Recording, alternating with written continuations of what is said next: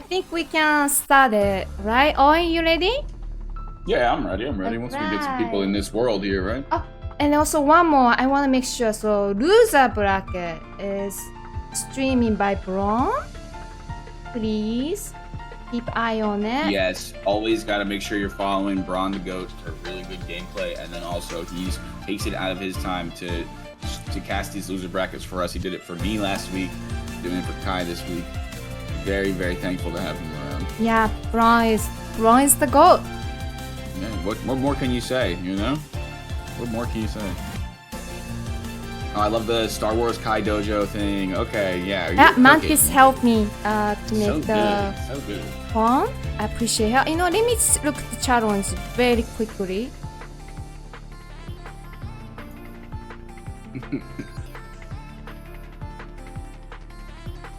So this is the challenge. Well, I hope you didn't lose your voice. Testing. Am I still here with us? So first one is Omi and the Donut. Thanks for the follow. Welcoming. I think I'm like super quiet on that screen or something. I don't know. I might be wrong. Oh no, I'm fine. You're fine. Okay. So right. we have Oh, Group Ben, A for for EU and anyway Group B. So loser bracket is region lock. But also this is called group stage. But final stage, they're gonna merge. They're gonna meet each other. So the losers bracket will match up together in their own region, or they'll loser bracket is a region lock. Right. So it'll be taken care of. Like whoever wins out the losers bracket will fight whoever is in the winners bracket in their own region, and then from there they will take Except final stage. Final stage is different story. I think I'm gonna stream final stage. I think loser semi-final is Group A and Group B. So it's a mixed region right here. And we don't know what's the grand final. It could be EU vs EU or EU vs NA. Right. So or NA vs NA. The final stage is going to be 4 people, right? Say again? There's going to be 4 different people that are going to go into that final stage. 2 of each, though. Is what's gonna yes. happen, right? Okay. Yes, yeah. correct. Cool. We experiment new format, so this is gonna be interesting. Cool, it was Amira's idea. Thanks to Amira, big shout out. Yeah, Amira, the backbone of Elden Ring PvP. Unfortunately, she has to drop out, but she's gonna join my next turn. Hopefully she can join my next turn. Yeah. All right. Yeah. Let's go back. So first one is this one. Okay, that's gonna be Omi on the So Omi is gonna be blue and Donna is gonna be red.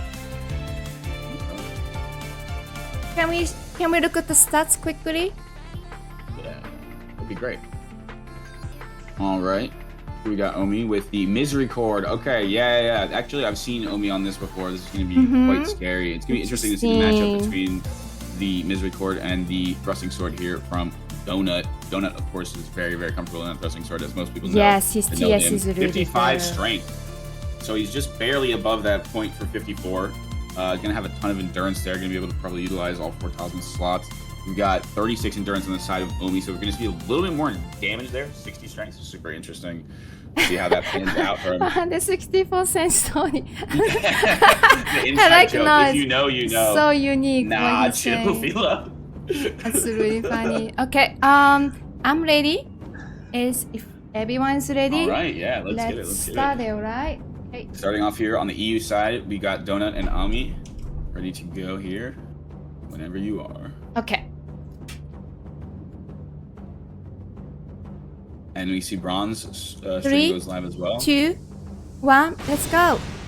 All right, we're going to see the standard starts here, drinking our flasks. I believe that's endurance tier on the one side, strength tier on the other side. That is still legal because we're going by the old rule set. We're going to see the first hit is going to go out onto Omi there. Donut going to be posturing pretty well, pretty carefully here. You're going to see the grease on the side of the Misery Cord, but not on the thrusting sword, obviously, because of the rules.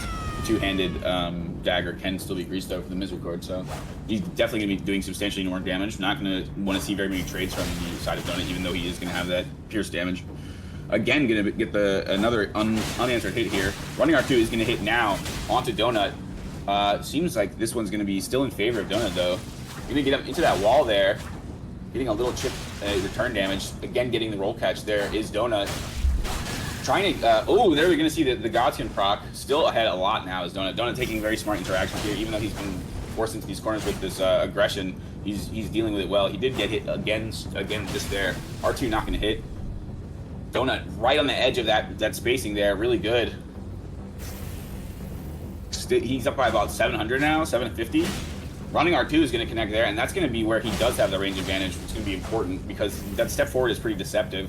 Really doesn't leave you much to deal with, like in terms of trying to aggress. You kind of just have to wait for the whip punish. And also is kind of, ooh, we're going to see a bit of a, yeah, that one actually is going to end up in Donut's favor because Omi isn't going to get out in time, and Donut is going to take the first round. Nice sportsmanship. We see the bow. GG. Nice, nice. Oh, don't have a braid on, believe. Yeah, I think we need the braid on there. No braid. Oh, no braid? Okay. Because then you don't have this animation long enough, so it's very hard to see. That's why I want you to remind the rune arc each time. Okay, yeah. Each time that we're going to have to do the rune arc, then that's yeah, I know it is annoying, but about. It's not like a Den 2, they have like a death animation for Den 1. Right. So it could be get confused. No, I see. I think that's what Ender do, I think. But loser bracket, you could use braid. Loser bracket is exception. You see the Power Rangers there, by the way, guys. It looks really cool on the overlay. Yes, That's really cool. I love it. Okay, so first round, like we said, is going to go to Donut. Donut really carefully taking those engagements there. See if Omi can somehow try to space differently or potentially approach this differently. Same weapons, though, so let's get back 3, 2, 1, let's go. Actually, I think we switched over to the Twin Blade there on the side of Omi. Is that correct? Yes. Now we've got Omi on the Twin Blade to see against this Donut Thrusting Sword, see how this is going to pan out. We do have that Dexterity Talisman there, probably necessary to equip that. We're going to see Donut gets the first hit there. Running R2 not going to connect now. Trying to use that feint there, not going to be successful from Donut. He will get out of that running R2, but he does take damage from that. I believe that was a standing R1 from that Twin Blade on the side of Omi. Going to be slightly in favor of Donut here. Oh no, actually Donut just there taking the lead with that hit. Running R2 not going to connect. A little bit in that corner there, but he's not really that scared. Doesn't seem like of that Twin Blade. There he's going to take some damage there, but he does stop his momentum with that next hit. Still going to be in favor of Omi with that trade. You're going to see a Godskin proc onto the side of Omi there as well. He's going to continue his lead. He's going to reset his poise there with that kick is what Donut's doing. Nice. You see, that's very important. That's very important for this matchup here. If he's going to give him enough space to breathe like that, he's going to do that every time. Running R2 not going to connect, though. He's going to get punished by standing R1 for the Twin Blade. Good job by Omi. He does get hit once there, but that Thrusting Sword not dealing that very much damage, especially considering he has that Lionel on. We see him greasing that. Running R2 connects again. Got him in a pretty compromising spot there. He goes back in. Donut does. Going to hit him again on the twice more, but he does get clipped on the way out. Donut seems to be making a little bit of headway into that deficit in health there. Gets another hit there onto Omi. Now it's really, really close. Running R2 in, not going to connect though. Omi is spacing or rolling pretty well here. Timing his rolls pretty well, which is difficult against the Thrusting Sword. Gonna get him with that backswing there. Really, really difficult to avoid. Does get the Godskin proc there as well. 2 hits, 3 hits there, 4 hits. Got Omi down really, really low. Donut is able to make a comeback there in that one a bit because he was down in the health deficit. It seemed like the Twin Blade was doing pretty well against Donut there at the start, but he made an adjustment mid-fight. You see that? That's really impressive stuff. Like, a lot of the time you'll see somebody make an adjustment the next round, but to see somebody adjust their strategy middle of the fight is the thing that separates a good player from a great player. Good job, though. Really good job. And yeah, I want both of them to win is so real because these are both incredible duelists. I love fighting Omi and Donut, but it's just, like, very, very odd, like, fighting Omi. He's just such a crazy style. I need to fight him more often. Maybe I'll understand him better. But yeah, now we've got Donut up 2-0 in this best of 5. He is on possibly the match point. Verge. Yeah, on 3, the verge to take this one. 2, 1, let's go. All right. You see these flasks are going to come out again. We're going to see Omi staying on that Twin Blade here. Still got that Dexterity Talisman, like I said, probably for those requirements. And still rocking that Lionel armor. Jumping over is Donut gonna get punished a bit for that. Gonna be a successful interaction there for Omi. Gonna see additional damage and probably some poise chip taking place there. Gonna get him with that R2 again, and now Donut is gonna be significantly at a disadvantage from this health standpoint. He's in that corner as well. Probably got poise chip there. Running R2 not gonna connect now. He's going to be in a very dangerous spot if he doesn't reset his poise here with this kick. And yeah, he's commanding that center of the ring. Oh, a lot of damage there. And Godsend proc the way of Omi. Now Omi is taking a quite handy lead here. Pretty large lead. He's playing a little bit less aggressive than you would, assume from a Twin Blade, but it seems like Donut is just doing really well in stopping these aggressions. So he's just trying to like bait out the whiff and then punish that, perhaps. You kind of have to have both a front foot and a back foot, especially when you're dealing with Donut, because he'll download you. Still, Omi in a good position here to try to strike back in this best of 5. Donut has 2 wins here. This could be his match point, but he is down by 1,000. Not going to get the hit there. JR2 over his head, not going to hit there. Again, gets the throwing knife out from Donut. Donut in that corner now. Running R2 not going to hit. He does get a couple of hits in there onto Omi. Omi, I think, got another Godsend proc, though. Running around. He's getting back to the center here as Omi, trying to make some counter aggression here. He's got a major lead here, so maybe he might want to start pushing, but it's been working pretty well for him, just trying to play his back foot and getting these whiff punishes, maybe with the standing R1s. Doing really good of avoiding there. Really good dodges from Omi in this round. Running R2 not going to connect. Surprised we didn't get a punish there, but we do get the backswing, get a little bit of damage off. Going to get another backswing, and because he's already chipped there, it's going to stun. Good job with the awareness there from Donut to try to make sure that he is getting that stun off so that he's not taking a bad engagement there and not getting additional damage that he can't afford when he's down in this health deficit. Like I said, making a pretty good case for himself here is Donut, though, even after being down by over 1,000 HP earlier in the fight. Looking for these jumping attacks, which is not really something standard of the... oh, look at the backstab. Not going to get it there. He's going to take a lot of damage there. Giant Hunt comes out. Not going to be successful. Does get the stun there from Donut. Donut is in blue feather range. Running R2 not going to connect. Now Donut is in an even more difficult spot than he's been up to this point.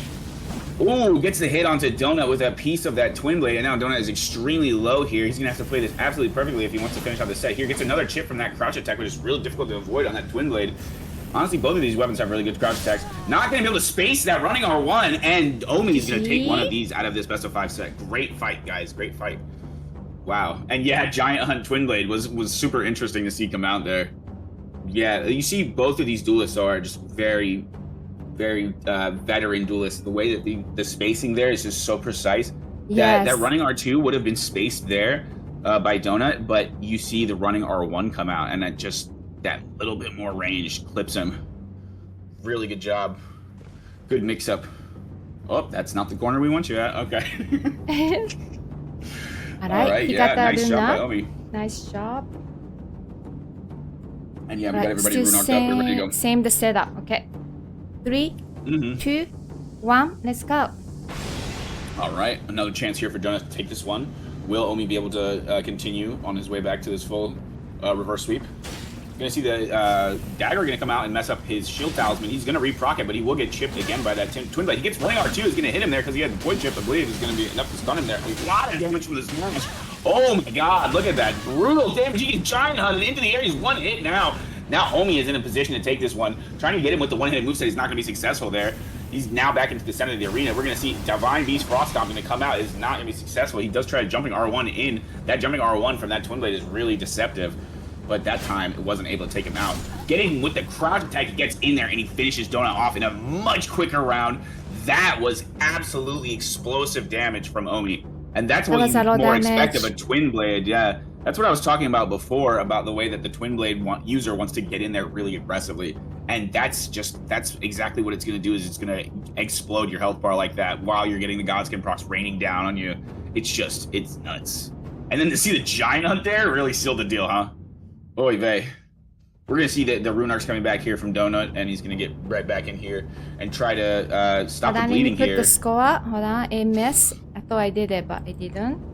So, 2-2. Yeah, it's 2-2 now in this best of 5 in the first round of the EU side of this bracket. It is not single elimination, it's double elimination. So we'll see we'll see which one of these two great players is going to fall down to losers bracket here. Yeah, it is a double elimination. 3, 2, 1, let's go. We see the Lance coming out from the side of Donut. This is going to be into this Twin Blade. It's going to be a really tough matchup for him. And yeah, of course, we're going to see a swap there. We definitely don't. Interesting. Shampas. Yeah, he's going to go back to the Misericord there. Or the main Ghosh actually now. Or the R2 Yeah, we're going to see a couple of hits there coming out onto Donut. Going to be difficult to Oh, he's going to reproc his Shield Talisman there. It's going to be difficult to deal with that Misericord. He's going to have to be really shifty. Good job dodging it. He just actually strafed around that hit and got a piece of him with that crouching R1 from the Lance there. Really good job. Donut is actually extremely skilled with these crouch setups. If you've ever seen his PSGS, that's going to be a transferable skill there, which is going to make his Lance just more and more devastating. Doing a nice dodge there. He does get clipped a little bit by the Misericord there. Omi running really, really crazy routes here, crazy circles here. He does get that punished with that R2, and this is, like I said, just going to be very difficult, very taxing on Donut here in terms of how much effort he's going to have to put into this matchup. Yeah, nope, Shamshire going to come out. Going to see the Twin Blade, going to see the swap again. You see that? We just played musical chairs there with our weapons. Going to not get that crouch R1 there. He did get one in, but it was a favorable interaction for Donut here. Twin Blade swap coming back out, jumping R2 over Donut. He does his own standing R2, and it is going to hit him. He's going to manage to make contact with Omi there. Omi has a lead here of about 600 here, and he is in position to try to take this set. Does get another hit, another R2 onto Donut. Donut is not really in a good position here. It's quite unfortunate turn of events here from being up 2-0. Now Donut is going to be in this corner here. He's going to have to make something happen here. He does get another hit onto a good trade there. Successful job for Donut. Turnaround R2, though, is going to hit, or I believe that might have been an R1 from Omi. Omi has him in a corner again on the other side. Now he's just trying to utilize the space carefully. Now Omi seems a little bit more wary of getting hit by that Lance. Donut claiming center again. Donut on that blue feather range right now. Jumping R1 in is not going to be successful. It's going to be really, really tough to hit Omi with those. Omi, like we've said, is very elusive.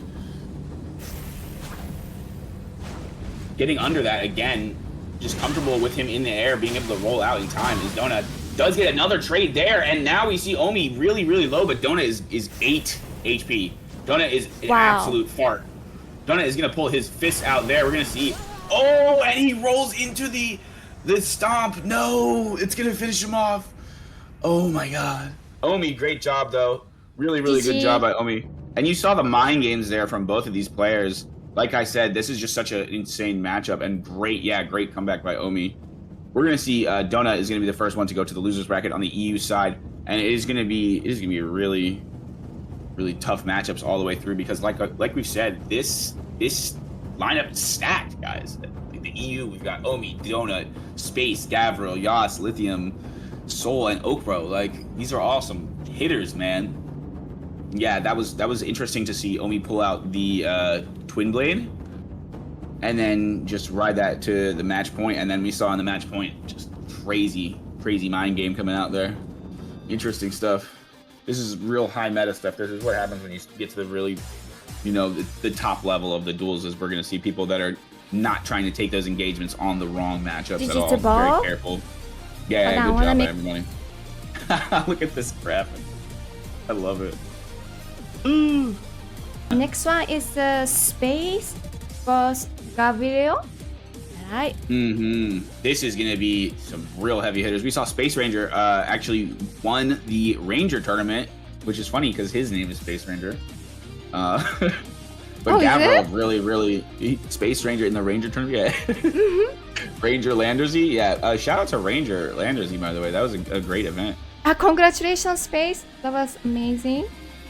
He won the Falcon Tony. He wants the old big Power Ranger back. This is what I'm talking about. My chat just says stuff all the time. Space and Gavril, though. This is going to be a hell of a matchup here. This can't be Space here, right? This got to be Gavril with the small lion head.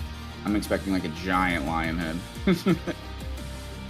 Hold on, I'm typing the name, so that's why I'm a little bit quiet. Yeah. Oh, he's got the Twin Blade out. Okay, this is definitely Gavril. Actually, I was talking to Kami about Gavril, and Kami was saying that Gavril has a really good Twin Blade. We were talking about people that have good Twin Blades, and Kami brought up Gavril. So that's interesting. We just saw Omi on the Twin Blade, and now we see Gavril here. Standing out here in the middle of this arena with one. We'll see him shortly, guys. And soon we'll be blessed by the presence of the great Space Ranger. Let me check got the PSGS. Camera. Oh, okay. Let's see what we got. This is going to be interesting. Hello, Mr. Big Head. He's wiggling around. Yeah, I knew it was you. This is probably a matchup that we've seen a lot before, because I know Gavril is a very tenured player, and obviously Space has been here since the dawn of time. You're such a pretty flower, Owen. Thanks, Kami. Thank you for the support. All right, but let's get into it here. We are in the EU bracket still. Yeah, this is the second ready. matchup of the round 1 best of 5 between Space and Gavril. We got the PSGS on Space, Gavril on the Twin Blade. Let's get ready to rumble here.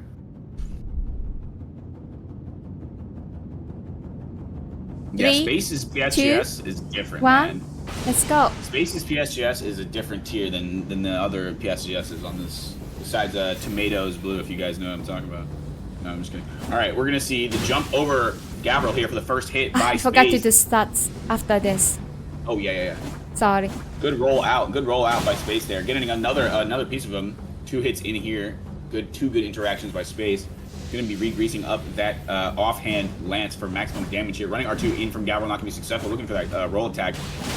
Again, getting another poke there. That time it was a trade, though. Jumping over Space is Gavril with that jumping R2. A lot of damage coming out there. We're going to see that poison grease onto that Twin Blade. Running R2 is going to connect with the second hit onto Gavril. I mean, onto Space. He's doing a lot of damage. Spin Slide does come through, and he actually connects with the final hit of it.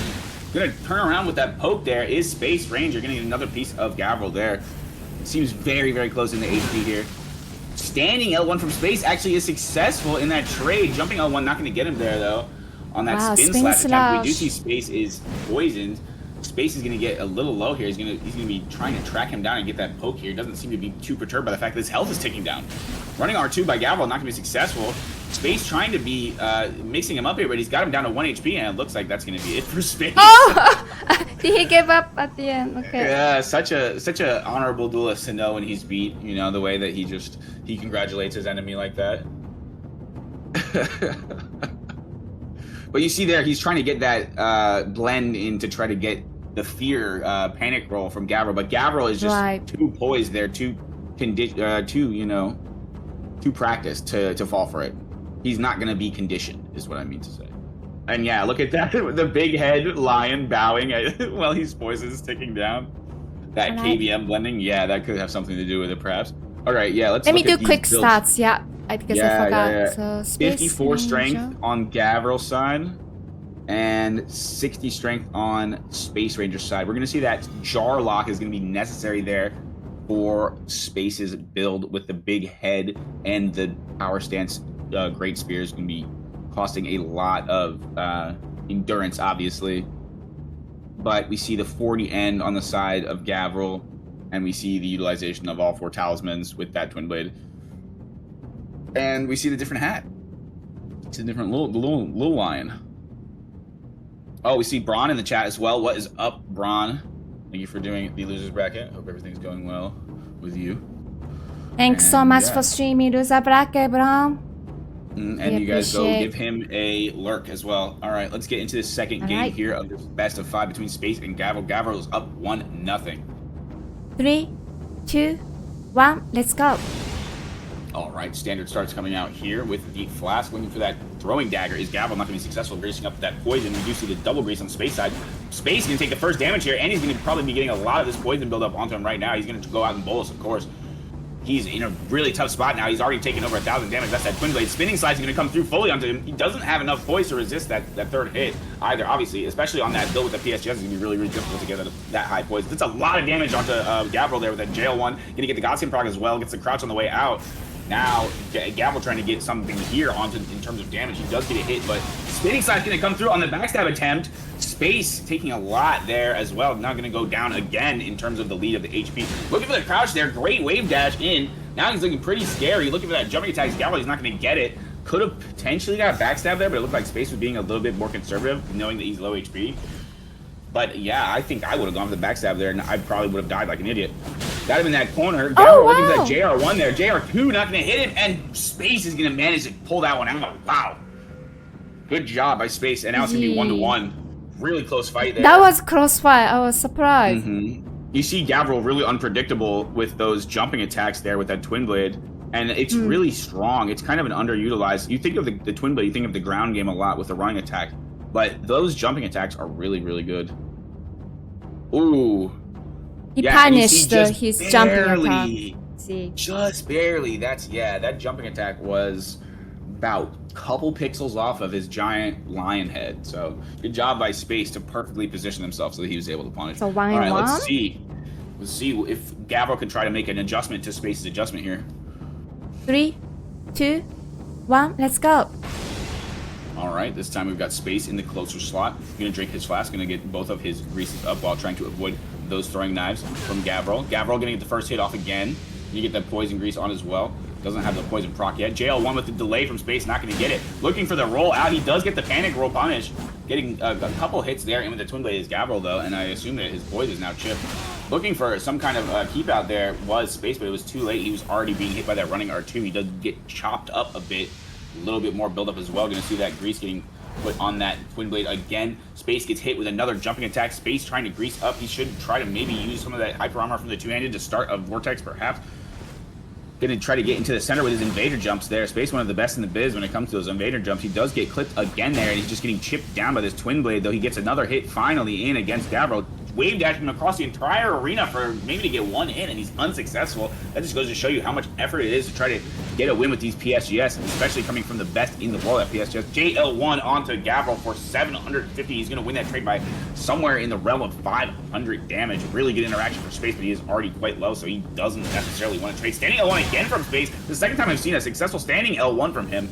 And he does get another hit off, and that's about 1,000 damage interaction as well. He's making huge headway in terms of this HP lead here. Spinning slash coming through, not going to be successful from Gavril. Jumping into the air is Gavril, and he will be hit by a jumping attack additionally. Trying to get into that corner. Avoids the spin slash, Space does. Gavril is now actually at a significant disadvantage after what was a huge lead before. Going to get JR1 there, not JL1, or he would have died if it was a JL1.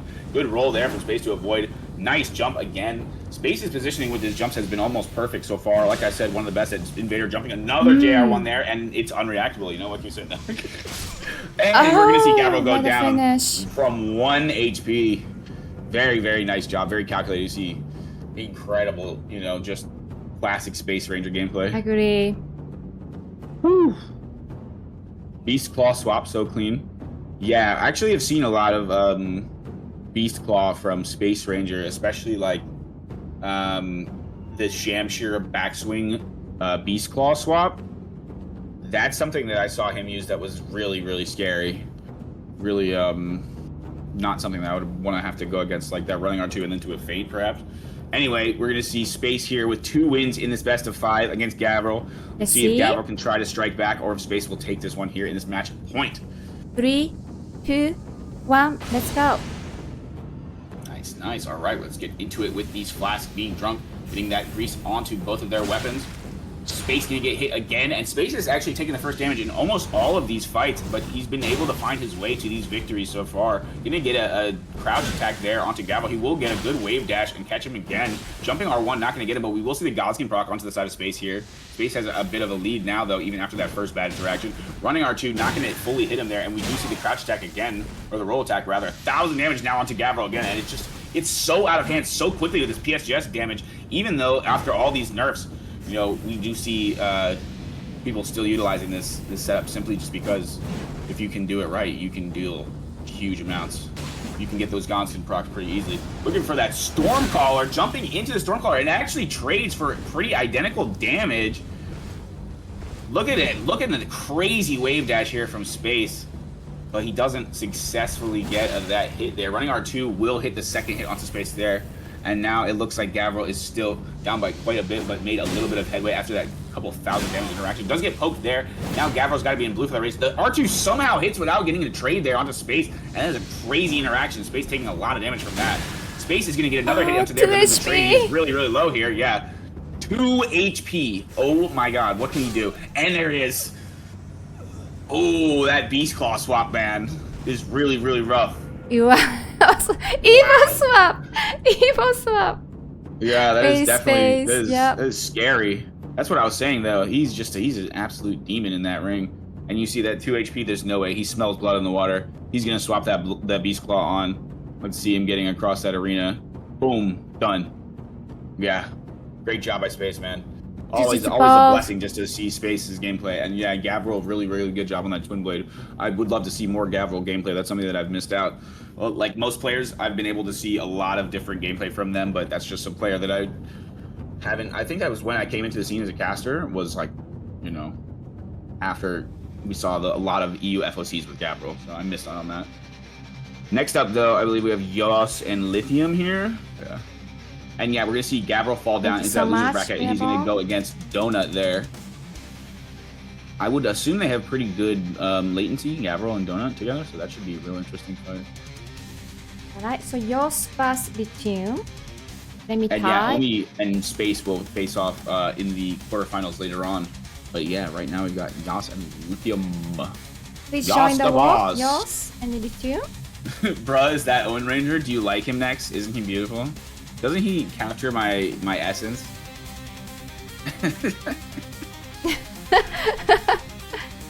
Left. So- Oh, and try to join.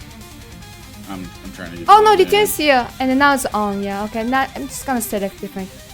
Alright, yeah, I'm did I here. made it? Alright. Awesome. Alright, let me. I still blame you, Lithium. So glad if I made it. Alright, let me check the camera right away because it got changed.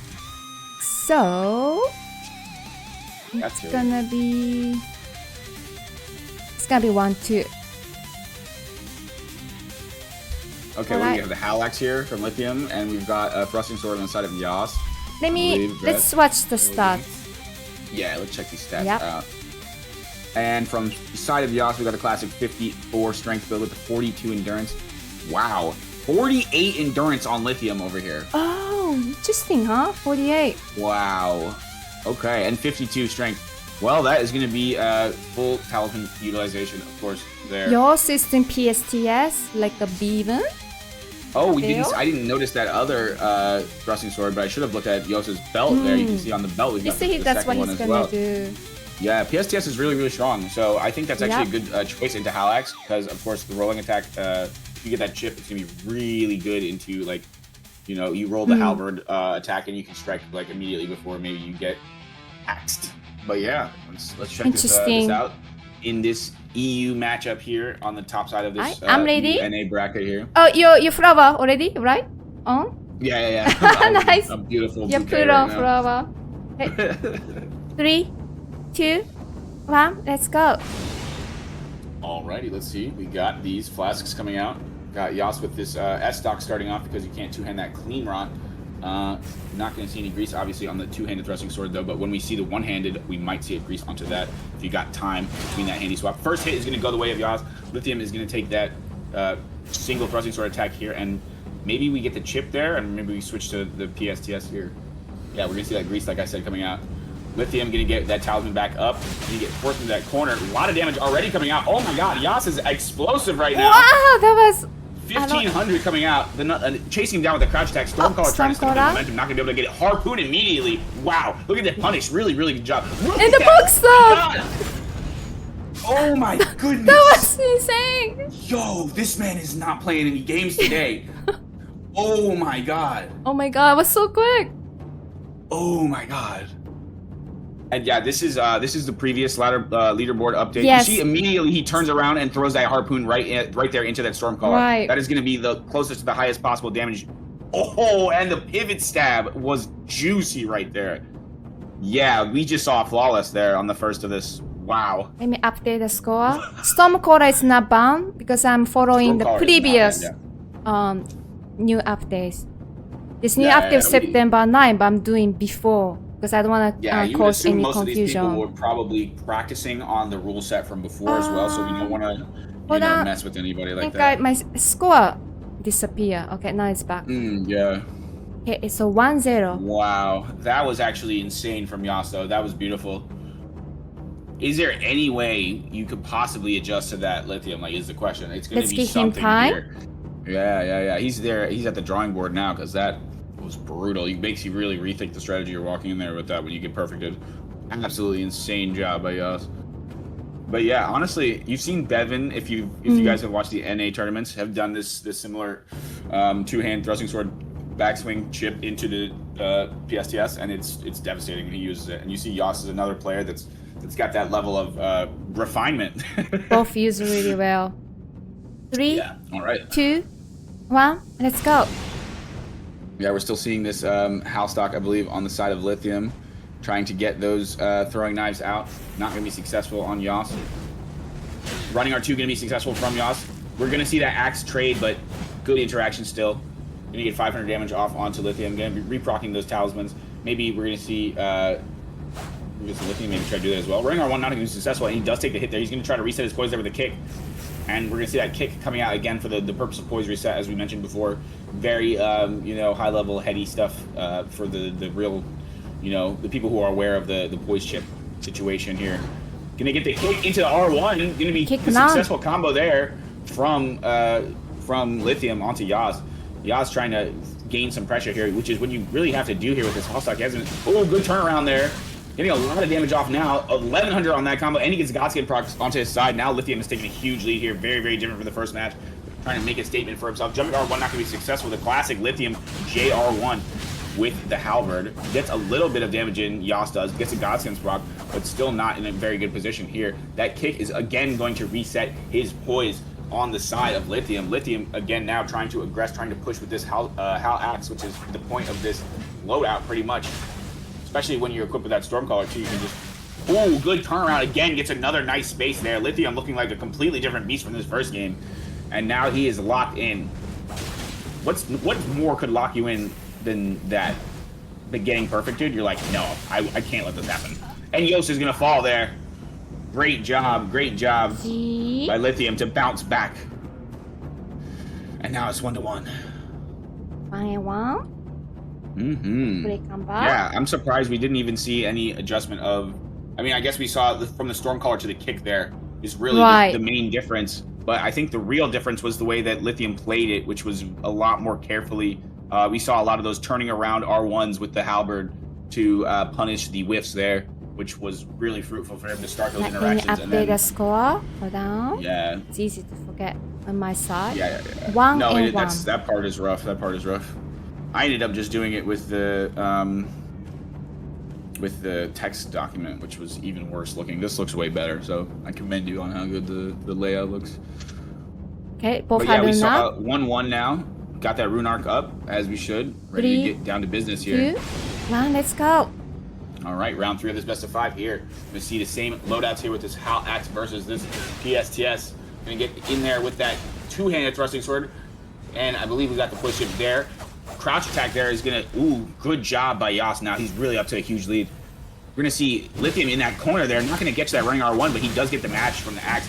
A lot of damage though. I think this actually does favor. Yeah, huge interaction there for Yas. And we see the Godskin proc. Huge interaction. Running R1 does land though.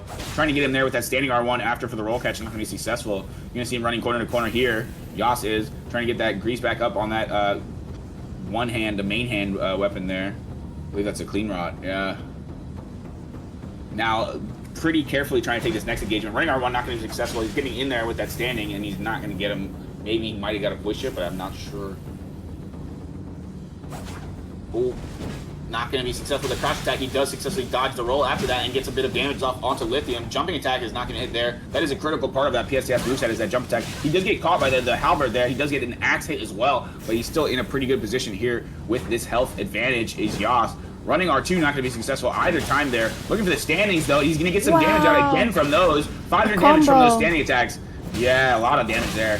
Ooh, mashing into that. Mashing into that is Yas, and he will finally get the priority. Ooh, man, that was close there. He almost lost that interaction bad, but he did have enough HP in the end to win out. Wow.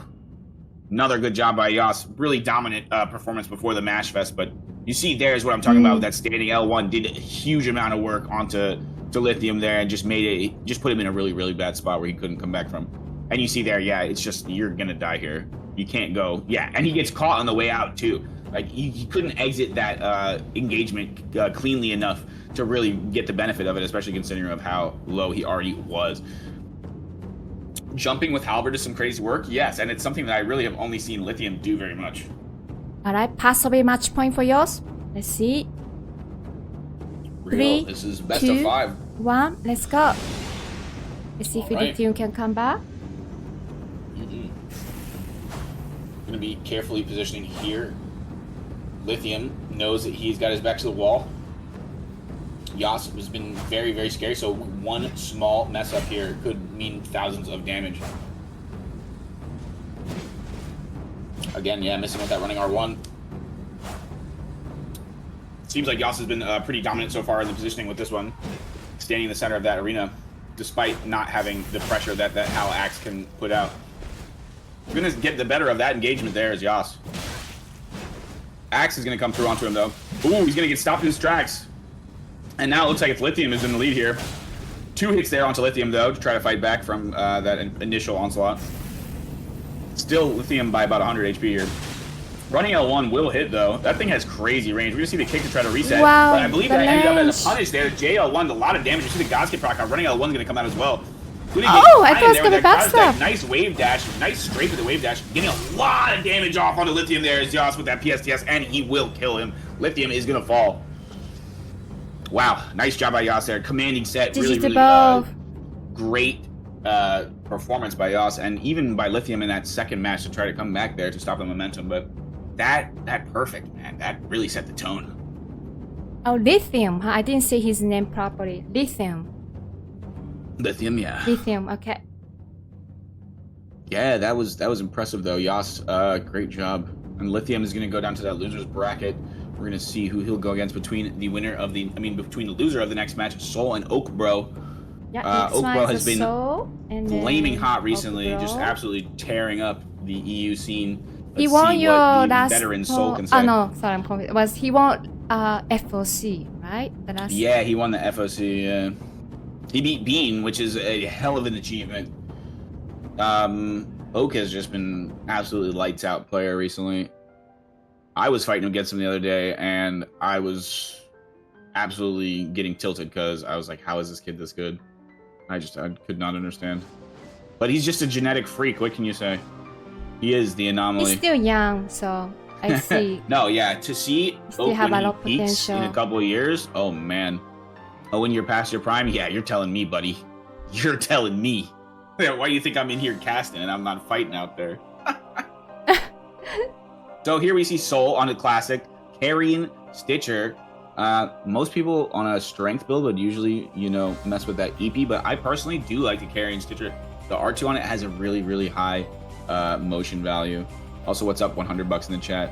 But yeah, we see the 52 strength on the side of Soul there. We see the 40 endurance he's going to be utilizing. I believe he's got Jarlock there. This is interesting, but he does have a lot of poise there. We see Oak, though, with the 55 strength, 38 endurance. That's going to be another Jarlock as well. So both are strength, Bill. Interesting. Yeah. And we see over 123 on both. But I don't think we're going to see that spin slash coming into play there. And I don't really see where this poise is going to come into play. But that absorption is, of course, going to be very important there. Might be better off on maybe like a Lionel for the Pierce there, Oak, but I'm not really sure. Maybe the breakpoint for the backswing of the standing R1 of the HTS. Anyway, let's get down to business here in this best of 5 in the round 1 of the Kai tournament. All right. Side of the bracket. Looks like you're ready. I'm ready too. Yeah. 3. Let's see how this goes down. 1, let's go. And yeah, I don't remember who was telling me about it, but I think the HTS actually plays pretty well into the Hal Axe, so this should be interesting, as long as you're not trying to jump out of neutral, because that Axe will stop you in your tracks. But if you're using those angled jumps the way that we've seen, like Sip and Soul and, even Frosty on the HTS, even Chancho back in the day. Yeah, really, really scary Stormcaller there. I really hate going against Stormcaller. I'm glad it's been banned on the other side, but here we still have it in this. Oh, nice sweep there, and that's what he's known for. Yeah, this is going to be interesting. Oh, we do see a lot of damage there coming out. Huge damage. Not going to get that Stormcaller again. Turning around with that Harpoon, not going to be successful, and then not going to be as fast as Yos was in that punish that we saw in that round. Running R2, not going to hit with that one-handed moveset. Jump again, really nice delay there onto from Soul onto Oak there. Not going to get that feint there, but he does get that one successfully. That feint is going to be really, really strong. I agree. Scary STS feint. Yeah, and he's really, really good at utilizing it. We're going to see him trying to go in too early there. Major mistake there from Soul, and the Stormcaller is going to do additional damage. There's a lot. Running R2 not going to be successful there, though, from Soul. Trying to get him with the delayed jump there. Does jump out. There's going to be a chilling miss. Still not going to punish it, and now it seems like Soul is just having a lot of trouble punishing this Stormcaller, unfortunately, which is going to be a pivotal part of this, because he's going to keep trying to use that to try to stop him from doing this aggression that's otherwise. You see, again, he gets anti-aired twice there by the Axe, is what I'm talking about. Got to get that angled jump on the perfect way, and it's a very, very high effort setup. You see that R2, though, that I was talking about, that high motion value does hit him there for a good chunk. You're going to see Oak is still going to have a substantial lead here by about 500. Running R1 not going to hit. jumping around. Oh, And wow. Very nice sweep by Soul there. You see Oh, it's very the fancy. Again, it's a Stormcaller. sweep, but there's a Stormcaller to stop the aggression. Like I said, he catches him on the way Right. out again, gets him in the axe again, and now he's in a real bad position here. Trying to get that full, and now he's going to be run down. Yeah, trying to get that full R2. He was a bit flustered there at the end. He just didn't have very much to work with there. He might have thought that his opponent was a bit closer, but we did see some crazy sweeps there from Soul. Really good job. Yeah, when it comes to Stitcher R2s and Stitcher feints and jumping sweeps, you're not going to see anybody out here much better than Soul. Soul is going to be absolutely top tier HTS player. Yeah, he's really but it's expert just for so HTS. difficult to deal with this Hal axe, and we've seen there just multiple anti-airs there in a row there. It just kind of kills the momentum of the HTS player, unfortunately. Good job by Soul to make sure to rune arc up here. Yep. We don't want anybody here not having their full HP bar. We want to get the best possible matchups here. Give everybody the chance they deserve. Really good job by everybody so far. I want to thank all the duelists so far for bringing their A game. You guys are great, man. I definitely look forward to casting more EU stuff, but who knows? Maybe Looking eventually forward on to my it channel. on Yeah, Okay. and let's get it. 3, 2, 1, let's go. Right now, it is 1-0 Oak Bro. Let's see if Soul can use some of that crazy jumping to try to get ahead here and try to strike back. Again, we see the sweep over the head of Oak from Soul. Going to be striking first. Trying to turn around there. Not going to be successful. Running R1 also not going to be successful from Oak. Again, trying to get these sweeps in here. And it looks like Oak is doing a bit of downloading. We see the gears turning inside the head of the Anomaly. He is going to get hit there, but he does fight him off. Backstab onto Soul there He from is Oak Bro. Fisher. And now Oak Oak Bro is is in a Fisher. position to take this aggression, this momentum, and try to strike even further, try onto this health bar of Soul. Jumping R1 is not going to be successful here. Going to get that feint out. Trying to get back in there. Both throwing out bait attacks, I believe. We're going to see the Chilling Mist is going to get in that corner there. He doesn't get the proc off yet, though. Again, trying to use those block cancel JR. Once he does get in there, he gets the proc, but he doesn't get the damage from it. Do see him strike back immediately from that status proc as he immediately reset. And if you're mashing out of it, you're going to steal priority. He does have that cold proc on, but he's not going to be able to get much out of it. Look at this. Running R2 in immediately after the Stormcaller. Stormcaller again. And this is... Oh, wow. Another Chilling Mist. That Chilling Mist actually went well, though. That was a positive trade there.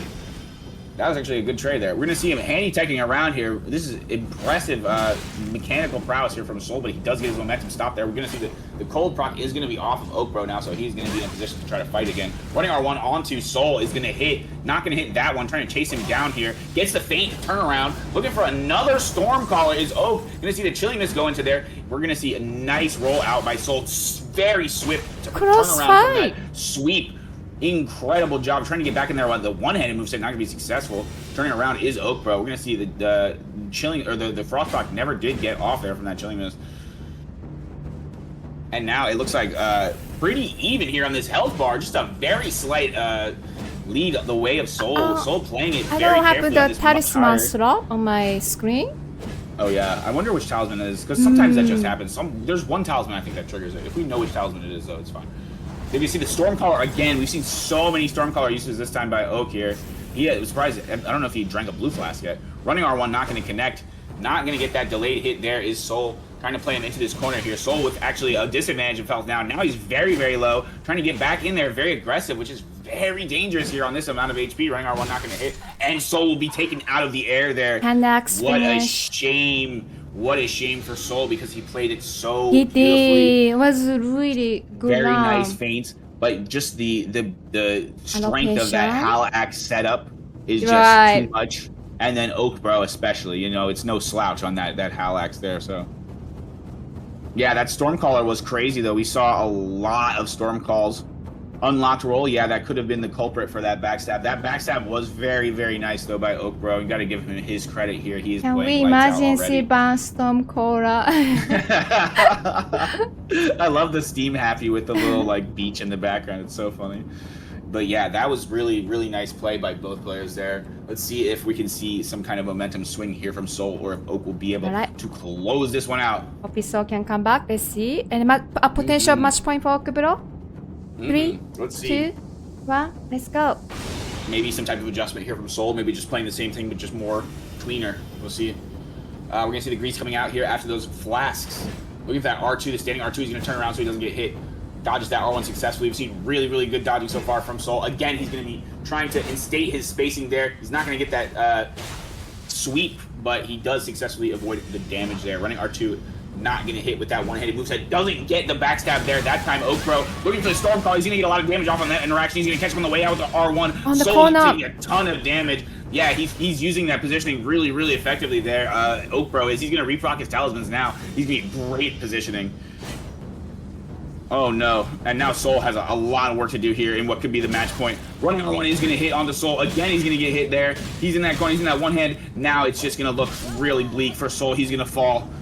Okro commanding that last one, and very, very different Oak from the beginning of the set to the end. Very, very scary. That was a very interesting match. Mm-hmm. It's nice and now to see Soul is going to fall down. Soul's going to fall down to the loser's bracket and fight Lithium. We do see Gavril will beat Donut in the loser's bracket, so unfortunately, that is going to be it for my boy Donut, man. But GG's, always a pleasure to have you in the tournaments, Donut. Very, very skilled player, and just unfortunately kind of got shafted by the bracket today, but not really much you can do about it because very, very skilled players all over this bracket. So definitely looking forward to seeing more Donut gameplay, and thanks for playing today, bud. GG Donut. And GG Soul. Yeah, we've got Lithium versus Soul next up in the losers bracket on Bronze Stream. So I'm gonna move to the NA bracket. Right, so now we're gonna see the first round of the NA bracket. Yeah. It's gonna be Tasty Orange versus Bare Bones to start off. And then once we finish NA round 1, we're gonna start NA winners quarterfinals before we go back to the EU winners quarterfinals. Hi Amira, how are you? So far bracket's doing well. Yeah, moving along swiftly here, getting some good fights in as well. Let me look at the challenge quickly. Yeah, you know, Bare Bone is updating the score. Sorry, I'm a little bit slow here. No, take your time. Take your time. I'm gonna fill this water. Give me 1 second. We got one person in the world here. Another Alex. Yeah, I saw it too. Alex. I saw 2 phones here. I haven't seen Tasty yet. Tasty, are you coming? Let me message him.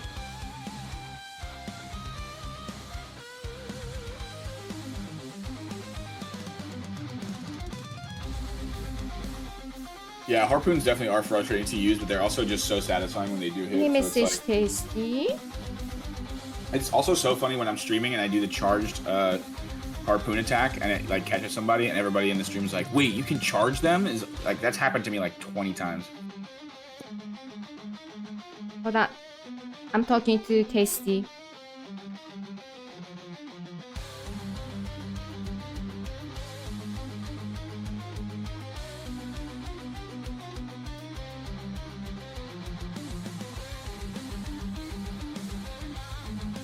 Wait, Omi, there's no way.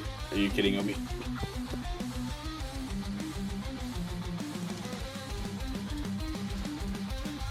I think they do more damage charges too, though, no? Actually, I'm not sure. I'm still waiting for Tasty. Mm-hmm. Please be patient. You didn't know that? That's crazy, dude. No, you're lying. Omi, did you just bait me? Did I just get baited? There's no way. I think I'm being baited right here. I think I'm being joy baited. They do less? When they're charged? You're lying. You're lying. He's in world? Oh, yeah, he is there. Oh, yeah, he's here? Yeah, he's right there. Oh, no, that doesn't look like him, though. Oh, really? Is it? It's a side... Like it's not me. That's... Alright, if that's you, that's fine, Tasty. Can you respond? Wait, how's Ladon have? It is him. I see his oh, is it? Okay. As long as see, that's fine. Oh, I was just a little bit surprised. Yeah. That's so funny. You threw off everybody with your drip, bro. Full charge does 0? Yeah, big brain. Thanks, Tykeman. Alright, let me check the stats. Yeah, big boy Radon over here. Okay, we've got Tasty with mage. What is this? An intelligence build. He's got 50 int. Maybe this is some kind of phalanx angle from the thrusting sword. We do see the big boy Radon hat coming out. 40 endurance there. Gonna be Jarlocked on 40 end with the thrusting sword. Interesting. Fasting Soul is very tasty, huh? I know he likes intelligence. Okay. Yeah. And the Bare beer bones, though, bone we're gonna see is pretty standard stuff. Yep. A lot of endurance there. 44 endurance, 53 strength. He's gonna be obviously not jar locked at all there. So, and we're gonna see a very optimal armor set coming out from him with that Imp Lion and that Gaius armor. Despite looking like a pine cone, he is gonna be mitigating a lot of damage. But let's get into it here on the NA side of the bracket. Alright. I'm ready. Looks like a player's ready too. Alrighty, and we've got this thrusting sword matchup 3, versus this 2, Axe. 1, let's go. Alright, and yeah, Tasty's not going to be jar locked there. We're going to see him using these consumables, see how Barebones can try to get in there. He does manage to stop this spam coming out. Oh, wow, he's coming up. Running R2, and now a lot of damage coming out onto Bones. We're going to see that intellect tier on the side of Tasty there. Oh, really cool strafe there, but he's not going to be able to get that backstab. And that's going to be something he's going to have to worry about. Psychopath. Oh, you're a twisted psychopath. I get it. That's funny. All right, not going to hit that running R1, but this one will connect from Barebones onto Tasty. Gets the nice Ice Spear startup, but he does not confirm the finish off. He does get the Godskin proc there. We're going to see some more of these phalanxes coming out. Running R1, not going to be able to punish it, and we're going to have to see Barebones getting a little closer than that to try to punish. Get some good damage in there, though, and Barebones is ahead in the HP now, despite all the spam coming out. There we go. We're going to get that successful punish onto that phalanx that I was talking about, and the axe is going to finish it. Good job by Barebones to fight through all that spam. Did Tasty just roll out of Ice Spear? Yeah, that was odd. I don't know if that was a... let me check if the diminishing return situation, or if that was a not aimed down Ice Spear. I'm not really sure what. Okay. But other than that, good. I know really he's been sick, so yeah. could be Look that at that, too. yeah. And he's just gonna try to trade there, and it just does not work for him at all. Too low, gets finished off by that axe there. Good Let me job by update Bones the to stay score. sturdy. I make mistake. I mean, I haven't updated yet. Yeah, stayed sturdy there. Didn't get tilted at all. Good job, Bones. So Bearbone got 1 point. See if Tasty is a little more conservative. Toasty. Here. Yeah, Toasty sourdough. Orange, Tasty is gonna have to be a bit more conservative with these projectiles and use them in a more calculated fashion here to try to get them up without getting punished here. We did see the R1s coming out, so let's see what happens in this one. 3, 2, 1, let's go. So far, everyone has done that. Bones has this. Yeah, they do have the rune arts on. Good. For some reason, Bones has this physical damage talisman on. He does get hit by the phalanx on the way out there, but he is able to get a stop there. He starts off with that Ice Spear, doesn't get the finish. It does get stopped, but he does get a piece of him with that as well. And now it looks like Bones is in a bit of a deficit here, actually. Doing a lot of damage off is Tasty, excuse me. Again, hits him. Turning around with this rolling R1 is going to be devastating against the Hal Axe matchup. He's going to go to small Radon there. He switched his hats, guys. Very important stuff here. He's cosplaying mid-fight. He's in the corner now. I think he's trying to play a bit conservatively. Nice backstab. Oh my god. Bones gets him there. Wow. He's going to hit him with the wake up from the Ice Spear. Oh my god. And a lot of damage from that interaction there. Yeah, he's going to punish the Phalanx there as well. Phalanx will now come through onto Bones, though. Bones is getting pretty low here as well. You're going to see a slight lead here still for Bones, though, after that huge engagement with the backstab to the Ice Spear. Ooh, and we're going to see a Godskin proc onto the side of Tasty there. Going to put him in a little bit better of HP positioning. I'm not sure if that unprocced his Blue Talisman or not. But if that did, that would not be optimal. We do see him trying to take his spot in that corner there. He does get a jumping attack off on Barebones. Barebones getting really, really low here. Look at him apply this Phalanx again. He's not going to be able to punish it. And now Bones in a bad position. He's got the Phalanx. He's got him running down. He does get the rope catch and it finishes him off. What a finish. Good job. Yeah, Tasty with that the Phalanx that pretty much confirmed his death there. When he was not able to punish that Phalanx, that would put him in a really, really bad position, Bones. Wow. Yeah, actually, I think it was a hit stun count situation since he didn't mash out of stun or something. Right, I was saying that was a diminishing return situation, but that's like a term from a different game. Yeah, good job by Tasty there, though. Like I said, he adjusted the range at which he was using that Phalanx, so he wasn't getting punished by it, and he was able to get the benefit of it off. Alright, Bearbone got Luna. That's good. 1-1. Right, yeah. He made his adjustment here. Let's see if Bones can do a counter adjustment now. Oh, Tasty changed the He helmet. put it to that. Nice, nice, nice. Ew. If you jitter hard enough, you can dodge all true combos. Oh. Beam Tech? No, that's Omega Tech, buddy. Anyway. Baby Radam. let's see, Okay. let's see what that... Baby Radam. Yeah, I like the Baby Radam 3, swap. 2, 1, let's go. Baby Radam. All right, let's see how this helmet suits Tasty here with his phalanx up. We're gonna see this greases coming out onto the Hal axe, or just the halberd part. The axe you cannot grease. We do see him taking that defensive position in that corner again, immediately just defaulting to that corner, not even trying to push the middle there. Now when he does go middle, he's not gonna get any damage there off onto Bones. Bones looking to try to be aggressive here with this Hal axe as the setup is, you know, designed for. There, he's gonna punish that. He does get a little bit, does get the ice spear immediately again onto him, and it's a bit explosive with this ice spear for Bare Bones. Again, with that running R1, just barely reaching out and touching him there with the edge of that halberd. He does get roll caught there by the thrusting sword, turning it around, not going to successfully get him there. Running R1, very odd choice of moves from that thrusting sword. Does seem to be a little bit skippy there. I don't know if that's just on my side. Backstab not going to connect onto the R2. Really good use of the R2 there. Really, really nice. Ends up with 1,000 damage of an interaction there. Gonna get him on that roll catch there with that axe as well. Now, we're gonna see Tasty in a really, really bad position in terms of his HP there. We're gonna see him force into the corner again. Running R1 is gonna hit again. We're gonna see Ice Spear come out. We're not gonna see the confirm there. Again, he doesn't get confirmed. L1 not gonna hit. We do see a couple of hits there from the thrusting sword off, but he's just very aggressive now. He's trying to finish him off now. He needs to play both sides of the field. We're gonna see I got that punish again. Phalanx does manage to hit him this time. This again, we're gonna see a Phalanx applied, and this again, we're gonna see it hit.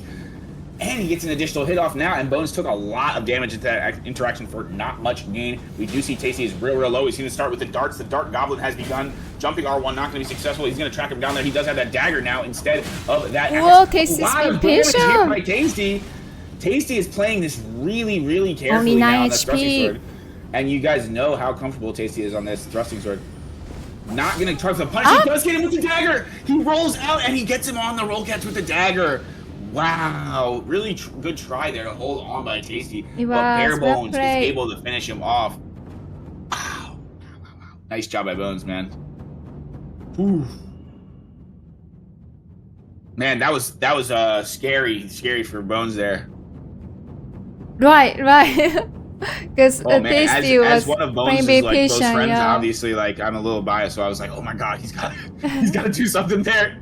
Oh man, wow, yeah. Great dagger Really good use finish of that phalanx there, though. We saw that one phalanx interaction was huge for Tasty there. Almost brought him the game back. We do see the rune arc coming out again. Good job, guys. Make sure you guys are arced up. We're still seeing his Bones with this physical damage talisman. I don't know if this is the play, but I mean, it doesn't seem to be a problem here. At this point, he's 2-1 in the match. But yeah, we see Alright, possibly our match duelists are ready point to go. for Bare Bone. Yeah, Bones is up 2-1 in this best of 5 on the NA side of the bracket. Let's see if he can seal the deal. Let's go. Back onto this axe. Now that the match has restarted, we've got our HP bars back up. We're going to see these consumables coming out. He does manage to punish the phalanx there. Again, good job. He avoids the phalanx afterwards. Very, very nice way that he adjusted to this odd playstyle of this Tasty build that he's dealing with. He's again in that corner, trying to run corner to corner. He's been doing a bit of a skip there again, like I've seen. Looks like Bones trying to wait a little bit before that settles out, before he tries to strike there. Doesn't come into play at all. Not going to get that rolling attack as Tasty. Looks like a little bit of damage maybe have come out already, but they're going to try to reproc their, yeah, they're going to reproc their shield talisman. We're going to see Bones is going to have that strength talisman now. That's actually really very strong, considering the fact that he doesn't even have 54. I think he's at 52, so with that he's going to bring himself up to 57, which is going to be pretty substantial. You see that R1 does hit, but he's able to get some momentum back there. A lot of momentum going the way of Bones now. Bones taking a bit of an HP lead, about 600. You're going to see the phalanx going to come out. See the magic grease there. I believe Bones probably doesn't have the... Yeah, Bones probably ran out of the other grease. Probably trying to because backstab there, he's not going to get he it. didn't less the grace. Right. You're going to see the Godskin proc the way of Tasty there. Does 3 hits there. Looking for another backstab, he's not going to get it. He's trying to punish the backstab with the backstab. He's also not going to get it. Gets a couple of axe swings in there, though, is Bones. Bones trying to fight in there with this axe, and he gets a Godskin proc there. Does get hit by that foul. Whoa, Again, 3 TS times, 4 punish! times. Oh no, wow. And Tasty strikes back. Wow. Okay, explosive ending there by Tasty. He gets the hit, gets the roll catch each time. very impressive. Yeah, we see a lot of backstab attempts here, but that did not pan out well there for Bones. We see the crouch attack to start here. He does get a pretty good interaction with all these axe hits, but he was already pretty low here. Oh, hold on. Bear Bones said, this guy is perma skipping on my screen. Yeah, I was testing his connection because he was skipping on Den 2. But then I was playing with him Den 1 and the connection was better. Yeah, that doesn't look good there. So, in that replay. Let me see. I highly recommend everyone to record the video for the match. Right. Definitely need to see Bones. Do you have your side of that too? I guess maybe we could review it on that side as well.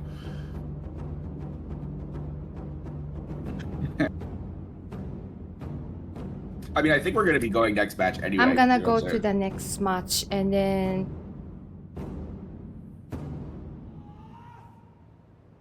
Right, because I think it's going to be a round loss anyway, which is going to be a win for Bare Bones. So it's going to be either way. We're going to be moving on. But yeah, still, man, it was very interesting to see what Tasty brought to the table today. Like, that was... I haven't seen a mage or a magic thrusting sword with the phalanx with the consumables like Alright, recently. it So looks it seemed like it's pretty relevant. we already make the decision. I'm going to give a win for the Bare Bone because even Tasty win and keep going with the net. It's probably not fair, but why not? I mean, next opponent anyway, or any other participant. Yeah, yeah. Just for the sake Alright, of but the next tournament time, in general. I remember Crown was asking everyone's packet loss test for FOC. So that's what I'm gonna do next time, yeah. See, I mean, it's everybody more sent a packet loss test work day of I would have be to do, but crazy, if that's I have to do, I have to do. I mean, at some point, we should just do the tournaments together, because if you're doing all that, I'll just cast it. So I'm gonna update the... So it's gonna be 2 and 3. Bare Bone is gonna advance. GG Orange. Right. Hope you less... But yeah, like I said, definitely interesting stuff he brought. Loser bracket, but it's up to him, because Brown doesn't think, you know. I don't... Yeah, I think that we should... Yeah, okay. I'm gonna move next. So next one is gonna be... Mag and then Taikman. But I didn't get the Mag, the name is a little bit long, so he's a little bit out of space. 잠깐만요. How's that? Should I just say Mag? No, still need Either way. But yeah, let's see the stats. Let's see what they got Hey, here. let's watch stats. We're gonna see Mag is gonna be Jarlock there. What does he have? 64 strength. He's gonna have that handy tech dagger as well as that axe with the halberd. 35 end, gonna be Jarlock, like I said. Is that a Rakshasa off axe from Teichman? Okay, all right. And then 57 dex on he that was side. experimenting last. Yeah, my offstream I actually FOC. remember Teichman having this before. He did. FOC. I think beginning of the year or something. Yeah. This is going to be interesting to see what he's going to bring here. This fourth hatchet is going to be wild. Yeah, he does have the 85 poise there, so he's going to probably want to use a Bull Goat Talisman if we see that dagger come out. It's going to be really rough for him to deal with that. But otherwise, we see Tycoon here with the 3,000 health, Mag with the 2,900, ready to get into it here in this best of 5 on the NA side of the bracket in the Kai Dojo. Alright, looks like both are ready to go. Yeah, I'm excited to see what Tycoon's going to bring to the table here against this Halax setup. Me too.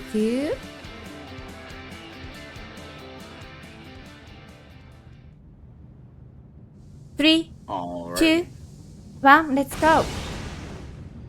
Alright, we're going to be drinking our flask starting off normally here. Sometimes we see interesting starts from Mag casual, but we're not seeing much here to start off. We're going to see him get cornered here by the Rakshasa. Running R1 is going to work. Successfully gets the first bit of damage. Again, going to catch him out of the roll there is Typin. Typin starting off well. Nice strafe there by Typin. Gets the standing R1 on the roll. Panic out of the mist. Running R1. Going to get him again with that Rakshasa. The Rakshasa is doing some work here now. Running R1 not going to see that time. Going to see the club is going to come out for Mag. And now Mag is going to try to aggress here with this Stone Club is very mad. Yeah, the classic it's almost like a signature. 64 strength Stone Club here is going to out damage the Rakshasa. We're going to see the Ash of War coming out third time. So scary, Ash of damage from the Rakshasa. That's what he was doing in the last FC. Yeah, I actually do remember fighting him a couple times on that build. Mm-hmm. Ooh, what does he have now? Is this some kind of thrusting sword? I Oh, think it R1 is was gonna hit. Axe. He was using the other day too. Oh, a lot of damage now coming out onto Typin though from Mag. Oh, he has the Milady there. Oh, this is going to be the last time he can use the Milady before the ban goes through on the ERPV moveset. This is interesting. He's now using this as a finisher, I believe. Now he's got that Milady Axe moveset. Actually, a very interesting mode out there. Obviously, the Milady really, really hard to deal with in terms of the balancing side of it. That's why they decided to ban it. But in invasions, I do often use that, and it's actually pretty fun. You see that again. Mag's getting in there. 4 hits there, trying to track him down with that dagger. He does get the Godskin proc as well. 64 HP. Turns around with the LGS. Gonna get him with the jumping R2 twice there, but he does go down to that Halax setup. Crossfire. What a close fight! Yeah. Oh my god! Holy crap, man! That was almost. Mag was almost dead for most of that fight. That is impressive by Mag there. Really, really good job. Was interesting comeback. And you see the handy tech there, like I was talking about. He's utilizing handy tech on this Hal Axe setup. It's interesting to be handy teching to a different weapon, but I guess you can make it work if you have the brain power to do that. The score. And yeah, that's gonna be so the first Mag game is got gonna go the the side first of Mag. point. Can we ban Halax now? Nope. Space. Why you leave rules committee? Why? You were supposed to save us, not leave us in darkness. All right, we're ready to go here 3, in this best of 5. 2, 1, let's Mag go. has the first match. Let's see if Teichmann can strike back. Teichmann's off to a really, really good start at the beginning of that previous match. We do see the Rancor pots coming out there, and the Mag are going to connect with him. 2 Rancor pots now. Running R1 is not going to succeed. He does get knocked out of it by that standing R1 from the Halberd. He gets a lot of skulls, a lot of damage going on to Teichmann now while he's getting stunned and getting hit by all those skulls at the same time. We're going to see another skull pot coming out, and Running R1 is going to punish him. There's 18 damage on the hit of the... Oh, and this is really, really rough here. Teichmann is taking a lot of damage from this. Oh, missing his, and he gets punished there by the Great Katana. Great Katana really, really good at punishing that whiff from wherever you are at in the arena. The thing is basically the entire length of it. Oh, Donna will come back. Oh, gonna miss there. Coming back with that running R1, not gonna get it, or the crouching R1 rather. Gonna be really, really close fight here. Running R1, not gonna connect. Turns around with that axe, he's gonna get it. Gets to the Hydra Armor through the match. He's now 1 HP, looks for the dagger, he gets it. Now Mag's up to 2-0 here.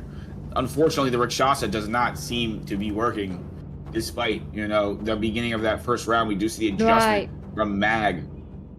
And like I said before, and like I pretty much always say in every cast, is that you see that as in the mid-match adjustments, not the mid, in between rounds, the same round, you see him start to adjust his behavior. That takes a lot of skill and a lot of awareness. True experience, huh? And you see a lot of experience coming from Mag, obviously, because he's in every tournament, basically. Has been on every tournament in every platform that he can get his hands on. So he's just got a passion for the game. I'm glad he can make it. He was actually, because Amy dropped out on Friday, so Mag was able to join. Yeah. Always really, really thankful for everybody that steps in on short notice for these tournaments. You guys make it possible to happen. Thank you, everyone. Right. Yeah, we're now 2-0 here. Yeah, possibly match point for Mag. Let's see if Teichmann can come back. 3. Right, let's see if Teichmann can make a major adjustment 1. here. Let's go.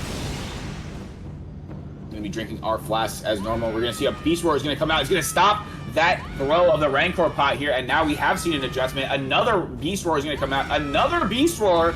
Oh my god, and now he's trying to make a statement here by throwing this Rancor pot. This is just a BM Rancor pot at this point. It's just trying to say, screw you, buddy. Oh, he does get him there in that corner. He does have to, look at the backstab. Nice strike. Gets punished there in the backstab animation. A lot of damage off there onto Teichmann there, even though Teichmann had started off again early. He gets this time though, onto Mag. Mag is really, really low now. Mag is in blue thunder range. He's probably not gonna be able to get that. He does get the volcano pot off, but does not get much damage off of it. We're gonna see those talismans coming out. I believe he just put his blue on. Interesting match so far. Running R1 is not going to hit there. Teichmann has a major lead right now. Going to get hit there on the edge of that halberd. Again, going to get hit with that R1. Going to be able to dodge the axe there, though, is Teichmann. Teichmann's still looking to close this one out. He's got about 900 damage, or about 800 damage lead there. Running R1 does hit. We've got him down to 1 HP. Mag looking for the kill there. Goes through the Stormcaller with that Rakshasa and the finish. Nice patient. Yeah. And we've seen a lot of other weapons trying to go through that Stormcaller and be unsuccessful so far, but that is something that Rakshasa has going for it, is not only its range, but that hyper armor. Oh, you know, we did test a couple days ago. He said he wants to test, so I did Stormcaller. Going through Stormcaller with it? Yeah. Yeah, That's so funny. Now I remember, I helped him to test. That is so funny. No, it's actually really interesting, Kai, though, because you're one of the people that gets that same perspective that I get about this, doing the casting and having the fight clubs where you see them like doing the actual work. It's so interesting to see. That's so interesting to see. No, that's such a good point you just brought up. But yeah, Teichmann is going to get the win there. All right. And now it is 2-1. I need to update the score, right? I forget sometimes. Hold on. It's a 2-1. Thanks for reminding me. Awesome. No problem. We've got our rune arcs up. We're ready to go here. Yep. And what could be the match point for Mag? Is Teichmann going to bring it all the way back? Let's see what he can do. 3, 2, 1, let's go. He chooses to do the Rancor pot over drinking his own flask. Now we see the Beast Roars coming out. Not going to be successful in hitting him. I think he got his flask off as well there, though. Not quite sure if Mag has the flask on or not. Gonna get that running R1s in there, trying to get him into that corner. He does successfully roll it, but the axe is going to start the momentum for him. Now he's trying to get out, in fact, though. And we're going to see the shield proc again. We're going to see the Rancor pot coming out. Going to be chasing him down. He does get a little bit of damage off there onto Mag. Oh, man. Again, he's going to hit him with that Rakshasa. Good rolls there from Teichmann so far. It is good loading. Yeah. There's the Stormcaller. This time it's successful against that Rakshasa. Doesn't catch him on the way out, but he does get the Godskin proc there. Now he's back in that corner as Teichmann. Running R1 does hit there. 2 running R1s. 3. Maybe some of those could have been crouched. I think that was actually a crouch there. Another Stormcaller comes through, though. Huge damage from the Stormcaller, man. That shit is really, really rough to deal with. Got to be real conservative if you're on the other side of it. And it almost evened up that engagement there, but not quite. You're going to see Teichmann take another hit there from that. Whoa, that's the punishment we're talking about. Ooh. Gets him with the axe finally. A little bit pieces of that. It's the hand axe something. Gets him on the roll. Wow. Oh my god, Teichmann. Wow. Great play from Teichmann there, though. You see how well he rolled those chase downs from Mag. And the only thing that was really, really difficult there, and he uses the R2 there, going to get a huge amount of damage off there. You see right there. Yep. And it could be a reverse sweep here we've got on our hands from Teichmann. Teichmann is 2 and 2 again. Hard out. This is a very, very nice series here from Mag and Teichmann. Both of them are playing super well, so... Yeah, very interesting match. It could go either way here. Yep. It could go either way. They got Lunak, okay? All right, yeah, we're ready to go here. In the match point. Either way, somebody will come out the victor. 3, 2, 1, let's go. Starting off the match immediately with the Dojo as soon as they are on the ground here. They know what they're doing, both drinking their flask. Yeah, this is interesting openings, though. This is definitely an angle of the game that you don't really get seen explored very much. We've seen it in my one tournament with the Rancor pots openings. A lot of people getting devastated by them. Even here, it did some damage off. We do see starting off the fight with that first hit is Teichmann. Going to be successful in getting his flask off and getting into these engagements with both of his talismans on here. Trying to position carefully as both of them because this is a match point here. We do see another hit from Teichmann. Teichmann going to get that backstab with there, but he does successfully get his swing off onto Mag and going to win that trade there. Going to get his talismans re-procced there is Teichmann. Jumping over that running R1, trying to get in there with his own running R1, not going to successfully do that. We do see him dodging back again, though. He's going to win that engagement through the axe with the Rakshasa, with the Hyper Armor, looking for that standing R1. That time he's not going to get it. Trying to track him down, not going to be successful. He's got him into this corner now. He's got a little bit of a positioning advantage here, but he's going to reset a little bit. Good, very good spacing there from Teichmann. Getting again with the crouch attack. 2 hits there. Wow, he's got HP advantage for Teichmann. Yeah, blue HP, blue feather. Teichmann is juiced up right now. He's absolutely dominating this match. Jumping on one turnaround gets him. Maybe gonna get him with his axe here. He's not gonna get him yet. Teichmann is in such a position here. We see Mag is gonna still be able to use this red feather because it is not yet banned in Kai's set.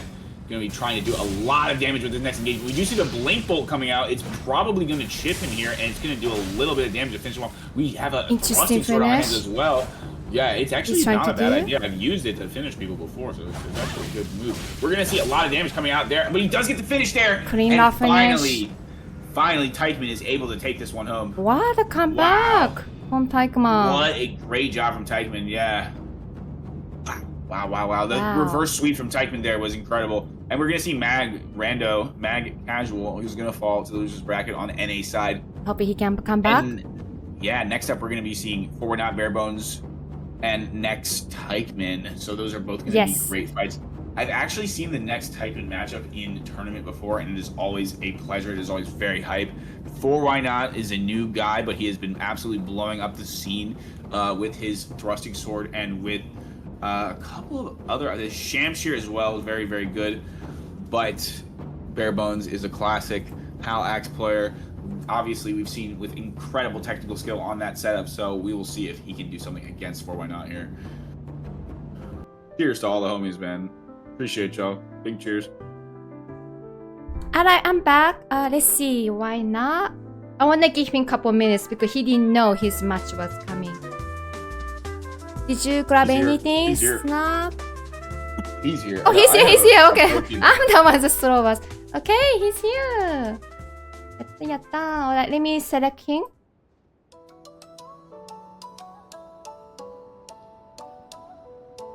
Yeah, we do have Why Not? It's gonna be Why Not joining us. Yeah, we do have For Why Not here. He is the most recent NA FOC champion. Yeah, very he's also winner. Your Tony. Yeah, and he also is the winner of the first ever NA PC Trillionaire tournament. It's what stats? Big ups. All right, we got 54 strength here on this Shamshir, as is customary. 42 endurance.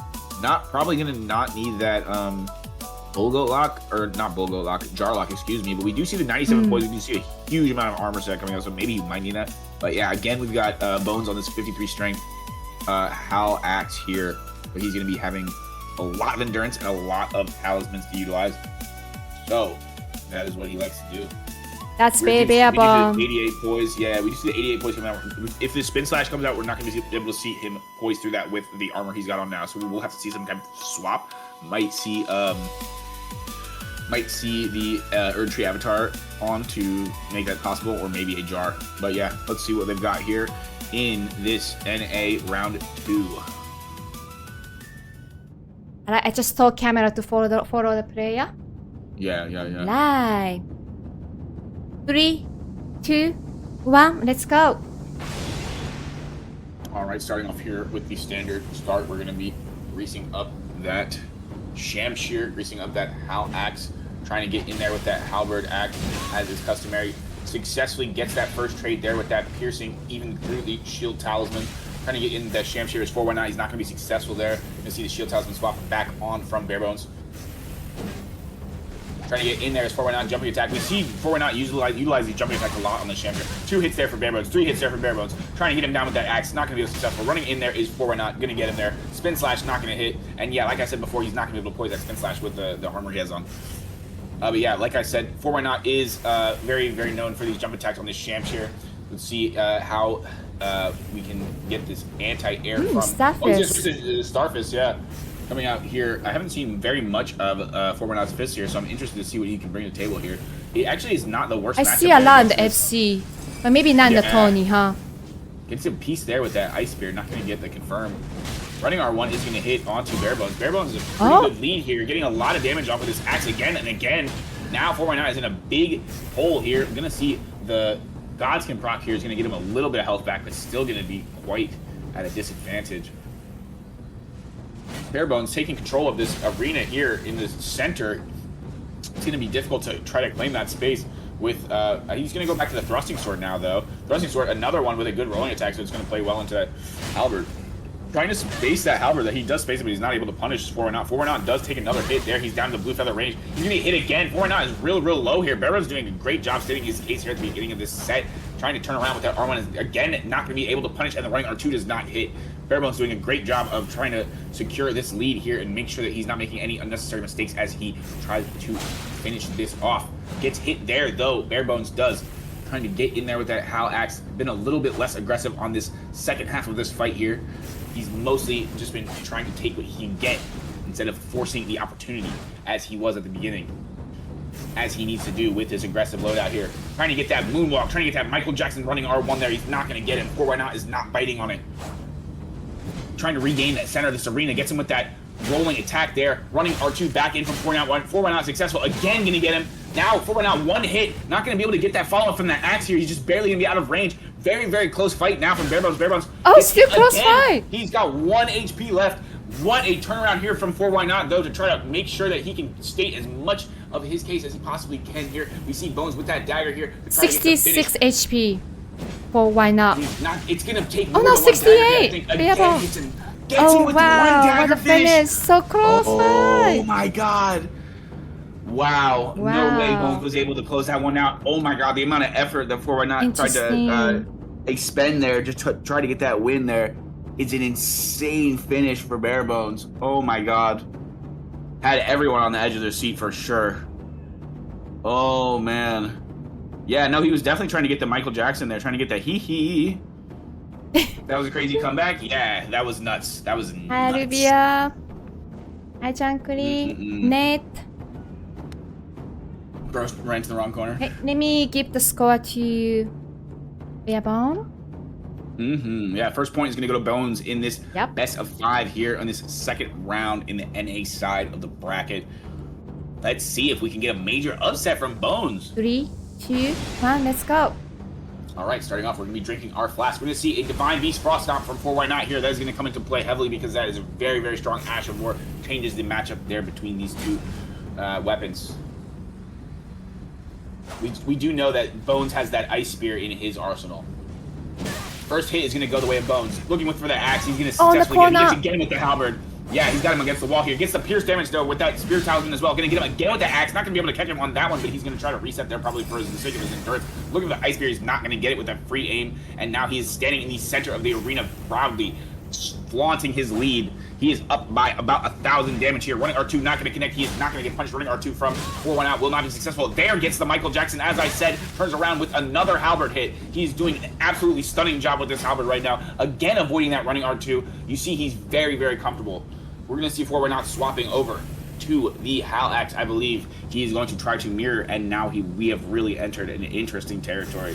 When you take on Barebones against his halberd, this is going to be... We're going to see a spin slash come out, though, from 4x0, and it's actually it's working pretty well here. It did. Yeah. That's interesting. Running on 1 times 5 there, not going to hit from Bones. Bones is extremely aggressive now. He's up by about 1,400 HP. Oh, what happened? Oh? Hold on, I'm going to wait for... It must be Bearbone's side. Did he use something bound item or... Oh, he did? Okay, press...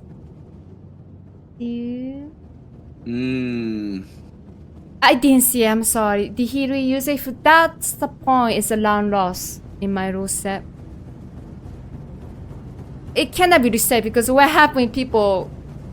If you're 1 HP and you use the, the bound item and you're gonna claim reset, it doesn't work that way, right? It's unfortunate. Right, it is unfortunate, it but that is just the way the rule application has to be. Yeah, I mean, I think he can do it again. I'm not really concerned. After seeing that display right there, I would be very, very surprised if he didn't continue to win this because he had an absolutely commanding He probably right won, there. yeah. So yeah. Brown, why not's gonna get the 1 point, okay? Just want to make sure because that it has to be. Otherwise, I don't want to be by start to use the bound item when they're low HP. I know this case was different because he was almost winning the bear. Right, but it has to be like this, yeah. Yeah, alright. Yeah, rule break loss. Okay, thank you so much for confirming. He actually gained aura because he knew he didn't need it and he jumped out of the arena like a boss. Alright, thanks for being honest though. I'm sure somebody will call it. Though, from Bones very. Right, let's go. 3, 2, Well, let's go. Still 1-1. So. All right, it's 1-1 now. We got Why Not on the thrusting, or he's. What is that? You can't buff that. You can't buff the axe, can you? Buff is, it's in the axe. Axe is in the debuff group. Did he buff that? He's just chilling listed on the axe, yeah. That's also ban. Well, that's gonna be another round. This Oh time no, he hasn't played FC lately. Yeah. That was not even new update though. Yeah, no, that's old. Just giving the loss back to Bear. I'm a little bit confused. Bear used the hand chili mess on the offhand, right? Offhand axe? No, it was for Why Not. That's no, he's like that. Yes, he's like that. Okay. That's Bear. Why not? Why not? Because he's also playing Xbox, so sometimes he get confused. Why not break a rule, right? Yeah. No, I'm just kidding. Well, who break the rule? Why now, right? Yeah, stop playing. Wait, why they go back again? Why would I shoot into the arena if? Look at this clown. Hold on. I only need to look the bronze message right now. No point. Continue. Right, that's why I stopped the fight originally. Even somebody use the ban item. Okay, just do round this. But that's not fair for Bear though. Should I? He broke the rule. That should be a round for Bare Bones. Yeah. Hold on. Let me make clear. Who? Right. No. Same as Braun said. Yeah. 2-1. 2-1 Bear. 2-1. Yeah. Take off the Ash of War for sure. 2-1 for Bear. So Bear get 2. Am I right? This is correct? No, I don't recommend that we take away for Why Not's point because I would just say give Bear because we need to move on. Mm-hmm. I would say 1-2, right? But this is 2-1. It's okay. It's 1-2 because of the way. Thank you so much. But you know. Alright, why not be careful? I know this. You have tendencies to break the rule by accident because he's also playing Xbox. Alright, let's continue. Alright. Well, now we are here in a situation where Bare Bones is in a position to take, with 1 round, can take this winner's bracket. So this is very exciting. See what Bare Bones can do. We've seen a very, very commanding lead in the first one. So if we can get reset to our position, we can continue with this best of 5. 3, 2, 1, let's go. Alright. And we're going to see the flasks come out. Thanks for helping me, everyone. And Braun. We have the Dag Axe on the side of 4 Why Not. Gonna turn around, R1, gets the halberd ranged, worked in there. Gonna get the first 2 hits there from Bones. Gonna see both resetting their talismans. Bones gonna be starting off here. He's gonna have a major range increase over this setup. Getting a lot of damage there as Bones, but we're seeing a lot of trades in there. As is gonna be the case here with this Dag Axe. You know, he's gonna go right in, it's gonna be very, very fast. Running R1 is going to miss there, or he's going to roll successfully. There we go. With that tech, though, like I was saying, he's gliding around the arena with that halberd. Bare Bones' movement right now is very clean. Trying to get in there with that Hal Axe. We see the strafe is successful for 4 Why Not, but he's not able to get any damage off of it. Going to be trying to be aggressive is Bare Bones, and 4 Why Not is just going to basically have to deal with it the best he can. Running R1 turnaround, gets him there with the Ice Spear, gets both hits of it that time. Running him into that wall, and now he will back off a little bit. He had a bit of an advantage of the aggression, but then he just backed off. We see 4 Why Not trying to punish there with that R2, that huge step in from that Waki. He does get 2 hits there from the Waki. We do see the Godsend proc there, 4 hits there from the Waki. Get a lot of damage there. And Bare Bones doesn't want to get into those types of continued close range engagements. He's going to be trying to trade with that halberd and then maybe match with axe and get out. We're going to see another hit on the 4 Why Not here. He's going to be in blue feather range. He could be at risk of losing this match here. This is the match point for Bare Bones. He's got about 200. He's found 550 damage down here. Not in a really good position here comparatively to where we were looking at in the start. Running R1 is going to hit there. He's down to 1 hit. Bare Bones about to finish him off. He's potentially going to switch to that dagger again on that Hal Dag. He gets in there. Finish. Wow. Bones very, very clean today. Yeah, he's locking. Hey. Bones is gonna move on to semifinals now, and we're gonna see 4Why Not is gonna go to that losers bracket to potentially go against Mag here. It's gonna be Mag versus 4Why Not in the losers bracket next, but we're gonna be watching the Next versus Teichmann fight, which I've said is Yes, a we're gonna very stay exciting one more matchup. NA fight, and then we go back One to more for EU. NA. That is the way we're gonna have it here. And yeah, interesting set there. We're gonna see a couple of rule breaks resulting in a really high stakes last match that Bones is gonna absolutely just dominate. Great job by Bones. And you see the halberd work there. It works really well with that halberd into the dag axe. The dag axe is something that's really, really difficult to deal with, but that superior range and just the ability to trade there as well with the spear talisman utilization, the pierce damage, obviously, and then you've got the grease on it as well. So the halberd was doing a lot of work there. And you see the big ice spears from Bare Bones. Bare Bones' utilization of ice spear today has been top notch. Alright, I need to announce. So next one is. Hold on. Next versus Teichmann, yeah. Next versus Teichmann. Okay, please join. Sorry, I'm quiet because I'm typing, you know. No, take your time. Yeah, we're gonna see what Teichmann's gonna bring here, though. We did see the very interesting. That was great combo for the last. Yeah, he has the Rakshasa now. Yeah, Teichmann's reverse sweep was crazy. So Teichmann is gonna be absolutely out here on fire. We gotta see Next come out. Next is here already, and then Teichmann is also here. Yeah, we're ready to go for sure. Okay. We're not going to be seeing Teichmann pulling any punches here, so we definitely need to see Next, like, off the bat, coming out here swinging. We've seen him when he's aggressive on that thrusting sword. He will track people down, and he will absolutely dispose of them with the roll catches, with the block cancels, and just, in general, the aggression. Can we check the stats? Because this is the first time the Next is playing, so I want to see what's going on. I assume this is going to be the classic Next strength build here. Right, yes, we do see the 54 strength with the S-Stock. Yeah, keeps it simple, lets his technical prowess shine, excuse me. That's just what Next does, though, you know what I'm saying? He expresses himself with the spacing, expresses himself with the timing of his play, and just how careful and how, you know, calculated he is.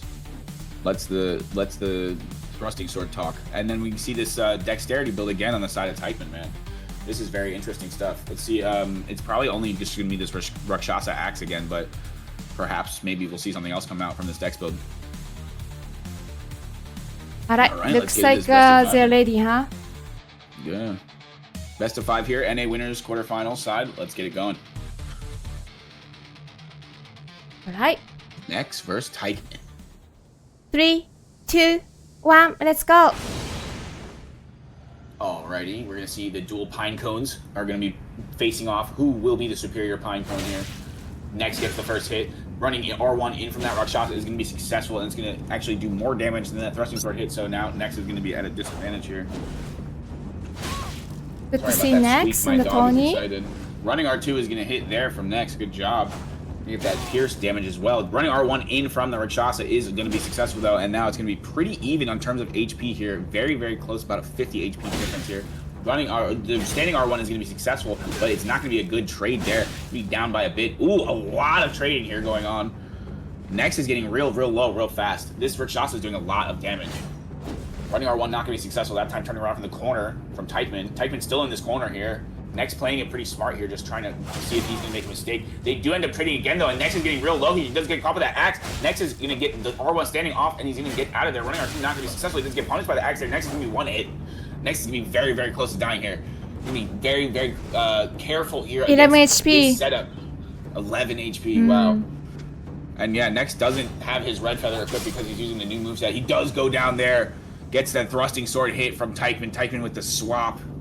Unfortunate way to start off, and like I said, Teichmann is going to be, you know, already warmed up, already hot from that reverse sweep back. So we're going to have to see Next heat up real quick here, make an adjustment here, and try to get back in there with that thrusting sword and try to deal with this Rakshasa setup, which is not...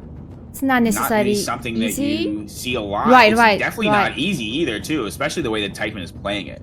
And you see that swap there could have been devastating there for Teichmann because he was in his menu, but we did see Nex was unsuccessful with the running R2, and then he got strafed a bit and was able to get that finish. Alright, let's see if Nex can come back. 3, 2, 1, let's go. Drinking their flasks, here we go. The Battle of the Pine Cones will continue. Running R1 from Teichmann, not going to success. Running R2, not going to hit either on Nex. Trying to get in there is Teichmann. Not going to be able to punish is Nex. Nex is going to get hit with that back swing, and the second swing of that Rakshasa is pretty tough to deal with. He does get hit there on his roll. He got caught even after getting his first hit in. We're going to see the Shield Talisman probably get reproc here by Teichmann. Ooh. A hit onto Teichmann, though, there is probably going to stop that from being possible now. Running R1, not going to hit. Get him stunned there once with that standing R1 from the thrusting sword, but it's not going to be doing very much damage here. Now he's going to be being chased around the arena a bit. Getting that rolling R1 off, though, is going to be very important here. He gets it off there twice.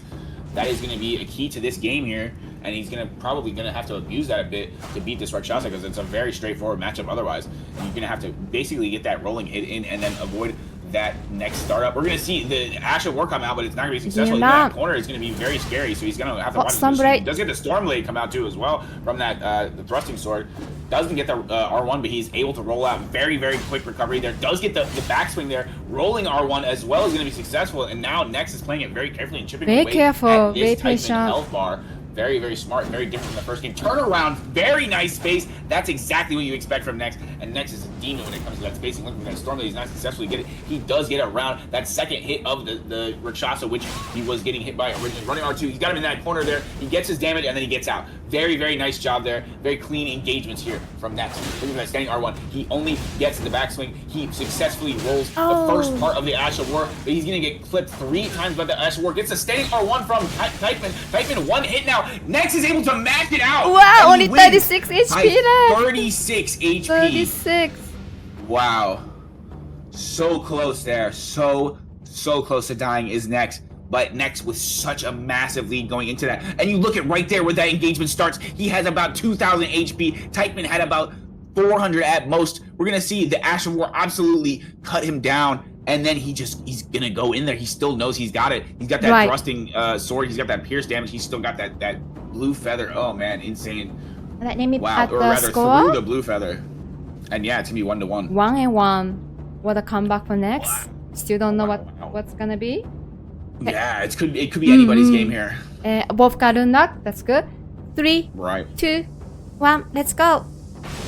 Let's see who is going to take the next one here. The momentum has shifted from Teichmann to Nex. Could it shift back? Running R1 is going to hit from Teichmann onto Nex. He's going to start off on a good foot, and you know that is very important as the thrusting sword user is to get out to that early lead. We're going to see his talismans proc again. Nex is going to lose his talismans there with running R1, and he's going to be getting low fast here because that is going to be doing more damage than his weapon. Running R1 not going to succeed that time. He gets under the backswing of the katana with the running R2 from the thrusting sword here, and let's see if that's an interaction that becomes like significant into this matchup, because right there it seemed very, very important.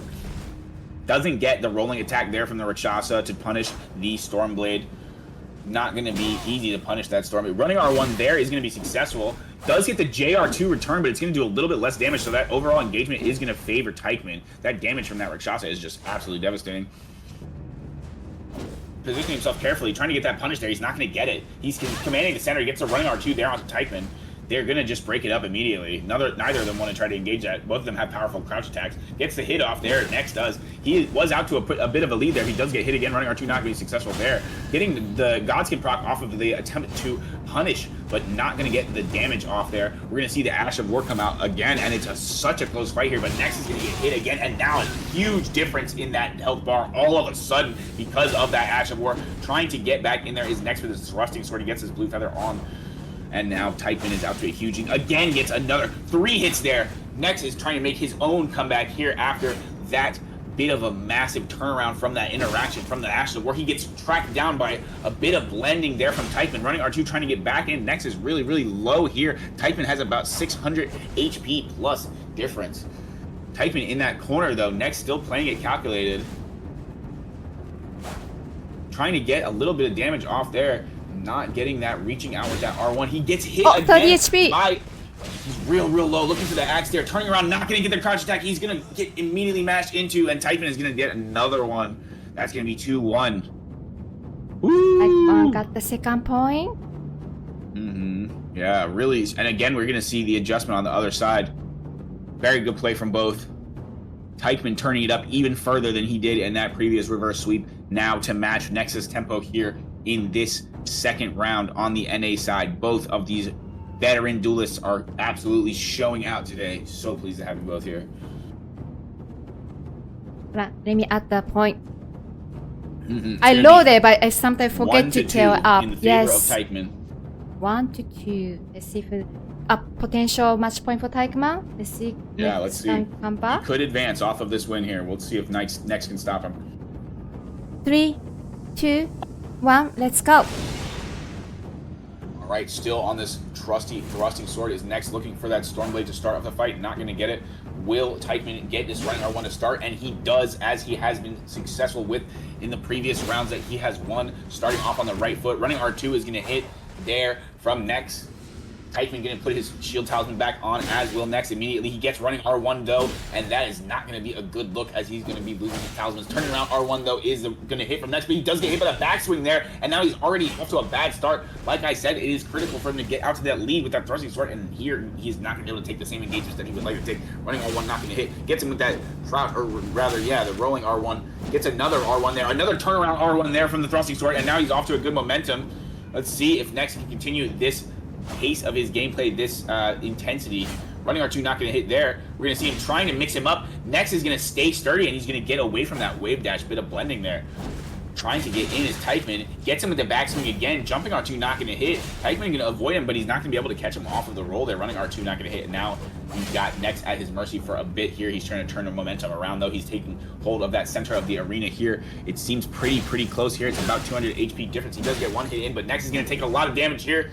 And now Teichmann is out to another lead. Running R1. Good space there from Nex. Nex going to get another hit in there, trying to even up this lead. Running R2 not going to hit. Going to get a piece of him there as he's trying to get his backswing. Jumping R2 not going to succeed there. Nex is pretty low here. Trying to get him with that axe is Teichmann. Going to successfully hit Teichmann while he's mashing that axe, though. Good job. Going to look for that Stormblade. Running R1 with the one-handed moveset is not going to be successful. Got them both into their blue feather ranges now. About 100 HP difference. Running R2 not going to succeed from that Rikshasa. We see him handy-teching there, trying to get his movement as fast as he possibly can. Trying not to get punished by this next thrusting sword. Nex is controlling the center of the arena. Yeah, very close fight. Very high intensity here for this, what could be the match point. Teichmann is going to get hit there again. Rolling R1. 2 hits there on Teichmann. Nex is going to fall. Oh my god, what a fight, man. What a fight. GG. GG ball. Oh, so close, man. So close. Great job by Teichmann. What a game. The gameplay by Nex was so good, too. I can't believe he didn't win that. Oh my god. Yeah, I know. I wasn't sure. I thought that, you know, it could be win either way. So right? Close, It was dude. so yeah, close. He was down by about screen. 100 HP entering that. Gets the 2 hits there, 3 hits there. He had to have thought that he was going to kill him there. Right. Oh man, yeah, that is rough because he played it so calculated so well, but it just was well not played. quite enough damage. 66 Hopefully he can come back HP. from loser bracket. Went into that blue with so much HP there, and that's the thing about the blue feather is that that variance of how much HP you go into that phase with is super important. It makes a bit of difference there, and there is some element of RNG there. So that did favor Teichmann there, and Teichmann was able to utilize that to get the win. So we're gonna go back to the EU side. So it's gonna Omi and Space Ranger, and after that I'm gonna go to Yosu Okuburo, and then we're gonna come back to the NA. And yeah, we got the Power Rangers B-dubs. It's so great. I love it. And you look so good in red. I really like it. I love red. Red is my favorite color. Red is my favorite. Maybe green's coming for Arubia. Oh no, blue. I keep saying green. I don't know why. Every time. That's so funny. Well, at least you're very consistent. I you make the same see him green more than blue. Maybe that's why. Funny. I don't know. I think he's a blue guy. I don't know. Yeah. Okay. It just fits. It fits. What about yellow? We need someone yellow, huh? That can We do be need a yellow guy or girl, you know? I don't know. I think the yellow was a chick, right? No, it can be either. I looked the history. It can be boy or can be girl. See, I didn't know you were like into the lore like that. Interesting. All right, now she's really into it. This is great. Alright, let me see who's in the wall. All right, we got Space and Omi here in the Space EU is side. here. This is second round of EU. Omi is here too. Let me update the score. I think it's flashing between. Okay, we're good now. Yeah. Let me check the stats quickly, just for my record. Quite nothing changed. So we've got the 60 strength on this PSGS from Space here with this big lion helm on. I'm not sure if that is included into the stats or not. I would assume not. I would assume not. And yeah, we've got this Misery Cord with the 60 strength on the other side. Yeah, here this is gonna be fun. This is gonna be It's the same setup, right? Oh no, he changed. Yeah, these are the same. I believe this is the same. I think for Omi. It's the same. Okay. But yeah, this is gonna be interesting to see how these two weapons match up. Is what I'm saying because he's gonna have to play it really carefully. Space is, but Space is one of the best in the game at tailoring his playstyle to the weapon that he needs to. One of the most versatile players, and just in general, Plus the Space is tough to again, so I get it. Yeah. But I'm ready. Yeah. You ready? All right. Okay. 3. Yeah, we're going this 2, best of 5. 1. Let's go. Yeah, I prefer best of 5. Starting off normal with these flasks, we're gonna see the greases coming out. See Omi. Omi has the sleep grease now, looking to try to deal with that beast helm on the side of Space. Space is probably gonna swap off of one of his talismans to that resistance talisman. Yeah, we do see him putting that focus on. And now we've seen Space lose his shield talisman for the favor, or rather, Space does get hit first there. But yeah, Space had to forego his sword talisman there. He's gonna be swapping off there, putting his crouch talisman on, as is customary for this PSGS setup. That crouch talisman is pivotal to the relevance of the of the PSGS to this day after the nerfs of the damage. Trying to get in there is Space. He's not gonna be successful. He does get hit by that Misery Cord. That sleep is going to slightly start to build up. I'm not sure at what degree that's going to come into play here, but we do see the first damage from the side of Space onto Omi. Omi is going to get hit by that JR1 from that PSGS. Again, that standing R2 is going to be really, really good. Space trying to get some momentum in there, and he's actually successful. He does get a lot of damage off, as is customary. The PSGS, it does a ton of damage there, 962 damage, and also going to see the Godskin proc on this side. He's spacing it really, really carefully. Like I said, he's going to have to do... Oh, my God, that space was crazy. You see the way that this guy is moving, and it's crazy with that giant lion head, too, because he's just barely avoided that knife in his giant, ugly face.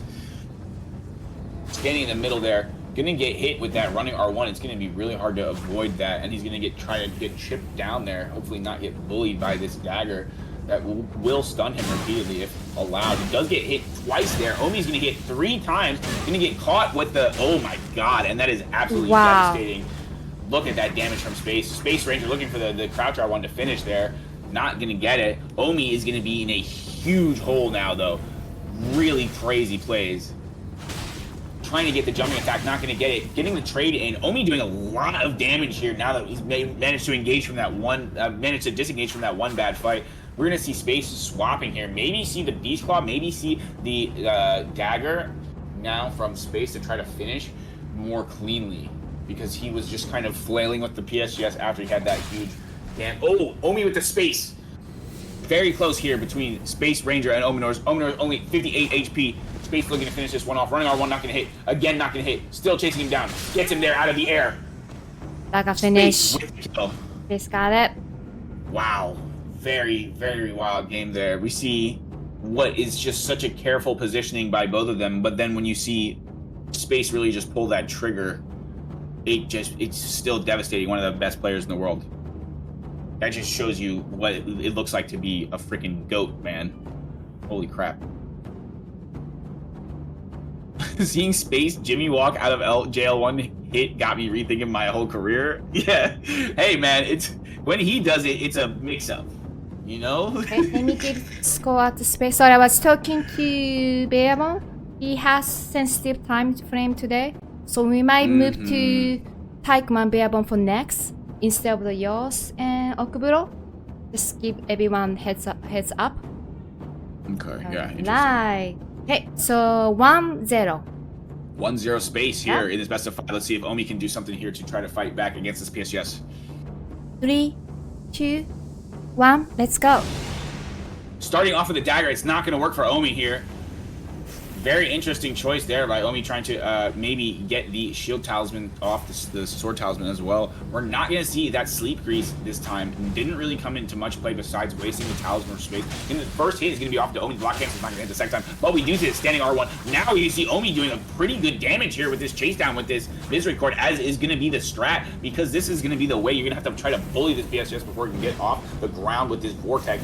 But that being said, you really can't get caught with it. You have to be calculated with this aggression, as Omi is looking like he's doing successfully now. Space has been taking quite a bit of damage. He's down 1,000 HP already. Space looking at that running R1, not going to be able to get it. Going to get that grease going there. He is trying to control the center of this arena, but Omi is making a great case for himself. Going to get that R2 there, not going to be able to get that running R1. Trying to turn around, and he successfully avoids the return damage. This is a very crucial part of this not getting clipped on the way out of these engagements. We're going to see the JR1 come through from the two-handed lance here, and now Space has made a bit of an adjustment by switching off from that power stance setup. You see Omi re-proccing the shield talismans. Space is going to be trying to get in with these jumps here instead of trying to engage directly on the ground, perhaps. Probably a better approach, because that misericord is damn near unapproachable. Getting that crouch R1 is going to be successful there in starting a bit of a vortex. Does get a second hit in, but not much else from Space there. Space trying to corner Omi here. Omi was still a bit of a lead by about 800 HP. Taking the center of the arena is Space here.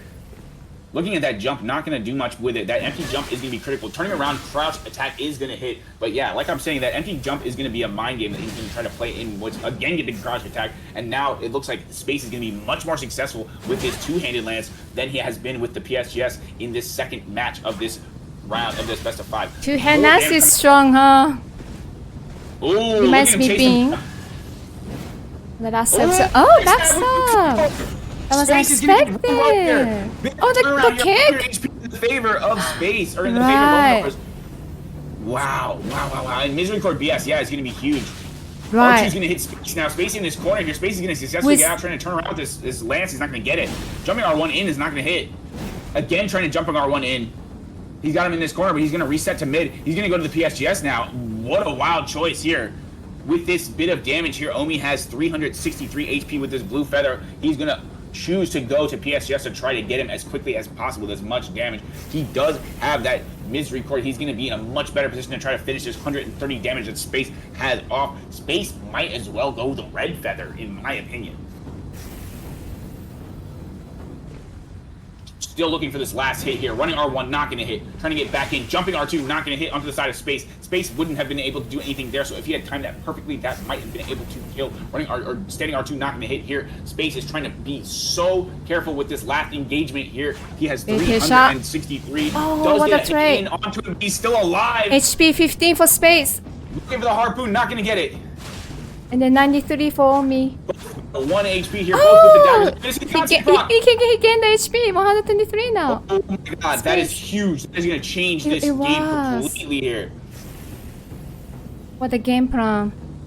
Wow, and now it is very, very difficult for Amanors to get out of this position here against Space again with this dagger finish. Right. Very good play from both throughout this game. Finish. What a nail-biter series.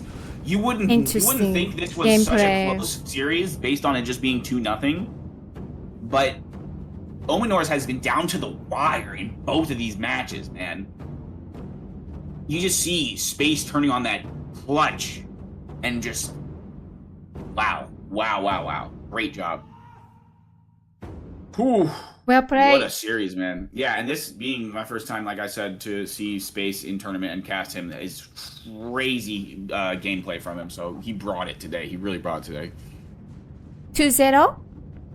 Match point for Space. And we're going to see if Ominors can try to get a dub here and come back. 3, 2, 1, let's go. Are you having tequila? No, I'm kidding. No, I wish. I wish. Safe for tonight, right? Safe for tonight. Right. I'm gonna need it after this because I'm gonna need a cigarette too after this. Yeah, definitely. We're gonna party. Oh yeah, we after always party Tony after tournament. You guys know. We're going to see the first hit there is going to hit space with that R2. Going to reproc that talisman. Trying to get in the dagger and not going to be successful. Rather, the throwing dagger. He's got that dagger in his hand, which has been very successful despite being down 2-0. Space is going to be the one that's successful there with the wave dash, but he's not going to catch him there after wave dashing across the entire arena again. Maybe the Stormcaller attempt there, but I think it gets stopped. We're going to see this shield talisman coming back out, and now it is a bit of a reset here as they try to claim the momentum for this what could be match point. Amanors is going to get couple of hits in onto space there with those standing R1s, which are pretty quick and pretty difficult to actually react to. Does get the R2 in there twice onto space. Space is getting a bit lower here now. Ominor's out to quite a bit of a lead by 1200. Stormcaller not going to be successful. He doesn't get the punish off with that harpoon though, unfortunately. Standing R2 is not going to be successful. Does get punished by that PSGS, but the immediate quick poke is dodged, and now he's going to have to enter that conditioning phase of that PSGS trying to get him with that. Oh, and the Stormcaller turnaround is going to be huge now. Does 700 damage, but going right back in is Amanors. He's going to get that Godskin proc. He must have known that another hit would be a Godskin proc. They're playing very, very smart. Jumping, empty jump in, respecting the empty jump is Amanors. He's going to get hit while jumping there, Amanors does, by the crouch poke, but only by one spear. Jumping R1 in from Space Ranger, not going to be successful. Does the delayed JL2, doesn't get punished there by the dagger. Very surprising. Coming in the corner, though, gets the wave dash crouch poke off onto Amanors, and now Space making a really good case for himself, turning this around of what was before a pretty bleak lead in the favor of Amanors, which trying to take one match off here is just proved to be such a task against the great giant dome of Space Ranger. Not going to get that R2 in there. Amanor is still trying, still finding it quite difficult as Space is one of the most elusive in the game. The empty jumps again are going to be respected by Omi because he knows that if he makes one mistake here against this PSGS, he is going to get absolutely blasted with damage. Again, going to get him off the crouch poke there. Trying to turn around and get a second successful hit. He's not going to get him there. Space Ranger, though, takes his win and gets out a bit. Stormcaller to try to get him off. Harpoon not going to be successful as he rolls out immediately. Not going to go for the second part of it. Trying to get back in there with those empty jumps. Jumping R1 is successfully spaced by Amanors. Amanors looking to get in there, trying to R2, not going to get him. And now trying to be very, very careful as Amanors doesn't want to let his last chance here slip. Trying to get that R2, not going to get it. That time does the block cancel perfectly. You see how well Space is avoiding this. This setup is so difficult to avoid, so Space is making it look easy, and now he has stopped making it look easy. Oh, the Stormcaller didn't. Oh, no, Amanors gets in there right as I say that he's doing the dodging. Amanors is able to successfully clip with that R2 multiple times, and even through the Stormcaller gets the kill. Amanors gonna mount an effort to try to make this comeback. Incredible player, incredibly resilient player. That was great comeback. Very nice job. Yeah. And you see here, trying to get in there, the standing R2 is gonna get him off the roll catch there. Another hit there, gets the Godskin proc anyway. Probably still would have lived through that Stormcaller regardless. Wow, very, very nice. Okay. Yeah, that was interesting that the harpoon didn't hit there. If you roll away, yeah, I guess he was expected. He rolled immediately. I think he had the roll queued off of the storm call. So maybe that has to do with maybe if you have the roll queued. You kind of know, like, if you re-long or not, you know, the Stormcaller. You could also charge your harpoon hypothetically to catch them out of the roll immediately out of the storm right. But it becomes a little bit less consistent of a negative interaction for them to spam Stormcaller in that scenario, which I think is kind of what has gone to the thought behind that. Anyway, we are here 2-1 in this best of 5. Amanor is able to come back in that previous match. Let's see if we can get another one for him. Let's go. Or if Space will close it out here and move on. Look at that harpoon off the rip. Speaking of which, now the two-hand lance is coming through, gets 2 hits. This is going to be a more workable matchup here for Space Ranger, as we did see when he switched to it before. He was super far behind in the one match, and he managed to come back a lot with that two-handed lance. Now he's just going to start off with it. We're going to see the Gugs come out from Omi, and now we're seeing something very interesting. And now we start the he put back the dagger. This is what they do, though. This is what Omi does, and this is what Space is always going to do. Because this is just the type of player, this is the level of player that we see. They're comfortable on all these different matchups, and not only that, they're extremely knowledgeable. Now we see the Shamshir coming through from Space Ranger. He's got that Lionel, so it's going to do good defense against this poke damage, and he's trying to get in there with, now I think he's probably going to swap his talismans a bit, maybe going to get a running talisman in there. Omi has the Great Shield talisman? sure what that's about. Trying to get in there with that R2, not going to be successful. He has great Space shield 2 to 1 in talisman, this. yeah. Yeah, that's odd. Only going to be switching it up there. Going to switch it off. Didn't get him with that R2, gets him with the chip, but now Space trying to get in there with that Shamshir, not going to be successful. Doing that jumping attack, turning around with that backswing because he doesn't want to get punished. Again with these jumps, and Space is very, very aggressive with his jump gameplay. Spin slash into that corner, not going to be successful. He does get punished there by the Misery Cord. Jumping back out is only really good movement here, but he does finally get struck by this Shamshir, getting a lot of damage off. You see how quickly Space is doing damage with this Shamshir, and this is actually very interesting to see because I haven't seen much of his Sham. Ooh, a lot of damage. Daga Omi is making a great case for himself here, turning around that R2, and that Misery Cord is really proving to be a very, very strong weapon. I think it's a very undersold weapon right now in the meta. Oh, is it? Good to know. Running around is going to hit. Now, looks like Omi and Space are neck and neck in terms of their HP. You're going to see Omi go to the fist now. Or no, Space goes to the fist now. He does get hit by the R2. Does get hit by the R2 on the way out. And now Omi will claim the slight lead here. Looking to get in there with those fists. Does get the 2 hits, 3 hits there. 4 hits there from Space. Space is absolutely so much damage. 86 HP for... Oh, Omi. Oh, no. Space, an absolute stone cold killer. That was so quick after he swapped to the... It's a fist weapon? You saw how he threw him off completely. That's really crazy. And fist weapons are one of the most effective weapons in the game at finishing people off. Look at that. Bam, bam. Wow. Bam. I love damage. Have on that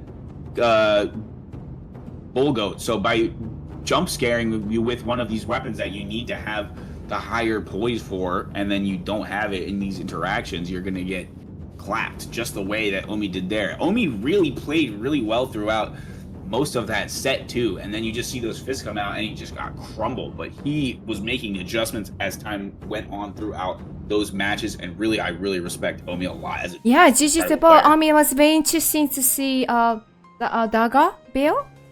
Yeah, that is a really, really strong weapon, I assure you. And the reason I know that is because when DLC, when we had that change, is that I saw Frosty using it a long time, and he was using it. Oh, you did, Frosty. Like, this is really, really another rough. good player. Yeah. But he's taking break currently, unfortunately.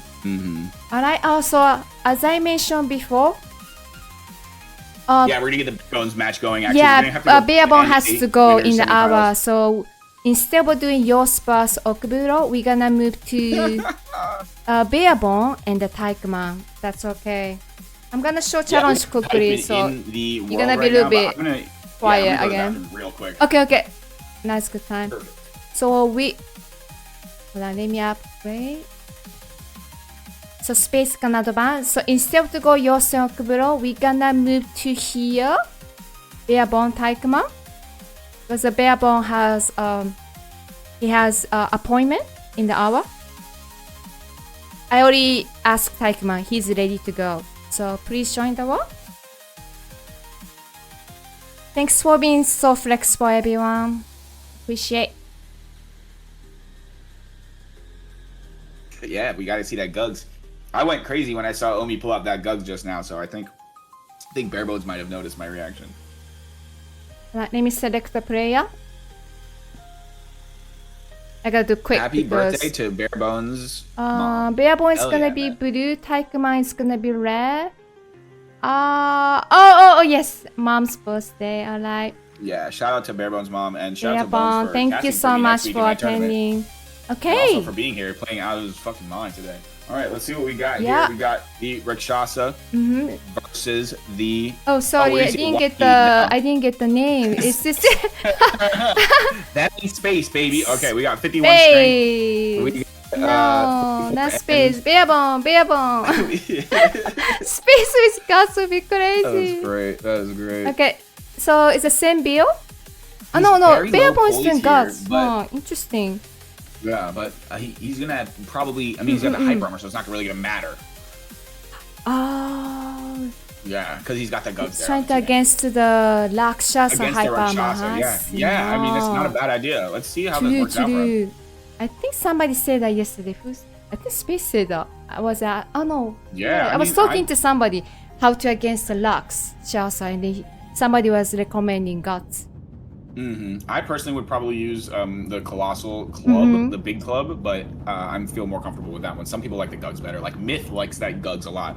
Oh, really? Oh, yes, yes. Myth Yeah, is really Myth good is at really it. good. Me and Myth, Gugs mirroring has some of the best Gugs fights I've ever had in my life. I invite him today, but unfortunately he has family plan, so he couldn't Right, he'll be join. playing for Maybe me next next week in my time. tournament though. Yeah, yeah, he said that. I'm excited. All right, But yeah, let's get down to business here in this best of 5 on the NA winner's side. 3, 2, 1. Let's go. Yeah, All right, we are back to flash, NA. we have the Rakshasa with the Waki. We have the greased Gugs looking for the Lion's Claw off the rip. Not going to get him here. Is Typeman going to be able to punish it? No, he's not. Looking for the standing R1. Is Barebones not going to be successful? He's got him into this corner here, though, with his Gugs. Looking for the wave dash. He successfully gets the first poke off onto Typeman. Typeman trying to respect that Gugs, but he's having a difficult job of dodging it. We do see the dagger hit onto the Gugs, which is going to be his weakness here. The way that this dagger is utilized is going to decide the game, probably. We do see the R2 come out, but it is not successful. 2 hits there from that dagger. Look at it's going to be successful. He gets 1,000 damage. Oh, my God. No way! I haven't seen Asho for a while. Has officially cemented himself as a legend here in this tournament.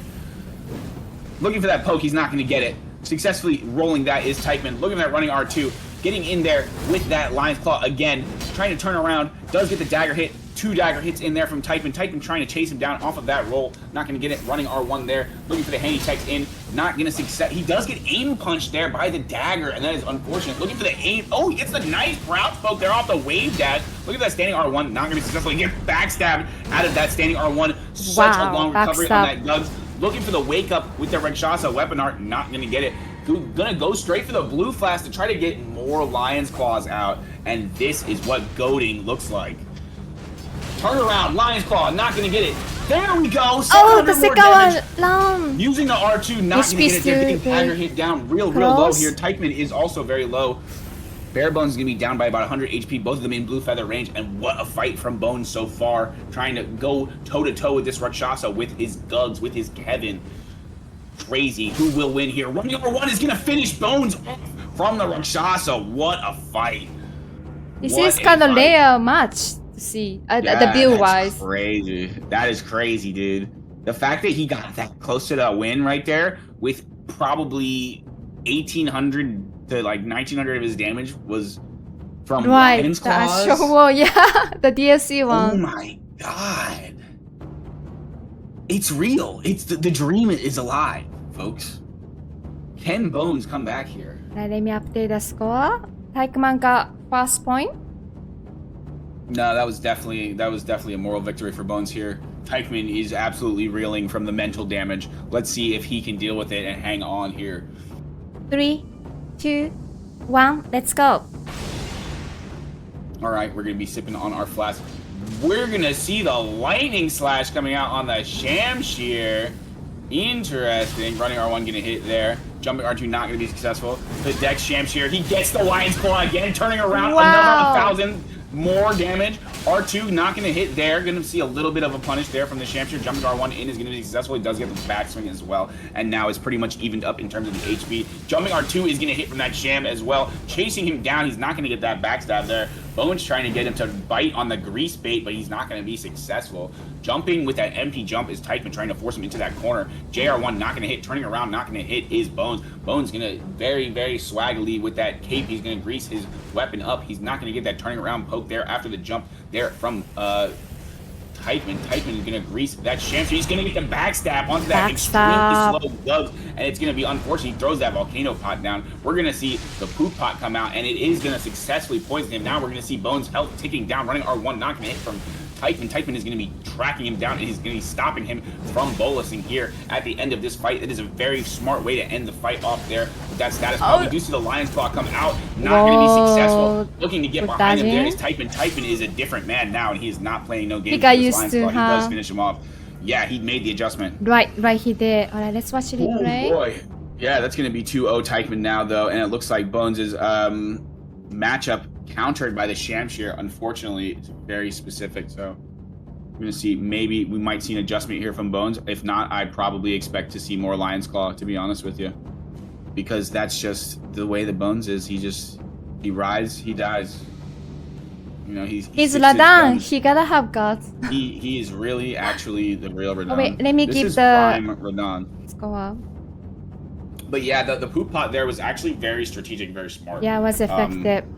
I've seen that play used by Myth a lot recently with the volcano pot into the poop pot. So Oh, really? usually you'll see Myth drop 2, or you'll see Myth drop 2 volcano pods and then run behind it and then throw the poop pod. Oh, that's You know good what to I'm saying? know. Wow. Yeah. So Good you can't really strategy. approach it if you're at low HP, and then you get poisoned. So it's like really, really rough. But yeah, let's see if Teichmann can close this one out here. Alright, let's go. Oh, it's Marco pattern. Okay. Well, we're going to see the flash coming out. We're going to see that lightning slash again onto the side of that Shamshir. That's going to be the most optimal buff. He's not... You've seen... 3 hits there from Teichmann already. You've seen he used the grease when his lightning slash initially faded. Because... Oh, yeah, definitely big shout out to Olivia. Because it's harder to apply that lightning slash without getting hit there. You see 5 hits there unanswered from Teichmann. Look at that. There we go again. There we go again. Nice job. Another 1,000 damage there. And it's going to still be in favor of Teichmann. But he does get that cross poke coming through. Not going to be able to get the quick poke there, though. Teichmann is going to roll it immediately. Maybe he's going to look for the delay. But he's very, very low here. He's going to be within 300 HP of dying. Actually, no, he's just outside of 300 HP. But he does have his blue feather on. Stonecraft from L1 Teichmann. L2 again. Not going to be successful. Teichmann got the club out. Teichmann gets hit again by the... Oh, my God. Must be... Yeah, what? No way. That's like 2,000. That's over 2,000 damage this fight from the Lion's Claw. Look at the poke. He's not going to get it. Teichmann is trying to play carefully with his last sliver of health there. Not going to get that poke again is bare bones. We haven't seen a return swing in a minute from Teichmann. Teichmann is just trying to make sure that he gets that last bop in there very carefully. Teichmann has a the whip! Because of deck spill, right? Oh, yes, he is in a Rumi right now. He's going to do a ton of damage.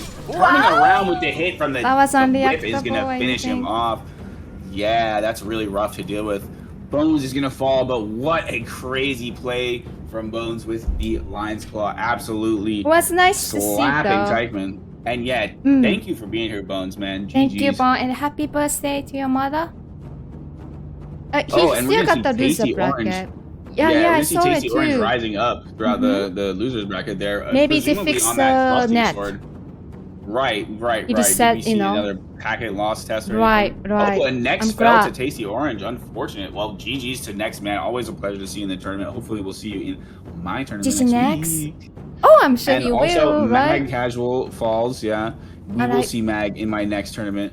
4-Why-Not is going to go on to fight Tasty Orange. 4-Why-Not gets eliminated there. Tasty Orange moved on from there to see Barebones is going to be next up in that one. So, what are we going to go back to the EU side? Yours versus Okuburo. Please join the war. Thanks for waiting. Thanks for the patience. Oh, yes. Oak Bro. Okay, huge matchup here. Yeah. Huge matchup. Yeah, Oak Bro was on fire before, man. It'll be interesting. Against Soul. Soul, really, really good player, too. But unfortunately, was knocked down to the loser's bracket there. Oh, I see. I didn't check yet. Yeah, I didn't check that one either. Soul actually is the one that made it out of the loser's bracket so far, though. Wow. Soul is going to be beating Omi there in the loser's bracket 2-0. Wow. Incredible. Okay. And now we're going to see Gavril versus whoever loses this one between Yas and Okro. And then the winner will move on to face Space Ranger. And we are doing here Yas Okuburo. Yeah, this is going to be a hell of a matchup. Alright, see who is in my wall. Looks like... Yeah, that's got to be Oak. He's got that classic Hal Axe. Yas not stepping within 3 feet of a Hal Axe.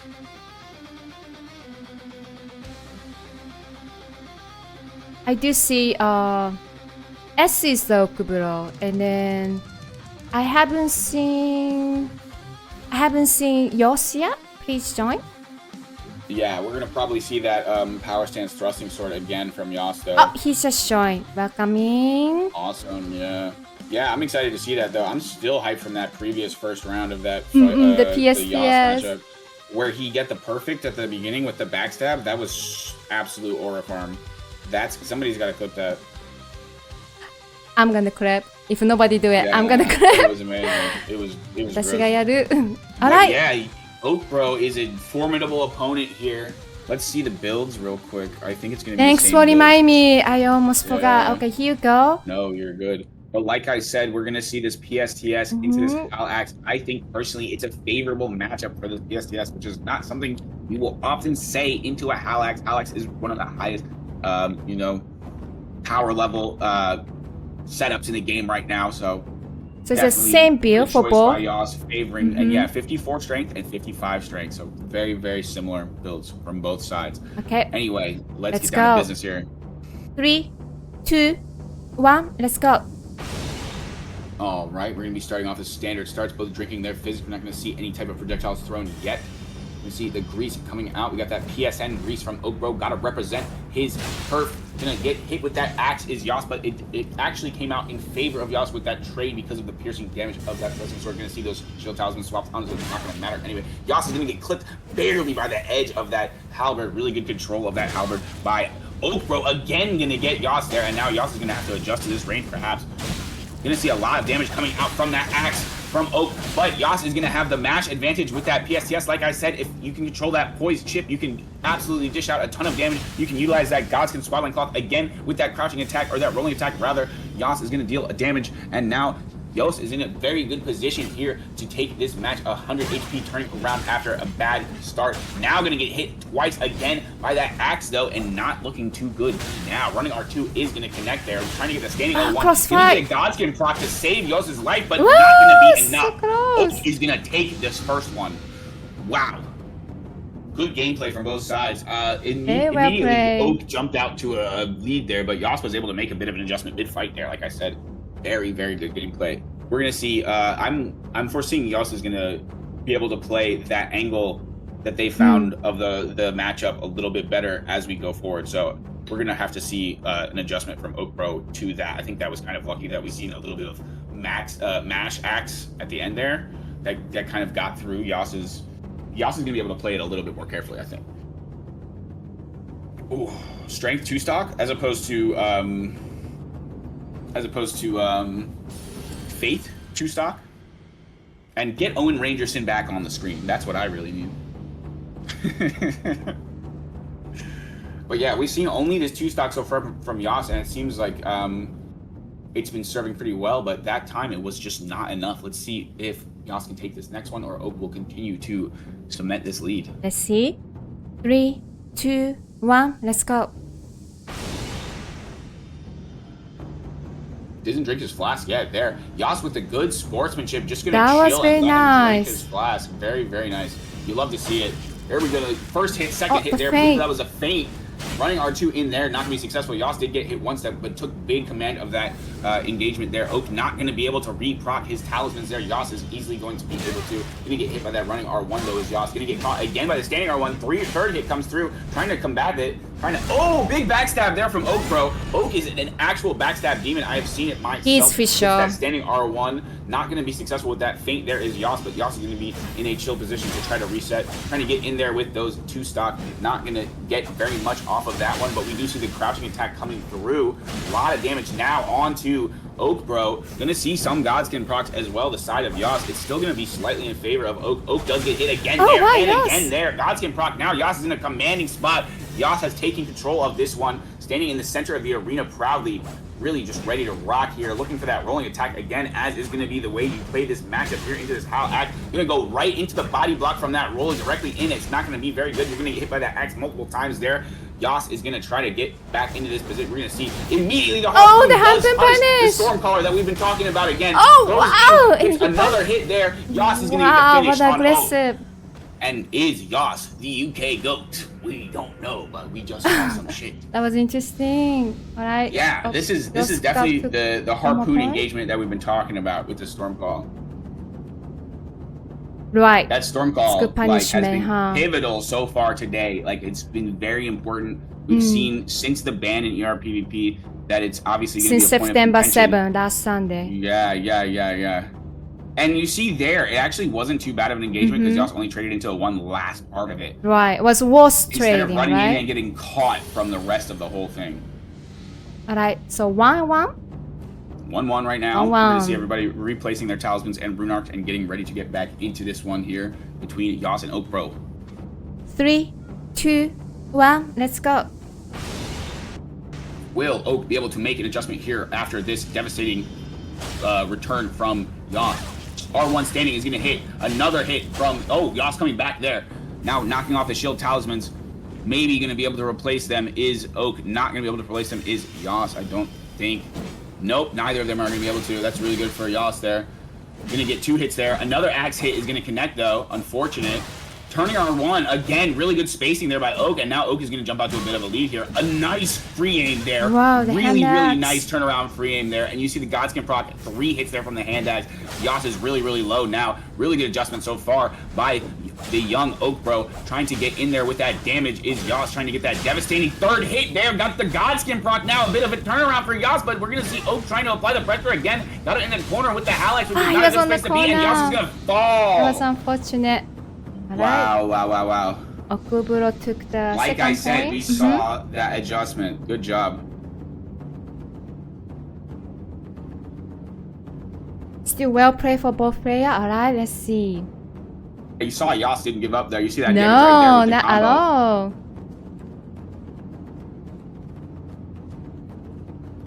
So both from no, UK versus Germany. Okay. So pin should be good. But yeah, as the chip setup there, Adachi, you're gonna have to be running. You know what I'm saying?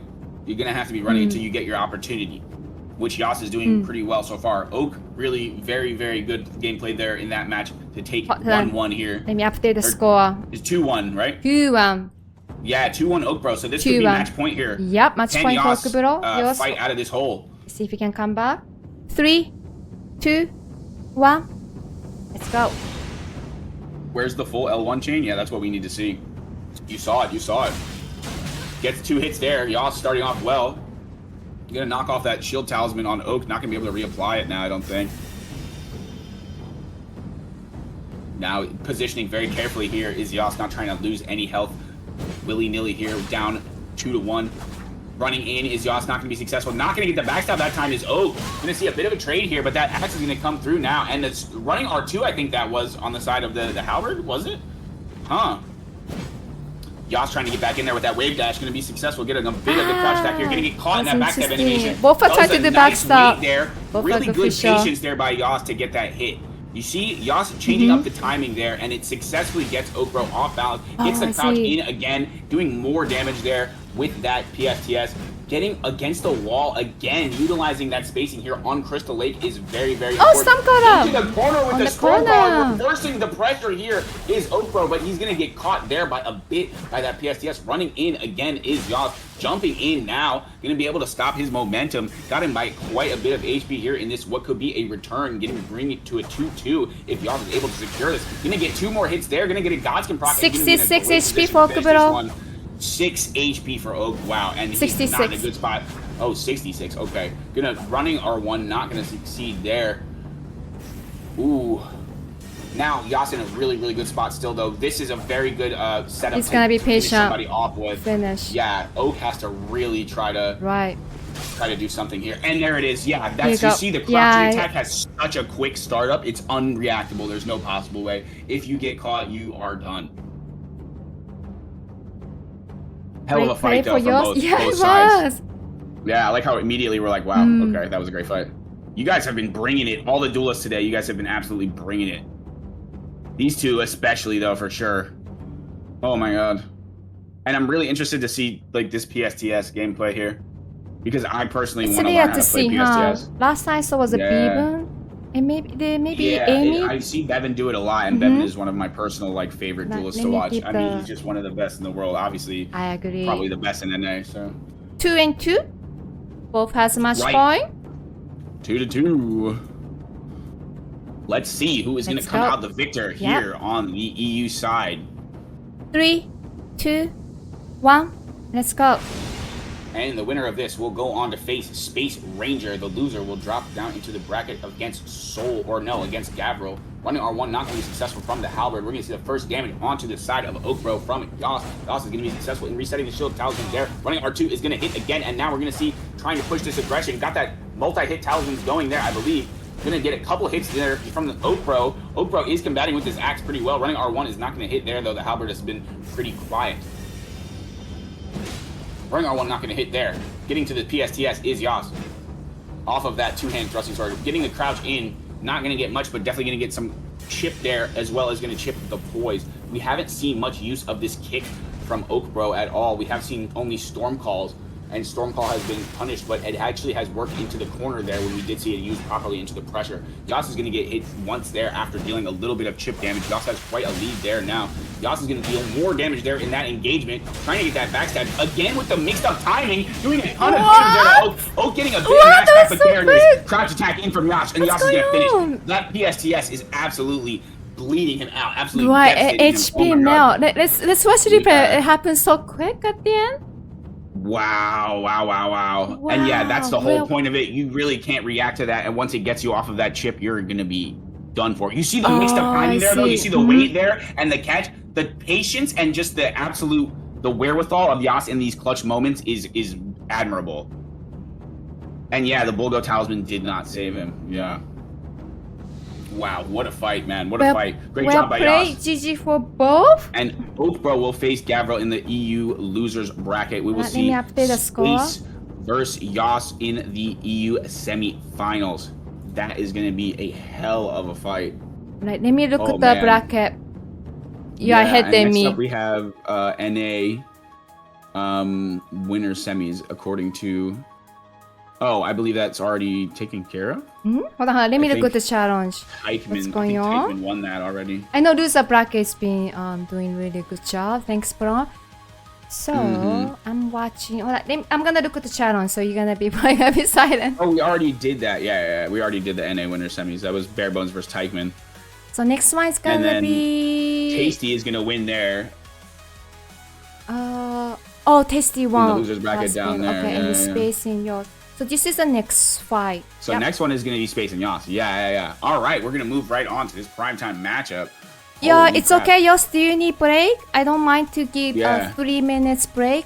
Right, we can chill for a second. Because what happens, we do the Teichmann Bearbone match first. We already did that. No, we did that, right? So it messed up the order. A little bit for EU. Right, so if you need break, I don't mind. Need a second, yeah. Yeah, let's give him break. Okay?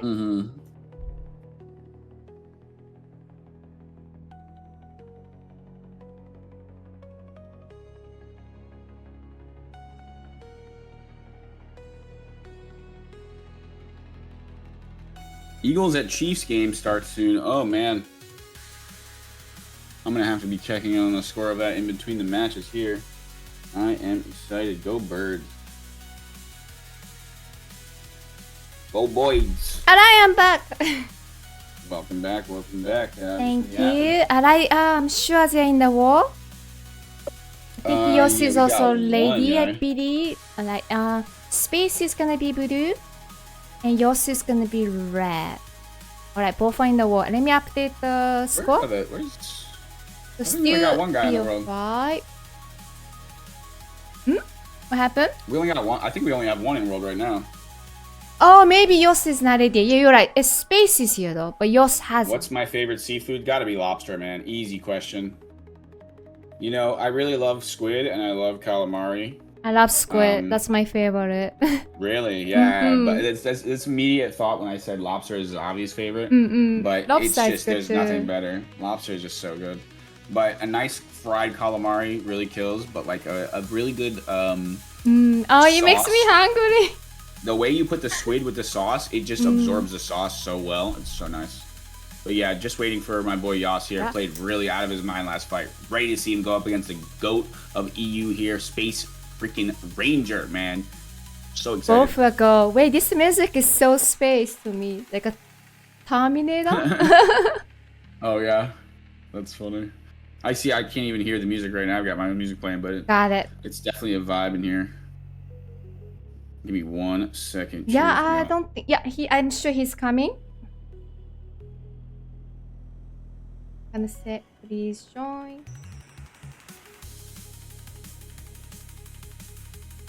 Kami, how do you like eel?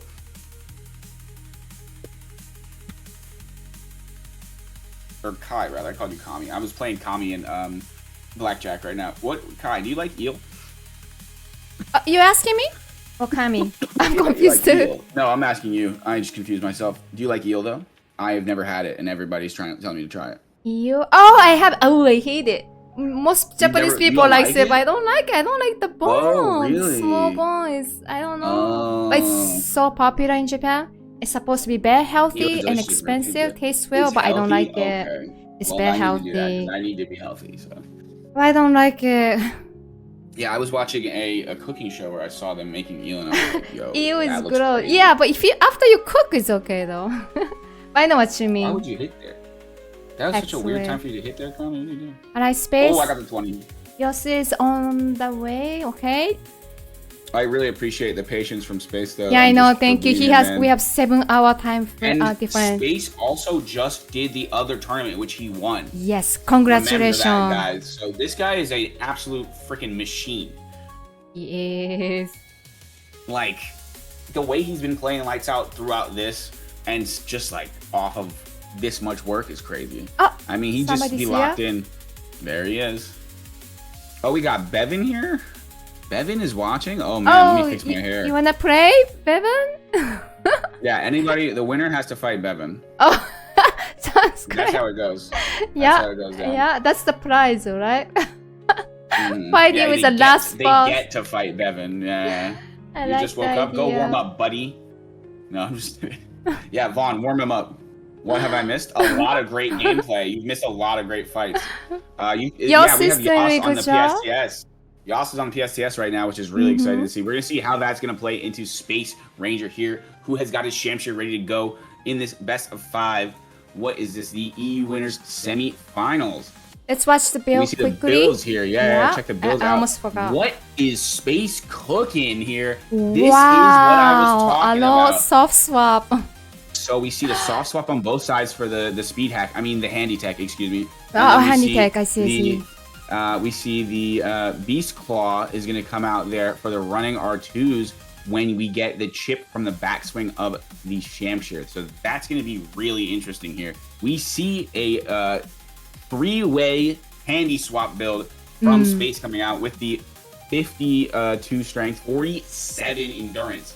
So he's going to be able to utilize his talismans, all 4 there. That sounds we scary. see the same PSTS build from Yas. This is interesting because we've got two voice chip builds against each other, and then we've got the Shamshir to fall back on for Space if he doesn't like how that's going. See what they're going to do here in terms of strategy, if they're going to take it slow or they're going to try to run it down. Okay, I'm ready. I am ready. Okay. 3, 2, 1, let's go. And here we are, starting off with that flask. We are going to see the grease coming out on the side of the Shamshir, obviously not on the side of Yas. Yas with that really precise movement there is looking wild right now. Space is going to get hit first. Space is going to get hit again in the air, jumping over. Really nice wherewithal there. We see the feint there. Yas starting off really nicely. You're going to see the Stormblade going to come out, not going to hit. Again with the feint. Space trying to get in there with that Shamshir, not going to be successful. Trying to jump over his head. Gets a bit of a mash fest there. Does get the backswing there off of the jump here. We're going to see the chip, and now he's going to go into the Beast Claw here, trying to fend him off with that Darcy Sword. Not going to be successful. We're going to see a lot of damage now coming out from the dagger with the Beast Claw from Space Ranger, and I don't know if Yas is going to know immediately how to fight that, or how to, you know, what to do in those scenarios in this close range. Because with this PSTS, you're going to think you're going to be the one commanding it, but that's going to turn it around really quickly. You see the damage there. The Spin Slash comes out from Space Ranger, not going to be successful there. Yas going to dodge it really well. Turning around with that L1. Going to see Space getting the better of that engagement, trying to get in there. We're going to see the Godskin proc onto a side. He does get clipped by that crouching attack, but the standing L1 or the follow-up L1 is not going to be successful. Going to reset back to that Shamshir, though, is Space Ranger. Space with a very slight lead here going into this next engagement. Jumping R2 is going to be successful, going to get a lot of damage, getting the backswing off, trying to run in with that Shamshir, not going to be successful, but has gotten Yas down a lot. Space trying to spin around there. Yeah, and now Yas is in blue feather range. They're both in blue feather range. You're going to see the kick come through. The kick is not going to be successful there. Yas is going to get a little bit of damage here. Trying to get those L1s in. Space is going to fail. What? Turnaround 33 HP. Oh my god. For Space. And wow, it looks like Space just let his guard down for just a bit there. What and happened? The PSCS just did the rest of the job there. Let me see. 33 HP from Yas. And let's see this again. Yeah. Yeah, it's... Wow. Because Andy, I This couldn't tell last who's going to engagement win. here. The jumping R2 in from the previous one, we see the kick there, doesn't get punished, but there we see the kick miss. Standing L1, there he goes in with the trade, the last piece of damage I there, see. catches him with that out of the animation of the, wow. Wow. And the PSTS is a hell of a loadout, man. That's what I've been saying this whole time. Yeah, make sure we're using those rune arcs there, guys. Good job. Good job. Wow, hell of a fight, man. And that PSTS, we've known that it's been devastating for a long time. We've seen a lot of different rule sets where it's gone through a lot of changes. No more Sacred Blades on, you know, we don't have that Faith build coming through here. We have the Strength build here, so we have a lot of difference. Some people would say that the Faith build may be better. But yeah, right now the Strength build is doing work. Right now the Strength build is going just fine. And maybe with the Faith build there, it wouldn't have had enough mitigation to survive there with 33 HP. Wow. Yas is going to start this one off with a win, though. In this best of 5, we are back in our spots. We are ready to go. We see in Space's hand, we now have a backhand blade. Oh, and it's a dagger? Right? Yes, yeah, dagger. Dag. This is another poise chip loadout, so we're going to see another permutation of this Space Ranger build here with the handy tech. 3, oh my God. 2, 1, let's go. Alrighty, starting off here with our Flask, our R2 duelists. Both extreme veterans of the scene, both super high skilled. This is one of the matches of all time. Running R2 is going to hit there from Yas's thrusting sword onto Space for the first hit of the game, claiming that center of the arena is Space there. Or rather, Yas there. Space looking around the edge there, going to reproc his shield talisman, looking to try to get something going here with his BHB Dag. Trying to get in there with a standing R1. You see the forward momentum of that standing R1 is crazy. There does get the hit off there. I don't think Yas is going to have that talisman on. Maybe just apply that Bulgo talisman to be able to poise that standing R1, because I believe that hit him without being chipped.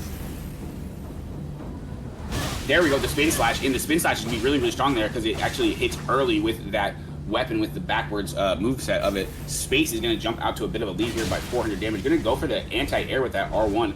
Looks like that trade favored Yas a bit. Yas chasing down now with that crouch attack from the PSTS, presumably with the bit of chip that already would have meant that he would have been looped, I assume.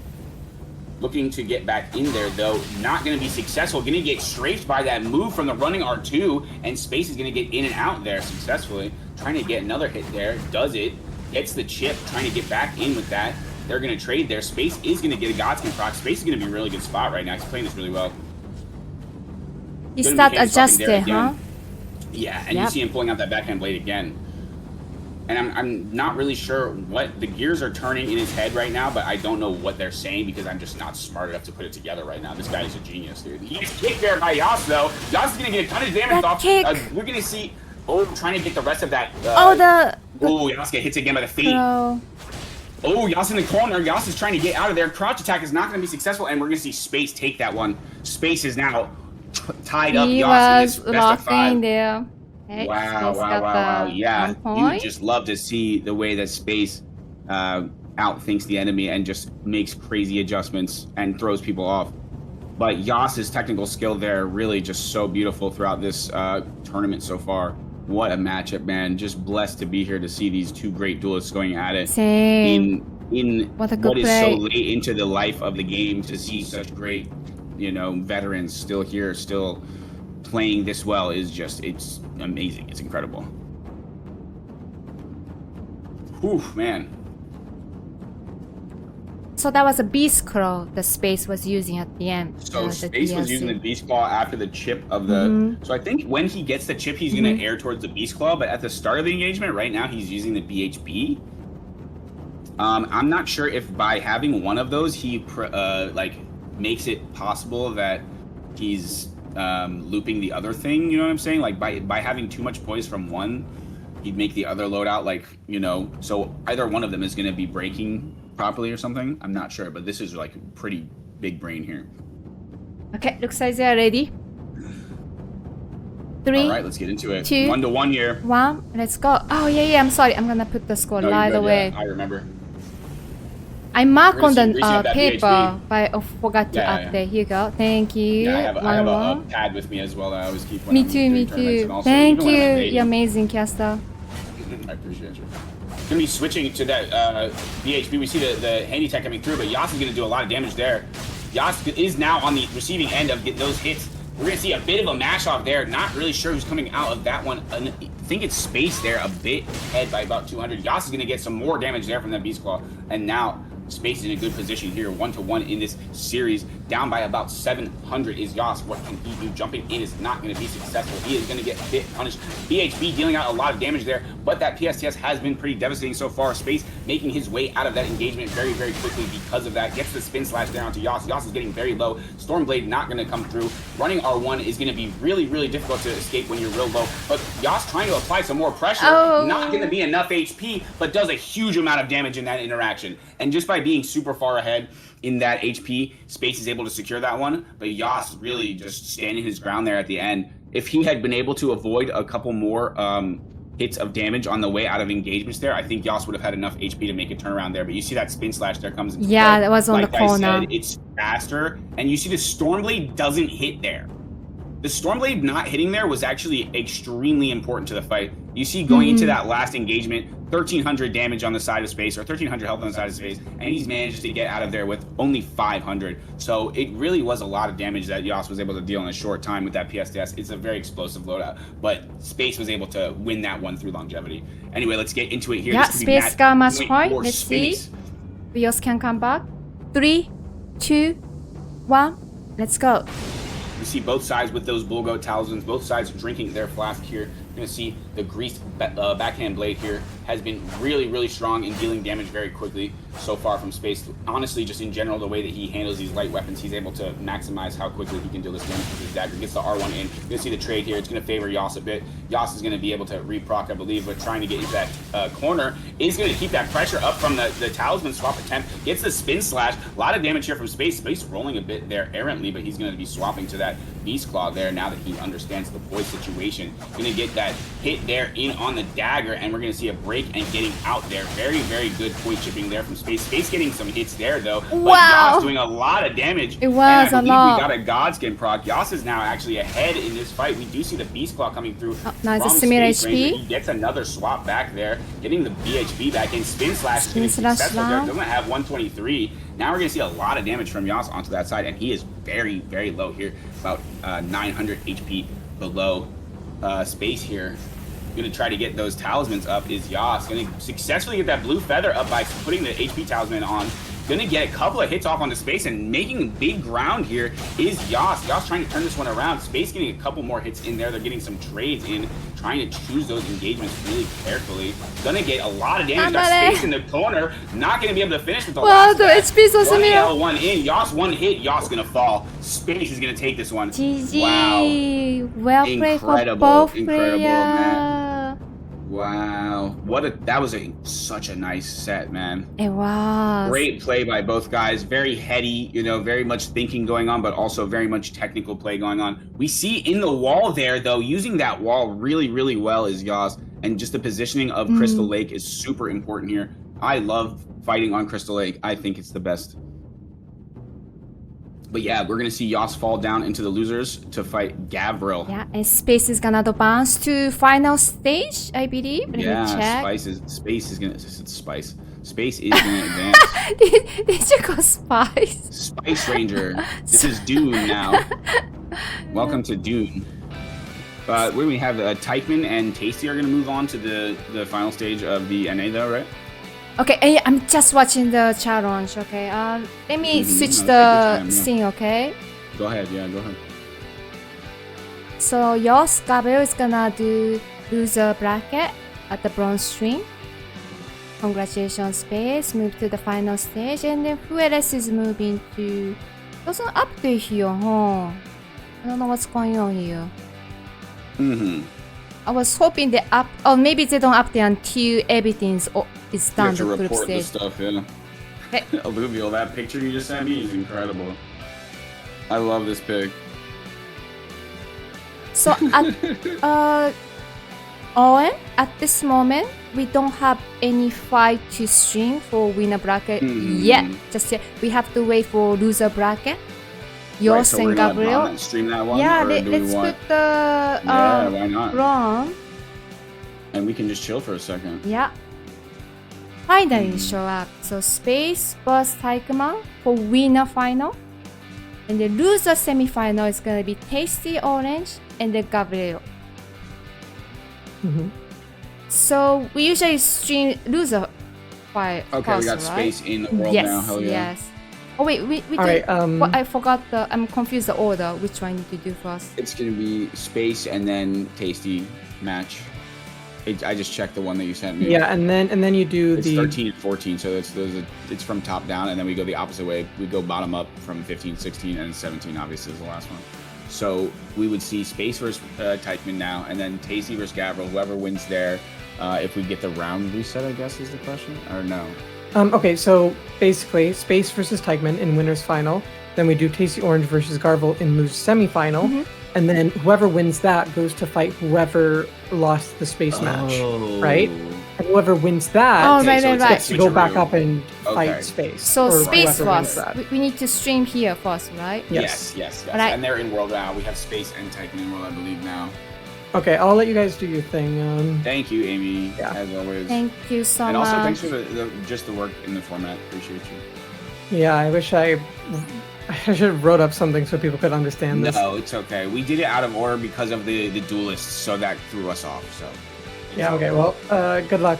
Thank you. Thank you. Yeah, Brown, I know it was Bye.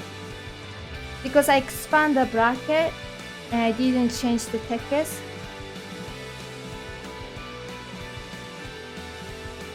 I wonder if Teichmann has ever fought space. Probably no, right? Because You think not, right? uh, And now we got to think about the latency. So He's let's see in how the the latency plays into this UA. matchup here. Because he's going to have that I mean, Rakshasa NA. on the latency might be causing a couple more trades than it would normally be doing because of the distance here. alright, so Space Taikman. Yeah, we got this Is best of here. 5 ready to rock here. Two very seasoned duelists, both been playing absolutely incredible today.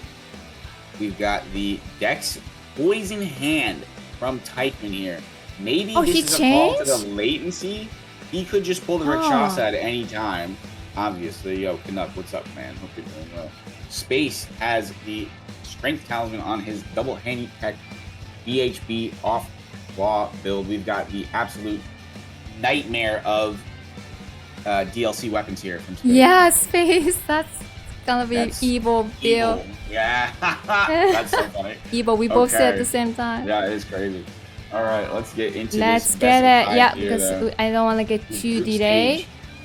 Yeah. Good job though so far, guys. Thanks for hanging with us, and I appreciate Thank you guys. everybody Thank you for involved. patience for the new format. Like Space and Taikman, they're all ready to Let's go.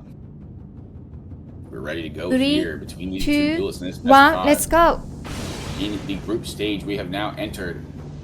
We're going to be starting off with that Poison Mist with that Great Katana. Is Teichmann on that Dexterity build, I believe, still. Yeah, he is on that Dexterity build. So he's trying to get in there with a G-Cat. He's not going to get in. The Spin Slash is not going to connect. Turning around, he's going to hit him there with that. Not doing very much damage without that grease. He's going to have that Shield Talisman up. He does get the bolus off there. Spin Slash is going to connect onto Teichmann now. Does a lot there off the fact that it does have the multi-hit. So the first hit is going to chip off that Shield Talisman. The second one's going to be doing full damage there. We're going to see that successful roll out of the punish of the failed Spin Slash by Space Ranger. Space, of course, is incredibly good with his evasive skills, trying to get in there now to maintain this lead that he's already installed in Teichmann's match here. Teichmann trying to do something. He has no Poison Mist up right now. Maybe trying to reapply it. There it goes. Trying to get that bolus off his Space. Space does not have that immunity talisman on. We do see more damage coming out onto the side of Teichmann, but he does get caught on the way out. We do see the poison proc going back into Space, getting the Godskip proc, not going to get that Spin Slash. He does remain aggressive even after that poison. We do see the blue drink. Blue fast He does and get another punished. Spin Slash immediately off, and he is really counting on the Spin Slash right now, and it is paying off. Just eating that poison. He does have a substantial lead, but he does get hit a lot there. We're going to see a lot of damage there from that R1s from the Rakshasa. Rakshasa just absolutely tearing through Space's health bar, but Space is able to turn it around. Teichmann is going to fall to the running R2 of that BHB. Rakshasa is Wow. gonna be dangerous, huh? But Space It's was able very to hunt. dangerous. I was surprised it's not banned yet, to be honest. Mhm. For your PvP. I did ban Solans though for my Tony. I I haven't done Yeah. anything for Milady, but so far not I many had people banned using. Milady before. Mm-mm-mm. We saw one usage of it. What was it? I think it It might was have been Taikman Taikman. earlier. Yeah, he was Yeah. swapping. It was not me. Yeah, he was using it at the against Mag. the finish. Yeah, the finish. You see the running R2 there though. Mhm. Of that BHB is really, really strong there. Had the Then chip you on him. score. Once you secure it like that, it's really difficult to deal with. It's such a strong move. Honestly, I think the BHB running R2 is stronger than the Beast Claw one, but the Beast Claw does have that fact that it will dodge stuff randomly for you, which is pretty weird. But yeah, we are now 1-0 space here. Teichmann trying to strike back here. Going to probably start off with that Rakshasa. Maybe going to go into that poison mist here. Let's see what we got. Let's go. Yeah, here we go with that poison mist again. Greasing up is Space. Space got him in the corner a bit here. Trying to play out of it is Teichmann. Teichmann now claiming the center of the arena. Trying to go in. Missing that standing R1 is Space. Space gets out pretty easily there. Handing technically away. Spinning slash not going to start off well. Going to get turned around on by Teichmann. Teichmann going to hit him there. He's going to reproc his shield talisman. Going to get that bit of poison mist proc off from the phantom hit. But he does get clipped by the very edge of that spin slash there. Going to take a very little bit of damage. Trying to apply that pressure with that poison mist is Teichmann. Teichmann trying to catch him, but he's not going to get caught there because Space Ranger. Spin slash again is going to hit him. Teichmann now taking a bit of damage here. He's about 600 HP down. Trying to turn this around here. Trying to get in another blue flash, but he does get the hit and he does get the poison. Teichmann now is going to try to grease probably, but we see Space doing a ton of damage here with this setup that he has brought to the table, which is a very fast, very hard hitting setup. He does still have this poison on him. We do see the Rakshasa coming out from Teichmann. Teichmann is going to try to play this. This is going to be more interesting for him because he does have this sturdy little hyper armor poke to go through this very good forward momentum move and maybe try to stop with that R2 perhaps. Running R2, running R1 is going to be successful. Trying to get that, gets the Ash of War onto Space Ranger. Interesting to see this. Running R1 is going to hit turnaround after the basically the 360 run. You see the way that you can utilize this. Oh, the he whip. does try to pull out the whip here for the finish. He's not going to get it. He does get hit by the R1 there. Another hit from the whip. He gets Space Ranger. Whoa, what the Teichmann finish. is going to get the dub there. And now we're going to have to see Space adjust for once. Instead of just playing his game and just absolutely blowing someone out the water is crazy. Wow. Yeah, that Rakshasa, man. That I know, I Rakshasa. told you it's an evil weapon. Yeah, it's really, really strong. I was you see, once he got the practicing poison it. proc off, everything kind of changed there. Oh wait, that was... Oh no, he swapped. He was gray Yeah, he had the Katan whip after G-Cat that. for Yeah, poison. he had the and G-Cat then with the he poison, swapped to the Rakshasa. Yeah, that's what he did for the This last is interesting, though, FC. to see a Dex build played in competitive right now is Right, he's the not only one really using very Dex often. right now. I Yeah, mean, you can't even use lightning talons. Like, there's really not much to do on Dex here besides this, and he's just straight up doing it. So respect to him. 3, 2, 1, let's go. All right, it's 1-1 now. Let's see if Teichmann can continue his momentum or if Space can make the adjustment and can just do what he did with the previous time with this BHB. Running R2, not going to hit. Looking for the backstab, he's not going to get it. Trying to get that dagger hit off.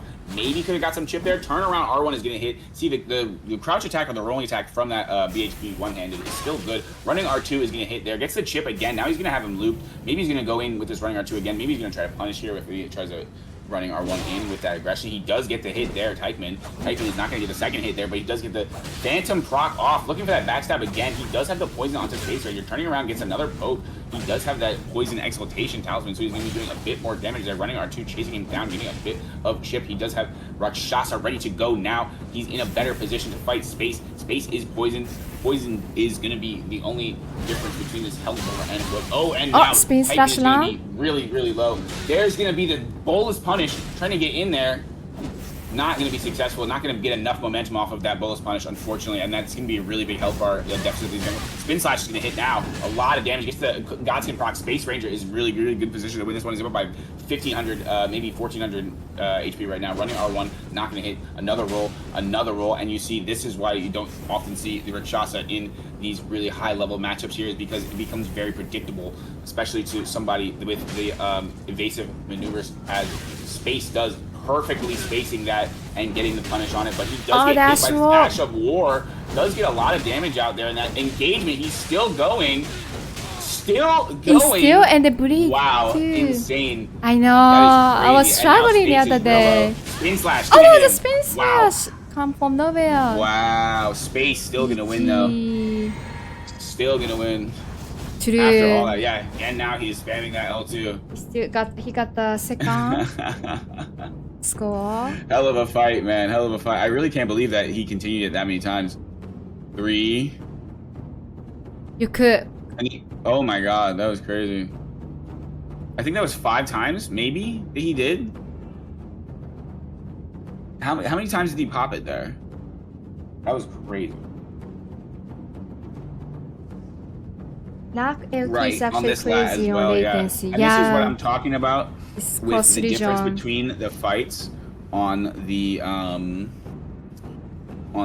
different latencies. We're just now seeing the implication of it, and this is the first, NA versus EU fight. Type Right. in NA. I also Space didn't EU. invite West Coast because I thought it's gonna be even worse.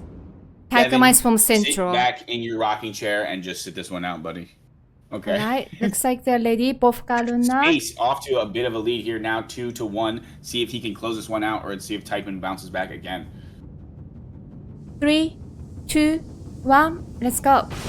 Yeah, Space got the Hell of a match tournament point. so far. Let's see see if if Space can Typin move on can to this group stage. Come back. Yeah, Typin now gonna pop that poison mist, trying to get in there off the rip, but you're gonna see another spin slash gonna be I don't know. successful. You're and right. We're gonna see a lot of spinning on this one. The Falcon Tony. Oh my god, yeah, the Falcon turning was crazy, man. I loved watching that though. That was really funny. They Really, used to really, use him like PhD. VPN though. Oh, Ooh, gonna get hit there. Gonna get the poison off there. Is Typin. Space is gonna lose his shield talisman from the poison. Gonna get hit there by the standing R1 of the Great Katana. Gonna see Typin trying to probably swap here to the Rakshasa during this window of this poison. Maybe not. Gonna see Space running R2ing in and being unsuccessful here. There's the Rakshasa swap. Poison still ticking. Space now actually losing this one by a bit here. Typin taking a bit of a lead here, but he does get the chip from that dagger onto Typin. He does not have those strength mitigations. He is on that dex. Space is just patiently eating this poison, not bolusing it. He has faith in his Godskin Swaddling Claw. Jumping R1 not going to hit. Spin slash is going to be successful onto Typin. Typin is now getting a bit lower here, but he does punish. that bolus. He gets the Rakshasa out. The L2 is coming out now. This is the third time he used it. He now has about a 800 lead onto Space. Trying to get in there again. Not going to be successful with that spin slash. Jumping in. Empty jump from Space Ranger. Space Ranger going to back up and pop a bolus there. Successfully gets away with that lead bolus. Another blue flash from Space Ranger, trying to look for more spin slashes there. Gets a piece of the chip from the Syncadia, gets the running R2 and gets a second hit there. Now he's going to lose that voice shift. He gets the spin in, but it's going to be a trade. Not going to be in his favor. Space is actually going to take more damage there. Running R1 from the one-handed moveset is not going to be successful. Really, really low here is Space. Let's see if he can try to turn this one around for the win in this match point, or if Typin will take this one to a 5th game. Typin commanding the center of the arena. Running R2 is going to be successful from Space Ranger. Gets a piece of him and gets out. Gets a chip from the dagger. Now Space is playing this very calculated. He's like a surgeon there. Spinning slash, though, is going to get rejected by the Rakshasa. Got him down to about one more hit. Gets the axe, and it's going to be a win for Typin. Typin with the win there. And Typin getting his L2s off as well. Gotta show him who's boss for the boys from NA. 2-2.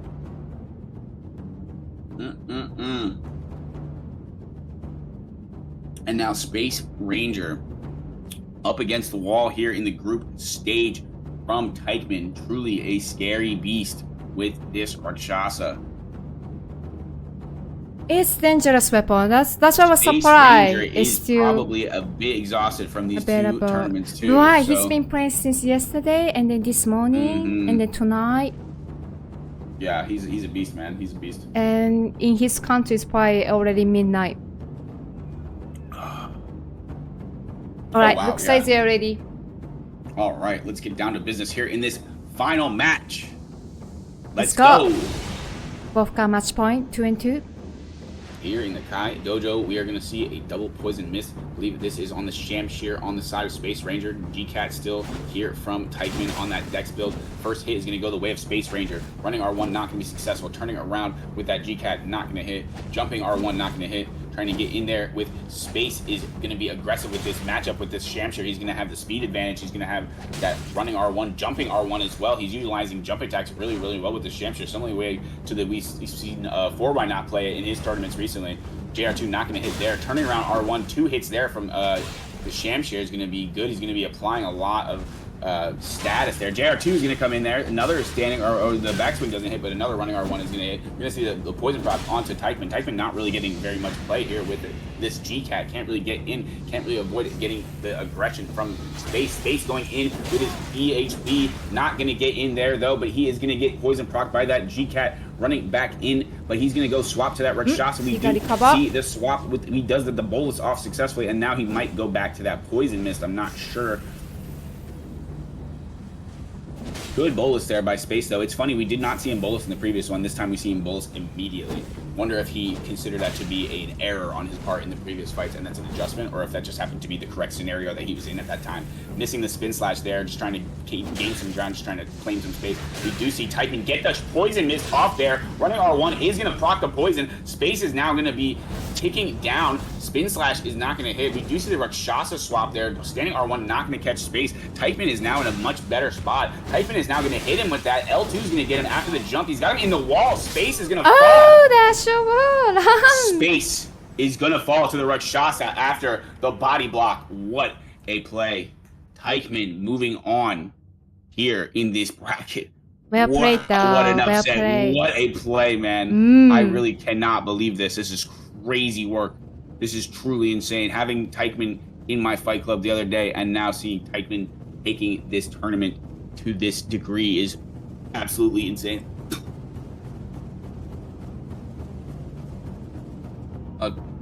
Yeah, I'm gonna have to go to the bathroom real quick. No problem. While we wait for the next people to get in the world. Yeah. What do we have here? So Next Teichmann is is gonna gonna be advance and Tasty Orange.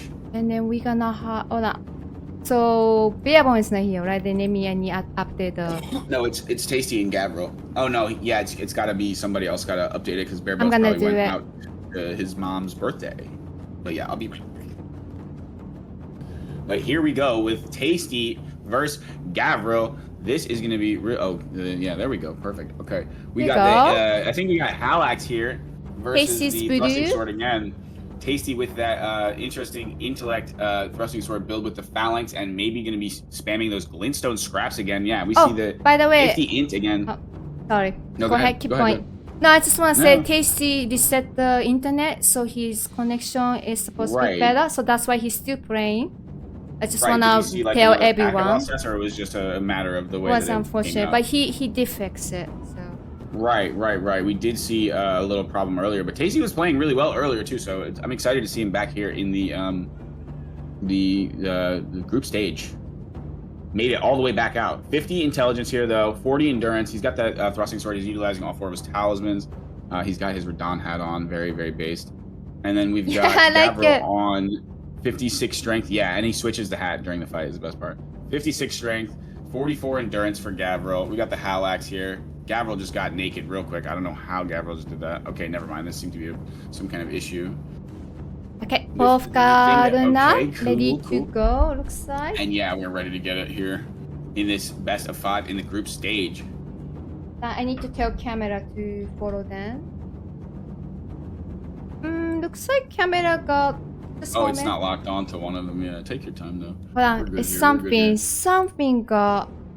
Let It's one me of the look health at bars the you gotta Chi check every engine. year. I need to tell Yeah. maybe the number got changed. Oh, in the lock on in the players in world. It's phase or 1 something? 2 now. Oh, it is 1 2. Okay. Mm-hmm. And you are 3, Owen. No. Actually 1 4. No, 2 4. Wow, it's a complete change. Let me Right, double check right. though. Yeah, it's all good. Yeah, this production stuff is not easy, guys. I tested it out last Before- time when I did my first tournament on PC, and I didn't even get the health bars up. But this stuff still. Alright, with the now does camera. take Yeah, about, but you could tell right away minutes when and they are not following, so you have to tell stuff. camera. Right, yeah, exactly. No, I definitely knew. I'm it glad was, you understand now. Right, Okay, now I'm starting that's to learn. good. But here we go. We're ready to get into this best of 5 here. Best of The tools are 5. ready to get it. 3, Here we go. 2, 1, let's go. how will Tasty fare with the thrusting sword against this Hal Axe? Hal Axe has a not amazing matchup against the thrusting sword because of the rolling attack. We're going to see the phalanx is going to hit Gavril there. Gavril is going to refresh the shield talisman there. He's still got that. Oh, he turns on. It actually turns out to be a positive trade for him after that. He does have that additional int on, but he did get clipped on the way out. So the interaction actually went the way of Gavril. Still has a slight lead though. Tasty does. He's got that. Oh, he almost gets clipped by the Stormcaller. Maybe that's a latency situation. Yeah, the latency is going to be high. You do see a trade into it. He does get a couple of hits off there, and that's actually going to be in benefit of Tasty there. Trying to get back in there is Gavril. Getting the axe off. He does get the match into the Godskin proc, but he gets clipped by the thrusting sword. There we see another Godskin proc. That was Phantom turning around R1 from the rolling attack. That's going to be rough to deal with the Hal Axe. Gets him with the running R2 as well. Really good thrusting sword play by Tasty here. Gets him with a piece of the phalanx. Not able to catch him from that running R2 is not going to hit. Trying to get him with that axe is Gavril, but he's going to be unsuccessful. Tasty playing it safe there. Gets him with a standing R1 for the roll catch. Gets the phalanx off, but doesn't get it off without getting punished. 400 damage. Gets another one off though while he's trying to roll the first one. Gonna drink that blue. The phalanx is going to be wasted. He is going to get one off during the Stormcaller there. Missing with that axe is Gavril. Running R2 is not going to be successful from Tasty. Tasty in a bit of a corner there. He kind of plays his way out of it. Really, really nice play. The rolling attack is not going to hit onto Gavril there, though. This is going to be that high latency match, so it's going to be hard to catch. Does get Gavril there. Gavril is down to 1 HP. One more swing. Does get the phalanx off. Trying to mash into it. Oh, the phalanx is going to get the kill. Phalanx and yeah, and this finishing. is going to be worth. This build is going to be worth. It's going to stop the momentum that Gavril is trying to build here with these phalanxes if he can keep applying them and safely. Especially with this 60 int because of the tier. The tier is still legal on this because this is the old rule set. So this is going to be a really, really strong build. Especially in a world where you can't buff your thrusting sword. This is a very strong build. Shitter ass build. I'm crying. Yeah, Preston's coming from you, that's pretty funny. Coming from you, that's pretty funny, Nestro. Let me update the score. Tasty got 1-0. Is that Radon? Is that Radon? it is Radon. It's the real Radon? Okay, Radon 1, Gavril 0. Alright, both got on that. 3, 2, 1, let's go. That ain't Radon, that's Rodney. Okay, they're sipping their flasks here. He's going to reapply his phalanx. We're going to see the daggers come out. It's not going to be successful at punishing the phalanx from range. Gonna have this corner again. He's been pretty safe here in this corner. Gonna play it out. Gonna see the phalanx interrupt the Stormcaller here. Gonna reapply the phalanx in the corner. Gonna get Stormcaller into the corner. He's trying to reapply. He's trying to restart the phalanx. He's gonna get caught on the way out of there. He did get his phalanx to hit there. Gonna get a backstab out of that. And now Tasty is gonna be a huge lead here. He's gonna go reapply his phalanx, isn't he? Nope, he's just playing it safe. Gavril not going to be able to punish that. He's not going to go in on that at all. Running R2 is going to hit. The phalanx is not going to hit, but still, he does get a sufficient amount of cover from that. Again, getting hit by the phalanx. He's just not playing this. Stormcaller again. He can't do it. Stormcaller is going to waste some time there again, and he's going to get another one up. This is really just going to be masterful use of this and just good. Not. Oh my God, he gets knocked by that. And what a kill by Tasty. Now he's 2-0. Wow. Wow. He plays so confident, huh? Yeah, he knows how to use this phalanx in a way that it stops the enemy's momentum. So if you can use that to continue yours and just like push through their aggression and just knock them down, you're gonna do it to one of you. And you're gonna also just like catch people off guard because this is like right there, like, and then he just turns it around and then gets hit by the whole phalanx and he just oh my God, dude. Let me update the score. That's gross. That's gross. But yeah, it's also just something that people have kind of abandoned. It's kind of like super old meta, and then it's just not been touched for a long time. I've always thought it was between S and A tier. 3, so, 2, 1, let's go. Yeah, Tasty up 2-0. Let's see if Gavril can try to fight back here. Tasty has much we point. We do see the dagger is going to punish the first phalanx. Second phalanx is going to come up. It's going to get punished by running R1. Gavril playing it a lot more aggressively here, trying to get his spacing, trying to force his spacing with his Hal Axe, which is the point of the build. He does get hit by the full phalanx there, but he gets the running R1. Only going to lose that engagement by about 6 HP. Running in with that thrusting sword is not going to be successful. He doesn't get caught by that standing R1. Good job by Tasty there. We're going to see a bit of a trade. Now a lot of damage now coming off of the Gavril from that thrusting sword. He does have a lot of damage from that 60 int. Magic really high scaling. Look at that R1, not going to get it. turning around with that R1 again. Like I said, that is going to be critical to this matchup with this Halax running R2. Not going to be successful there from Tasty. Now, Gavril claiming the center of this arena as he has been. 2 hits there on the back from Gavril. Oh, he takes a lot of damage. Does get the Godskin proc, though, is going to even that out a lot. Another Godskin proc on that side, and now that's going to negate it pretty much. Tasty's Fisher. Yeah. He's done a lot of fishing so far. I mean, we've seen he's been successful even against such the likes of Gavril here. Very, very like mashy ending here. Very close now, both in blue feather range. Oh, you got Running punished. R1 is gonna hit. We do actually see on Gavril's side, we have the Stormcaller Talisman, by the way. Oh, Gavril with the axe smash, and he's gonna claim the fight. By the way, yeah, we have the Beast Head and the Stormcaller Talisman is gonna be, both are gonna be buffing that Stormcaller. Oh, I see. That's dangerous, huh? Yeah, and you've seen a lot of damage from it already. But it's crazy that he's gonna go as far as to dedicate the talisman slot to that. Yeah, I know. Most people give up the Storm Coral, the Storm Talisman. I don't know the name from the That's DSC. wild. Yeah, that is really crazy. All right, well now we have 2-1 here. Gavril has mounted an offense against this Tasty thrusting sword with the Hal Axe. Was very aggressive, trying to punish the phalanxes. Can he do it again? 3, 2, 1, let's go. And drinking their flasks. We're gonna see the phalanx applied. We're gonna see a harpoon is not gonna be successful at punishing from range, even though cosmetically it is stuck on his dome as Radon. A lot of consumables, a lot of projectiles. We've got these glintstone scraps are going to be chipping down Gavril out of his shield talisman. Gavril is not going to be taking a lot of damage here. Taking 1,000 damage here. Gavril, it might be a little bit tilted from getting hit with all that. We're going to see the shield talisman reset from Tasty. Getting a good strafe off, turning it around, getting a hit onto Gavril. He's going to win that engagement even through the Lionel because he's got that magical damage. He's got that 60 hit with that plus 10 tier. Now he's been unable to reapply his phalanx. He knows that Halax is looming. Does get hit there. Running R2 not going to be successful. Again, he's going to roll it. Gavril running R1 is going to hit. Doing a lot of damage with this physical build onto this no protections mage build.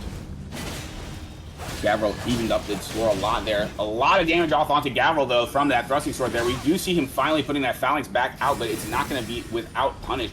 Gets another one off there, a second one. Running R2 is going to be successful. We got him in that corner there. Gavril's going to apply his blue shield talisman, blue feather talisman, excuse me. Looking for the axe. He's not going to get it. He's got the middle of the arena now. Tasty, at the first time of this set, is now in the center. Looking for that R1, not going to get it. Running R2 is not going to be successful either. He's now playing it very aggressively on this thrusting sword, knowing he's got that lead. He's got about 1,000, he's got about 600. He's trying to get that Godskin proc. Turnaround, gets 2 hits. He does get hit for about 450, so not a successful engagement, but he does get his blue feather up now. Gavril is 1 hit. He does still have a bit of a lead here. He's got him down to about 52 HP. He gets him with one of the daggers 6 HP for Gavril. He's 6, yeah, turning around with the R1, and he gets him. Tasty is going to move on. Tasty's going to move on. Well played for both players. Wow, incredible set, man.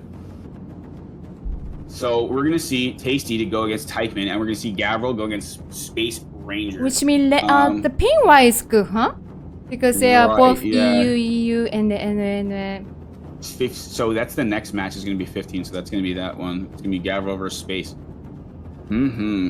Thanks for the update. I appreciate the And the winner of that will go against, against Teichmann, I guess. Tasty will go against Teichmann then?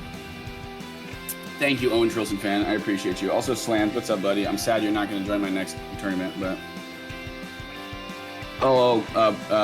Kai, cancel it. 3-1. Okay. But I didn't know you were here, so... Thank you so much. Dude, this is cool, though. This is, like, the reason I played... Somehow I thought you left because you didn't join the VC. Yeah, he's with his dogs. But he's doing it on his phone.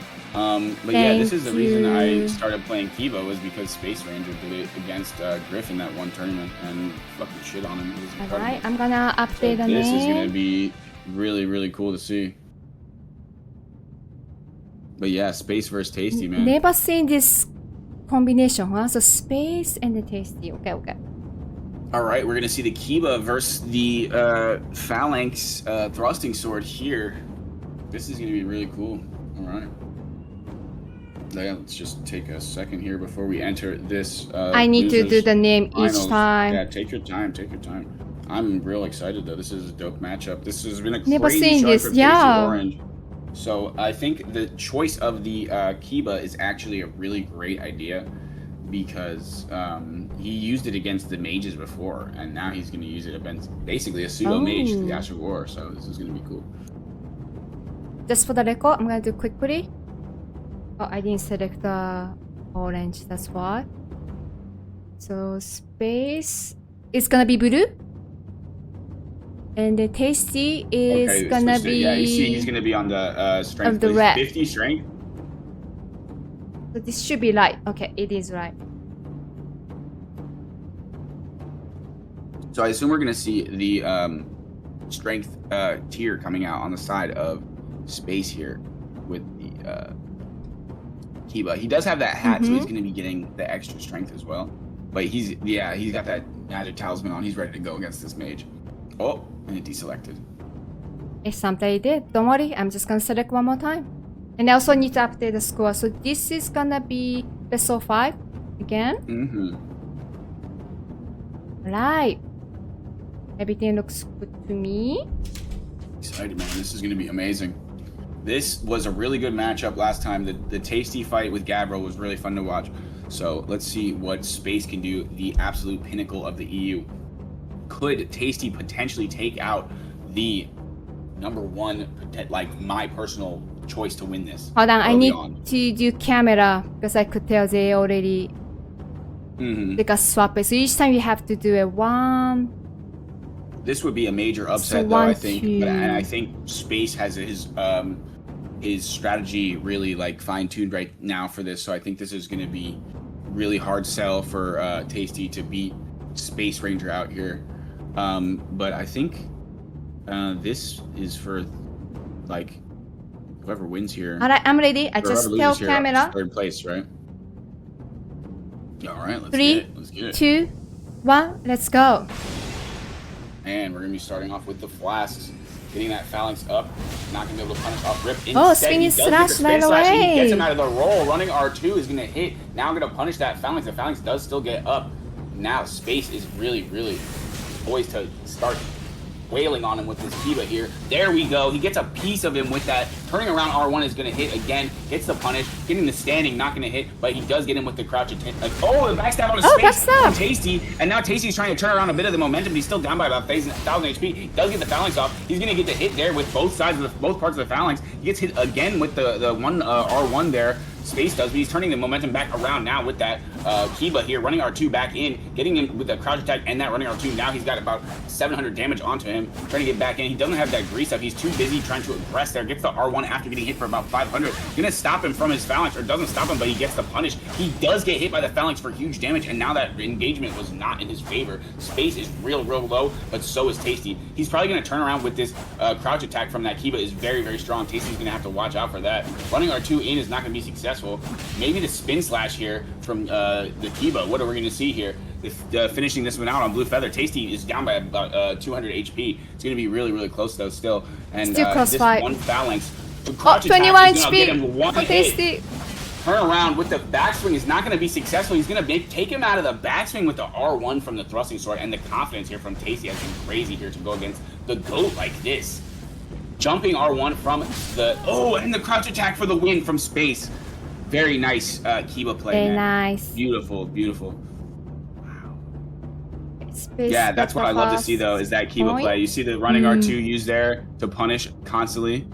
Really nice job from Spaceman. Just goated. And Tasty making a huge case for himself there. Even standing on business at 21 HP. Wow. Yeah, well, I mean, it's tough to swap your talismans when you've got the pressure from the phalanx. The phalanx specifically makes it tough because every moment you waste, you are setting them up. But yeah, here we go in this second round between Space and Tasty. 3, 2, 1, let's go. All right, we're be sipping on those flasks. Popping that phalanx successfully without getting punished that time. Jumping R1 is going to hit, and we're not going to see the phalanx hit. So Space off to a good start. Crouching R1, turning around, or rather the rolling attack, does get a hit off onto Space, but he's going to reapply those talismans. Tasty not going to be able to do that now. Trying to get in there with that thrusting sword. Going to get Space with the roll catch, but he does get caught by a standing R1. It's still going to be in favor of Space here. I mean, it's in favor of Tasty here, and maybe gonna get a Godskin proc soon. Maybe, actually, he doesn't have his Godskin talisman on. That's why he hasn't got one already. I was confused. Crouch R1 does hit him Wow, Crouch from R1. space. Looking for the spin slash. He finally gets it in there. There we go. He's not gonna have enough poise to survive that spin. There we go. A lot of damage there from Tasty, though. He's turning it back around. It's really, really close still.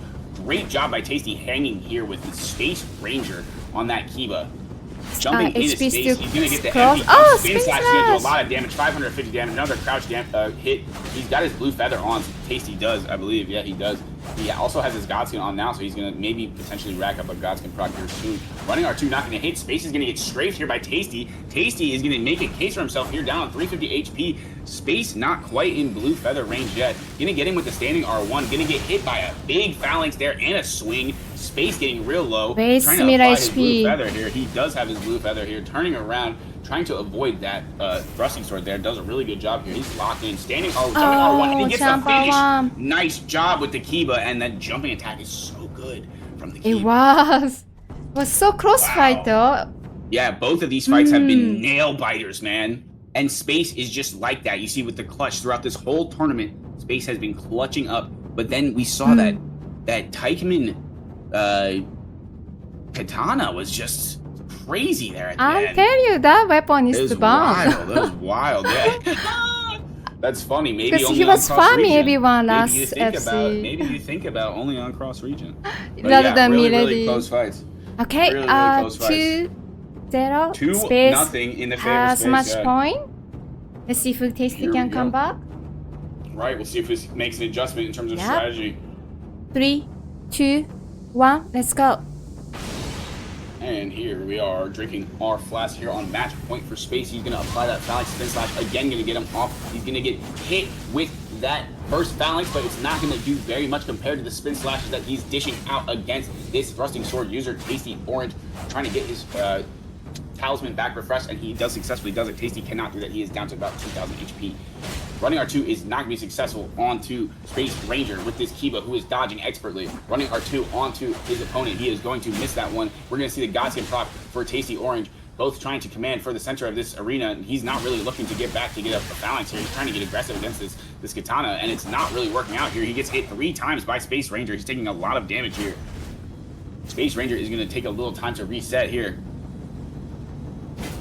Trying to get in there with that thrusting sword. He does get punished for that jump attack, which is not really the way that most people will play that thrusting sword, but he has actually been using it to some effect so far throughout the tournament. He does get hit by Space Ranger a lot there with that R2. That thing is going to do a lot of damage to that Grease Katana. Hits him again. Gets a Godskin proc. Space is now at a commanding lead here. Running R2 into the corner. Getting the spin slash out of the corner. Gets a spin lot of slash off, and the finish. And that is it for Tasty Orange.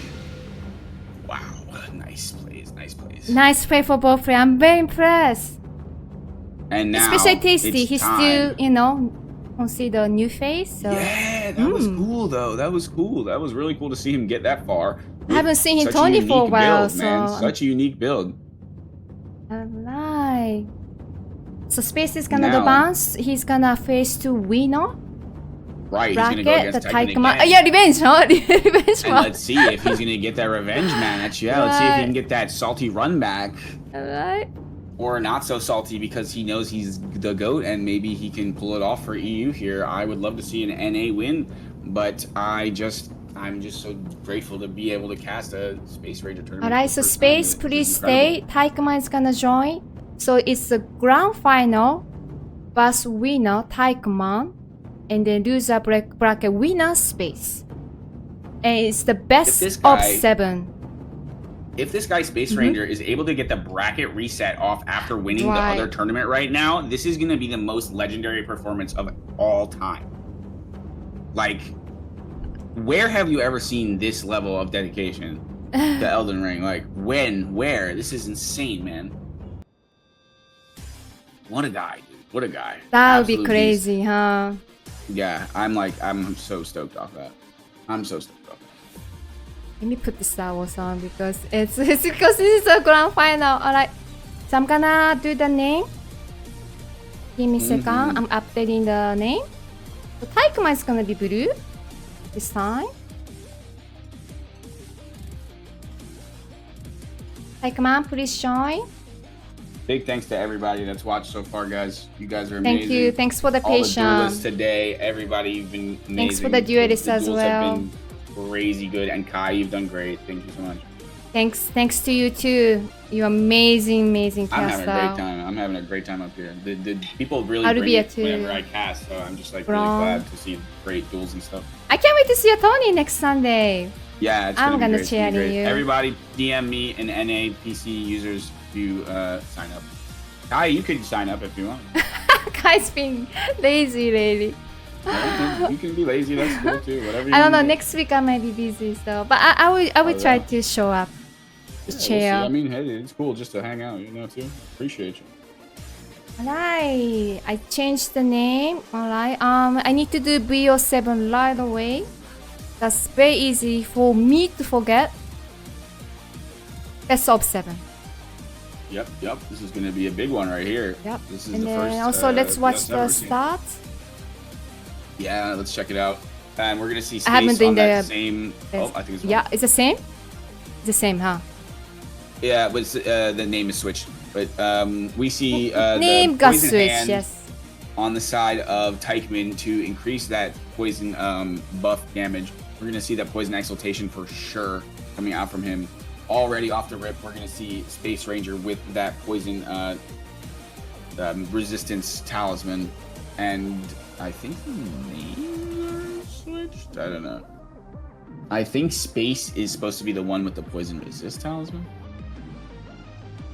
Let me change the camera. It feels like it got changed again. So, 1 and 2. Oh no, camera is good. Teichmann is not the blue guy though.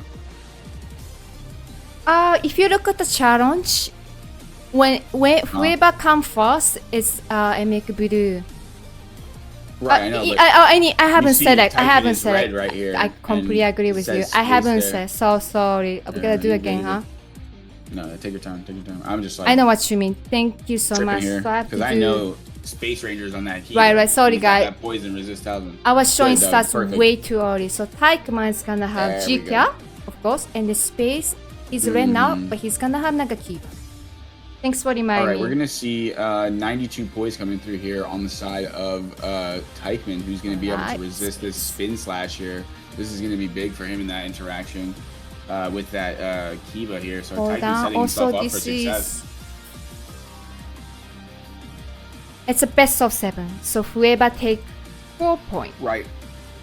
And if Space can pull this off, Yeah. then he will have to reset the bracket, Brackets. and it'll be a best of 5. Best of 5. Yes. Thanks for Right. confirming. All right. Yeah, so far it's been an amazing tournament in this Kai Dojo EUNA, cross region showdown. so And much. it's been incredible to see the cross region fights so far have been great. So let's see what Teichmann and Space brings again in this revenge matchup here. Also amazing caster. 3, Thank you. 2, 1. Let's go. And we are off to the start of this matchup. We got the Poison Mist coming through again. We do see the Poison Grease on the side of Space Ranger now, and he's going to be able to play that a little bit more, with a little more agility from that Katana than from the Great Katana. He does get a bit off from that Spin Slap, getting that build-up already from that Poison. He's able to easily reaction roll that standing R1 and outspaces the running R1 in order to punish it with the crouch R1, but he does get hit on the way out. Gonna be able to, and he gets poison proc. He's not gonna be able to keep his shield talismans up. Trying to re-grease his sword there, re-grease his katana. He gets out there. He does have a major health lead here. He does also get the poison proc off onto Teichmann. Teichmann is now dwindling down. He is very low, and it seems that this katana matchup is very, very good. Actually, this is something that I have noticed is that 2H katana versus GCAT is just really, really strong. It's just much quicker, and it does very similar damage, so it's kind of just like, why would you use that one? If you know how to use Kiba properly, you can really use it in a similar way. We do see that's the so that's major so comeback here. I think that made the lead proc running on 2, not going to get him, and that's the one thing that the Kiba doesn't have is that weed cutter. Now, weed cutter is making a huge difference here. We're seeing that the poison is ticking down on Space here still. Jumping R2 from that Kiba is a super strong tool on that. He got punished. Oh, he got him out of the bolus. And Yeah, he Teichmann did. gets the. Oh my god. Teichmann gets the kill. Titan gets the kill, dude. Holy shit. The Asher was too strong. I'm telling you. Wow, dude. He got the bleed proc too. Yeah. That was crazy. And it's specifically really strong on this map because the way that you can utilize the corners. Right. Like the fact that he It's punished him effective. just goes to show you how far away and how quickly you can punish with this great Right. katana. It just It's makes so it late. so strong. It's ridiculous. Like, it's so easy to use, you know, it's so, like, it's really actually relevant, I think. So, some other map is bigger, so you could treat, right? Right, It's and tough. you can, But you here's can get tough. away, you can get away. It's Yep. really good, yeah. I didn't know this. Okay, but I update the I scores. do love this map, though. But yeah, that's 1-0 Teichmann in this best of 7. Let's see if Space can strike back. Let's see if he's going to continue to use that Kiba or if he's going to switch off. And we're going to see probably more Rakshasa and Great Katana. Let's from Teichmann. go. We're going to drink up here. There goes the poison. Poison on the side of Space as well. He played it really, really well until he had that one bad interaction with the Rakshasa Asher War. See if he can just play it clean again. Gets the jumping R2 off onto Teichmann for the start of this fight. Going to get hit by that Great Katana, though, not doing very much damage there.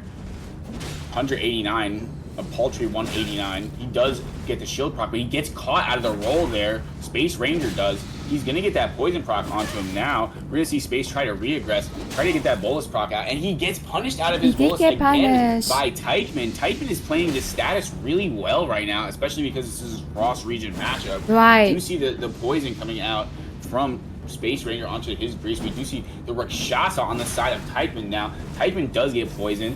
Gonna probably try to bolus there.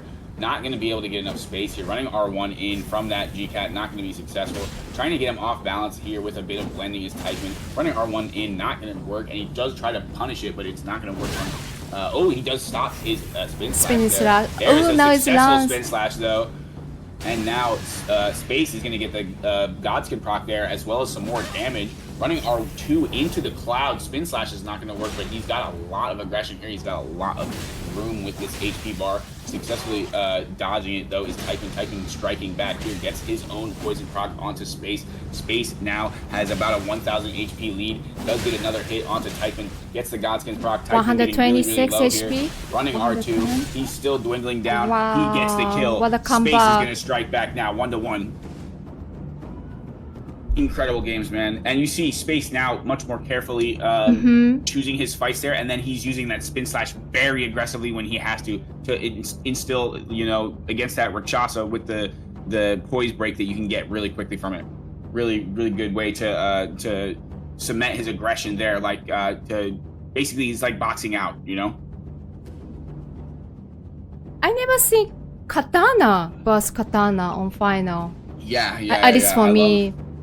I love this Space Ranger gameplay from this Katana, man. I'm really, really stoked that Space decided to pull this out He's today really good because for this is, like, Nagakiba, yeah. my favorite weapon in the game, and also he's just the guy that made me want to play it. So I'm just like, wow, this is for me. Thank you. Here we go. All right. 1-1. 3, 2, 1. Let's go. All right. So We're gonna this is see the EU blast bus off. anyway. That was unexpected, but I'm glad. Yeah, it explains a lot of the poison here, but it looks like it could be an all NA final if Space can't close this out here. If we see some kind of Rakshasa madness, he could win this. Running R1 is going to hit onto Space there, but Teichmann is already at a bit of a disadvantage here from this Kiba hitting. Going to see that. Ooh, another hit there from Teichmann there to stop the shield spinning top. But slash due to the now. spin slash, he's going to be building up that poison onto Space. Space just got poisoned. Maybe Teichmann gets poisoned at the same time. Poison being one of those statuses that goes up really, really quickly. It's pretty much inevitable. Running R2 from Space is successful. We do see Teichmann getting a hit in edgewise, but it seems Space has jumped out to a significant lead. He's going to try to spin slash poison. He's going to try to spin slash punish. Excuse me. It's not going to be successful there. Not maybe close to getting a Godskin proc. Crouching R1 is going to hit there. Jumping R1 not timed properly there. Running R2 not going to hit Teichmann. Teichmann able to successfully dodge it. See Space Ranger going all over the place now. Running R2, nice. Gets him with just the very edge of it. Gets him with the standing R1. And now Space Ranger has taken a commanding 2-1 lead. That was an absolute performance by Space Ranger. Ahead by 1800 HP in the end. Yeah, and you see now he's refined his playstyle against this G-Cat with that Katana. And now from losing in that best of 3, he's now come this far. Crazy. Very crazy. Yeah, man, that's the GOAT right there. Insane. But yeah, he's still gonna have to win not only this next two, he's still gonna have to win that best of 5 after with the bracket Loser reset. bracket, yeah. But this is not best of 9. That would be too long, you know. No, that'd be crazy. I mean, that's consider absurd, in my the opinion. time difference. Because, and then also consider the health bar size. True. 3, All right. 2, 1, let's go. Space Ranger is now up 2-1 in this best of 7 series. First to 4, getting that poison cloud off is Typing on his Great Katana. We've got Space Ranger commanding the center of the arena with that poison grease on his two-handed Nagakiba. Jumping R1, not going to be successful, not going to be punished by Typing there. Running away with that interesting strafe is Space Ranger. Gets the hit off for the first hit onto Typing. 2 hits now onto Typing with that running R2. He's not going to be able to reproc his shield talisman. After that, he gets his bolus off successfully. Space does, and I believe both bolus there. Now, trying to aggress his Typing, not going to be successful. He's going to be tiptoeing around in the center of that arena very, very nicely with that spacing and that playing the edge of the, the zone against Typing there. Space is. You can see that really, really nicely clean play. We do see the space get hit by the poison. He's trying to get the bolus off. He does get punished by that again. And now he's going to get more status off. Spin Slash is going to turn around for Space Ranger. Now he's going to re-grease his katana and try to go back in. He probably has some buildup on him right now, but he's just going to try to grease as what he usually does to do. Nice dodging. Aggress, not a grease. He does get 1 hit off him. He does appear to have enough poisoned onto Space Ranger now. He's up by HP about 800 damage, though. He gets the Godskin proc, and that's going to pay back a lot of the poison damage that he's taking here. Trying to get that crouching R1 is successful. Running R2 in, he gets another hit. Space Ranger is dominant now with this katana. Wow, absolutely nasty damage there. You see, he just hit him like 4 times in a row. Just bam, bam, bam. Crazy, dude. Look at it right here. Kiba is scary. He's a savage out here. Yeah, he's a savage, dude. Yeah, and this guy is playing it the best of anyone in the world. And look, he's just deftly dodging everything here, just taking the poison damage because he knows he can just continue to aggress. Nothing that his opponent could do. Running R2 back in, gets another hit there, Insane. Look, he's a savage, man. He's still swinging at the end. He wants blood. He's not done, man. This is his second tournament. He's looking for his second tournament win. He's a dog, man. This guy's a beast, man. I love this guy. 3. Okay. 3-1 now. Space against Teichmann. NA versus EU. Match point for Space. Let's see if Teichmann can come back. Well, we're gonna see the bracket reset. Let's see. Let's go. We're drinking our flask here. Match point potentially for this bracket reset potential here angle for Space Ranger. Trying to get in there is Teichmann. He's just going to start off with that Rakshasa. He's not going for the poison anymore. It doesn't seem. Right. Trying to get right in there with that poke is not successful. We're going to see some poison buildup already onto Teichmann. And now Teichmann has probably, he doesn't have his poison talisman on actually, I don't think. Ooh. Trying to roll in. A bit of a panic roll there from Teichmann. Trying to position carefully. And Space Ranger doesn't take take advantage of it. Yeah, Space playing pretty carefully here. Trying to get that Gotcha one. He's not going to be able to get the punish there. Pretty quick roll out from Teichmann though. Running R2 not going to hit. They're going to be trying to get each other off with those feints. Trying to get somebody in there. And then Teichmann finally gets the hit there onto Space Ranger for the first hit. Again, hitting Space, this time for a lot of damage there. That Rakshasa is doing so much more than that G-Cat. Turning around, spin slash from Space Ranger. He's going to poise the third hit of it. Turning around with that crouching attack. He gets the Godskin Swallowing proc. He's probably going to be building up some more of that poison onto Teichmann. Teichmann does not have that. He has the poison exaltation proc though, so when he gets poisoned, he will gain more AR here. He does not have his. He's switching to his poison hand, I believe. Now he's going to pull out his G-Cat. He's going to bolus there, and in the cover of the poison mist is always a good idea. He's got his axe in the other hand. I'm not sure if he's going to handy back to two-handed mode. He's going to get spin slash there. He only gets clipped by a little bit from 96 again. Turning around his Space, getting a hit off onto him. Now this is going to be a bit of a tough matchup right now, but he's playing it really, really well. Space is not flustered at all. Looking for the backstab. Jumping over his standing over one hit is Space Ranger. What a show. This man is an absolute I wasn't animal out expected. there. That was so nice. That was like the reaction timing of it was so nice. Trying to turn around R1 is not going to be successful. He's up by about 600 damage here. There's going to be the poison proc there. He does get hit for 400. Jumping R1 from Typhon is going to, oh my god, and now Space has him down real low. He's looking to finish him off here in this match point. Spinning Slash is going to get a chip of him, but he does have that poison. He does successfully roll that poison miss there. Is he going to go for the bolus? He does go for the bolus. Is Typhon going to go for his bolus? He's not. He's going to go for his blue feather. Looking for the crouching attack. Is Space looking to close this out? Is Space trying to get another hit there with that katana, with the crouching attack, with another one, and the finish? Good job. 4-1. What a Space will take finish this for bracket. Space.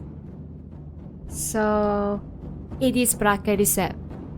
Yeah, Correct? and now this best of 5 is the chance for Space to take this tournament home.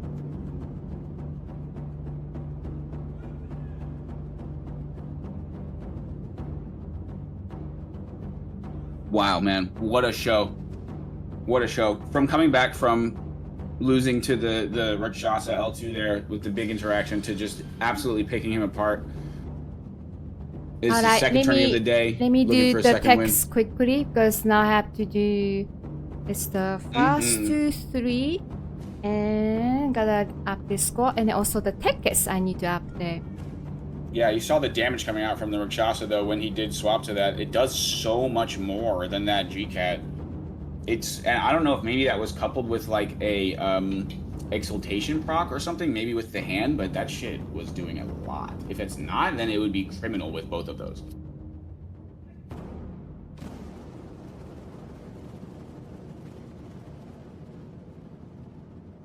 Alright, so I didn't have text, but this is winner.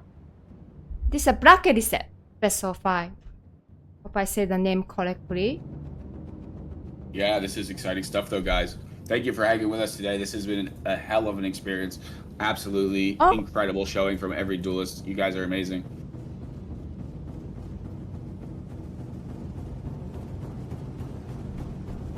And here we are with Typhon and Space. What do we got here? Is this going to be the Poison Claw? Hold on. Let's watch that quickly. Oh! It is Poison Claw. Wow, okay. What a change. Okay.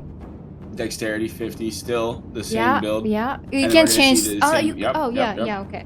I mean, he could maybe could change between because sets anyway, he does, but anyway, he doesn't need He to do that didn't. because Okay. this is the same dex build. We He's might confident see, for that. Once he gets the poison for that, we might see the Rakshasa come back up. Okay. You guys ready? I'm ready. The bracket Here reset. we go. Bracket reset in the favor of Space Ranger. Here is his chance to take the tournament home. Let's go. Still on that Kiba is Space Ranger. Now on the Poison Claws is Typhon. He is going to try to go in here. Standing R1 is probably going to build up some poison here, but he's going to turn around, crouch R1 twice onto Typhon. Space jumping onto an early lead here. Trying to be aggressive with that super long range on that Kiba. He's going to have a major range advantage. That crouching attack is going to be really, really difficult for him to deal with that claws. It's going to be running R2 successfully there. He's going to get him poisoned real quick here with the grease on him. He's gonna be greasing his claws there as well. Running R2's not gonna hit. Typhon trying to punish, not successful. Space really, really clean with this play so far. Jumping around the box there, trying to get the R2, not gonna get him, but he does get the poison off onto Typhon and a little bit of damage. Space is able to reproc his shield talisman. He is playing it lights out right now. Typhon trying to get inside there. He's maybe trying to get a crouch attack, but he does not get it. Now he gets hit again. He gets hit again by Space Ranger. Looking for the R1, but he doesn't get it. He gets the crouch attack or the rolling attack. Typhon is successfully getting a little bit of damage there. He did get his God Skin off. He is poisoned right now, so he's taking him down, so that did offset a little bit of it. Crouch attack is not going to hit. Again, rolling a lot. Now Typhon is getting a little bit more used to Space Ranger with the backstab. Gets him rolling in, getting the spin slash on the wake up, gets a piece of him, but he does have that. He's still poisoned now. His health is ticking down, and just when I thought he had Space figured out, nope, Space hit him with something different. Wow. First game is going to go to Space in the huge favor. 2,000 HP difference. These claws are not... Wow, look at that backstab. Clean. And yeah, punishes that roll in perfectly. Spin slash is a good wake up here, but we do see Typhon with all that poise, so it's not really as effective here. Gonna see really, really lights out gameplay though from Space. Absolute beast with this Kiba. Maybe probably the best ever. Oh, both at the Insane, man. grace. And yeah, we're having a little powwow here. It's good to list the grace too, Uh-oh. so you can update the grace. Oh, I thought he was running off the edge. Okay, he's coming back to the arena now. With a thrusting sword, I believe. Yep, and there it is from Typeman. He's got a thrusting sword. Oh, trusting so. Oh yeah, he was practicing at the FC. This is interesting though. He's going to be on the Dex thrusting sword now. Maybe a bit of a sandbag. I'm not sure. I was surprised he gave up the katana, but maybe this is the way to go. Something you have to trust the players. We'll you know. Yeah. I mean, hey, if he can show me something here, I'll be absolutely pleased for the sake of NA. Let's see if Space can close it out or if Tykeman can get some momentum here. 3, 2, 1, let's go. Sorry. Wrong input. Okay. Let's go. All right, we're gonna be drinking our flask here. Going to be, who's that?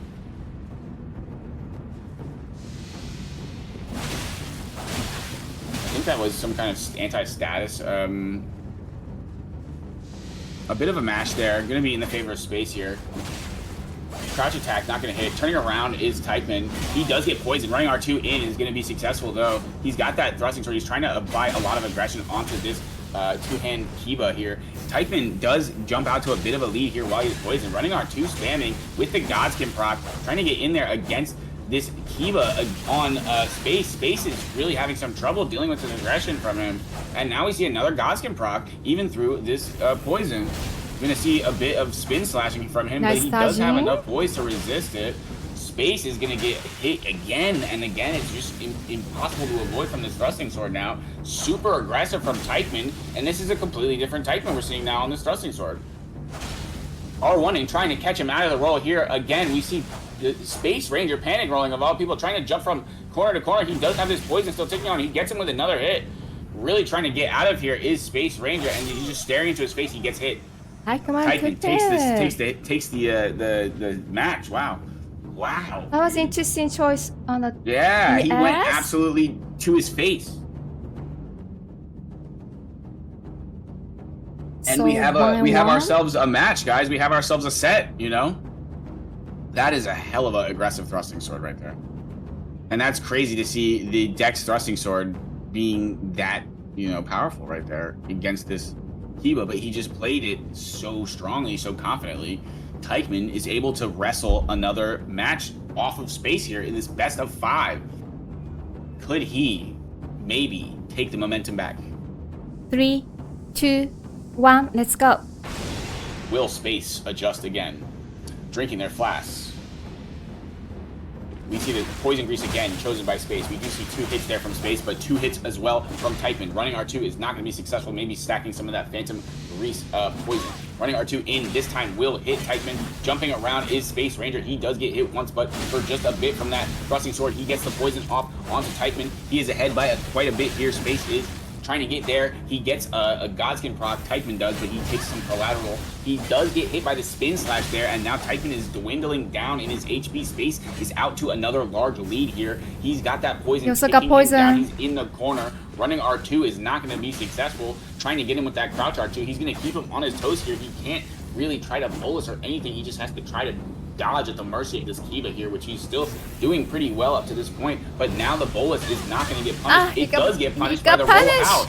Yeah, by the spin slash roll out because he's patient like that. Really nice job. And he gets the finish on him. Wow. Space now 2-1 in this series, and he has adapted in return. Whew, man. I know, Fu, right? Fu. This guy's a beast. I know. This guy's a beast. And this is second Tony today. No, what a guy, man. I really can't believe that. This is absolutely legendary performance by him. Just further cementing his place as the GOAT, pretty much. Right, let me update the score. It's the 2-1. Possibly, no, it's a match point for Space. Yeah, this is potentially match point on the bracket reset for Space here in the Kai Dojo, the EUNA cross-region tournament. Thank you guys for having us. Thank you everybody for watching. Thank you all the duelists. Thank Let's you everyone. Get down to business here. Arigato. Match point. All right. Space versus Tykeman. 3, 2, 1, let's go. Let's see if Tykeman can come back. We still don't know. trying to get in there off the rip with that Oh, poison. start with He's gonna be spin punishing slash. off the rip. He does get a piece of him. First hit is going to go, 2 hits. Now they're mashing into each other a bit. Space will take it. He gets a bit of damage off already, and he's got that poison stacking, so he's up by probably 700 HP here. Gets another standing R1, 2 of them, but he does get answered a bit. He gets the poison bolus off, running R2, not going to be successful. He's got him in that corner, spin slash. He does get the God Skin proc, but he gets just a little tiny bit of damage again from that, because we've seen that Bulgo is doing work for Teichmann. Running R2 is not going to hit from Space Ranger. Jumping R1, delayed, but not going to get him. Gets 2 hits onto Space. Teichmann does with the thrusting sword. Running R2, he spaced it properly there. Gets the roll out that time because he was pushing the aggression. Getting back in with his thrusting sword is not going to be successful. Space claiming the center of the arena. Going to get hit there on the roll out. Is Space getting a couple of hits in successfully? There is Teichmann, but he's dwindling down here. He's really, really low. Teichmann could be done here in this arena. This could be the end for Teichmann's run. 63 HP, 55 So low HP. He's dwindling from that poison. This is it. Space just has to hold on. Now. Oh, the poison! Teichmann falls. Space wins. Wow. GG. What a performance, man. GG what a to performance, guys. both. Holy. What a performance for Holy crap. Space. Thank Also you Teichmann. guys. He also Thank came you to guys for second all place. you duelists for just bringing your A game today. That was crazy. Crazy, crazy, crazy. Amazing. Yeah, shout out to my NA boys. We did really, really good. I didn't even expect it to go this well for NA, so. Shout out to Teichmann, man. You really, Tasty as Teichmann, well. you really killed it, brother. You really did an amazing job. I'm really proud of you, bro. Space, bro. What a performance. Just exactly what we expected from, you know, the GOAT himself. Thank you guys, everybody who watched. Space, congratulations. Also Teichmann, GG. You got the second place. What a fight, man. Thank you for having me, Kai. Thanks for amazing cast. Thank you so much. It was really fun. Alright. And now that it's done, I'll tell you guys I had about 2 hours to sleep. Oh really? I didn't know that. I usually invite that was good. player for interview, but I don't think Space will do voice chat. So Amira, would you like to join? What Teichmann? Let's see. We just do quick. Yeah, you guys are great. That was incredible. Though. What a showing from all you guys. Holy shit. Second victory for Space. He had 2 Tony. That was amazing performance. Yeah, the double tourney in one day is goated.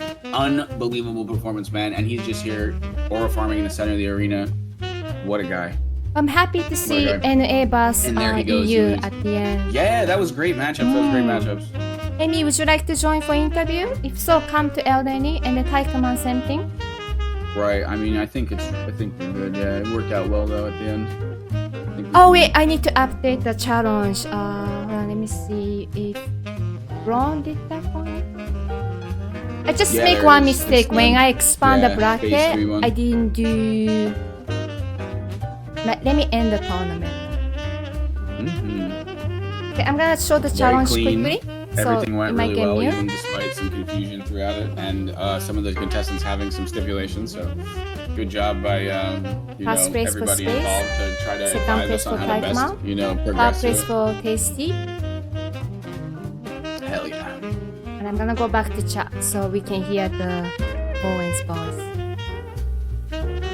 Yeah, that was great though. I'm just glad to have seen that Heba gameplay. That really was the highlight of it for me. But everybody that used interesting stuff today, you guys actually were super effective with that, and your playstyles really shine today. So that I appreciate. Thanks everyone. Oh, I guess no interview this time. No, so I'm gonna show to the I'm sure everyone's tired. Then let me show to the credit quickly. Yeah, everybody involved has been incredible, man. Your voice is alright. No, it's not. I don't know, Oh yeah, you're right. Okay. Yeah. So credit Kai Dojo. We could raid too. Is Slans or Steel? Tony, Brown Omi was in the tournament. We could put him in. And Bearbone. Oh yeah, Barebone's goated. Main illustration by Gura. Losers bracket, man. Thank you so much. Art direction overlay design by Kai. And then LOBS advisor technical support by Orc. A special thanks to Amy, Axie, Denmark Crew, Anti-Mace Association, Elden Ring PvP, crown on those universe. And YY Soul's body, she's always support my Tony, Arubia. goated. So yours, K2, they helping testing my Tony stream, including Tasty and Taikman and for White Now 4. Also, Mantis helped me to get the form for the Star Wars, so Kai Dojo. Thank you so much. Goated. Everybody from Anti-Mage is amazing. Thank you guys. And big love to the ERPVP people. And as thank you, Gigi, bro. That was amazing user bracket streaming. well. Yes. Also, Always Arubia. a credit to the community, even when you have the browser over the Thank you, entire Amy. fight. Thank you, Arubia. Later, Omi. Yeah. Unless Arubia is gonna streaming. Or are you streaming? No, Owen, you're gonna take break, right? I gotta go do stuff. So, Gigi, Got my well homie's played. birthday. So But good yeah, to see Omi's you. live. You should rate Omi, HDS. in my opinion. Or Slam. Yeah, I like Omi. Son, he dodged my He Tony. did dodge. What a jerk. Yeah, go Boo. Omi. Get Omi. Alright. No, great job, everybody. And Omi played great too, so let's send it over to the homie. Omi Show did him some good, love. huh? Yeah. Yeah, show him some love, y'all. Show him some love. Thank you guys, everybody. Amazing Thank job. you so much.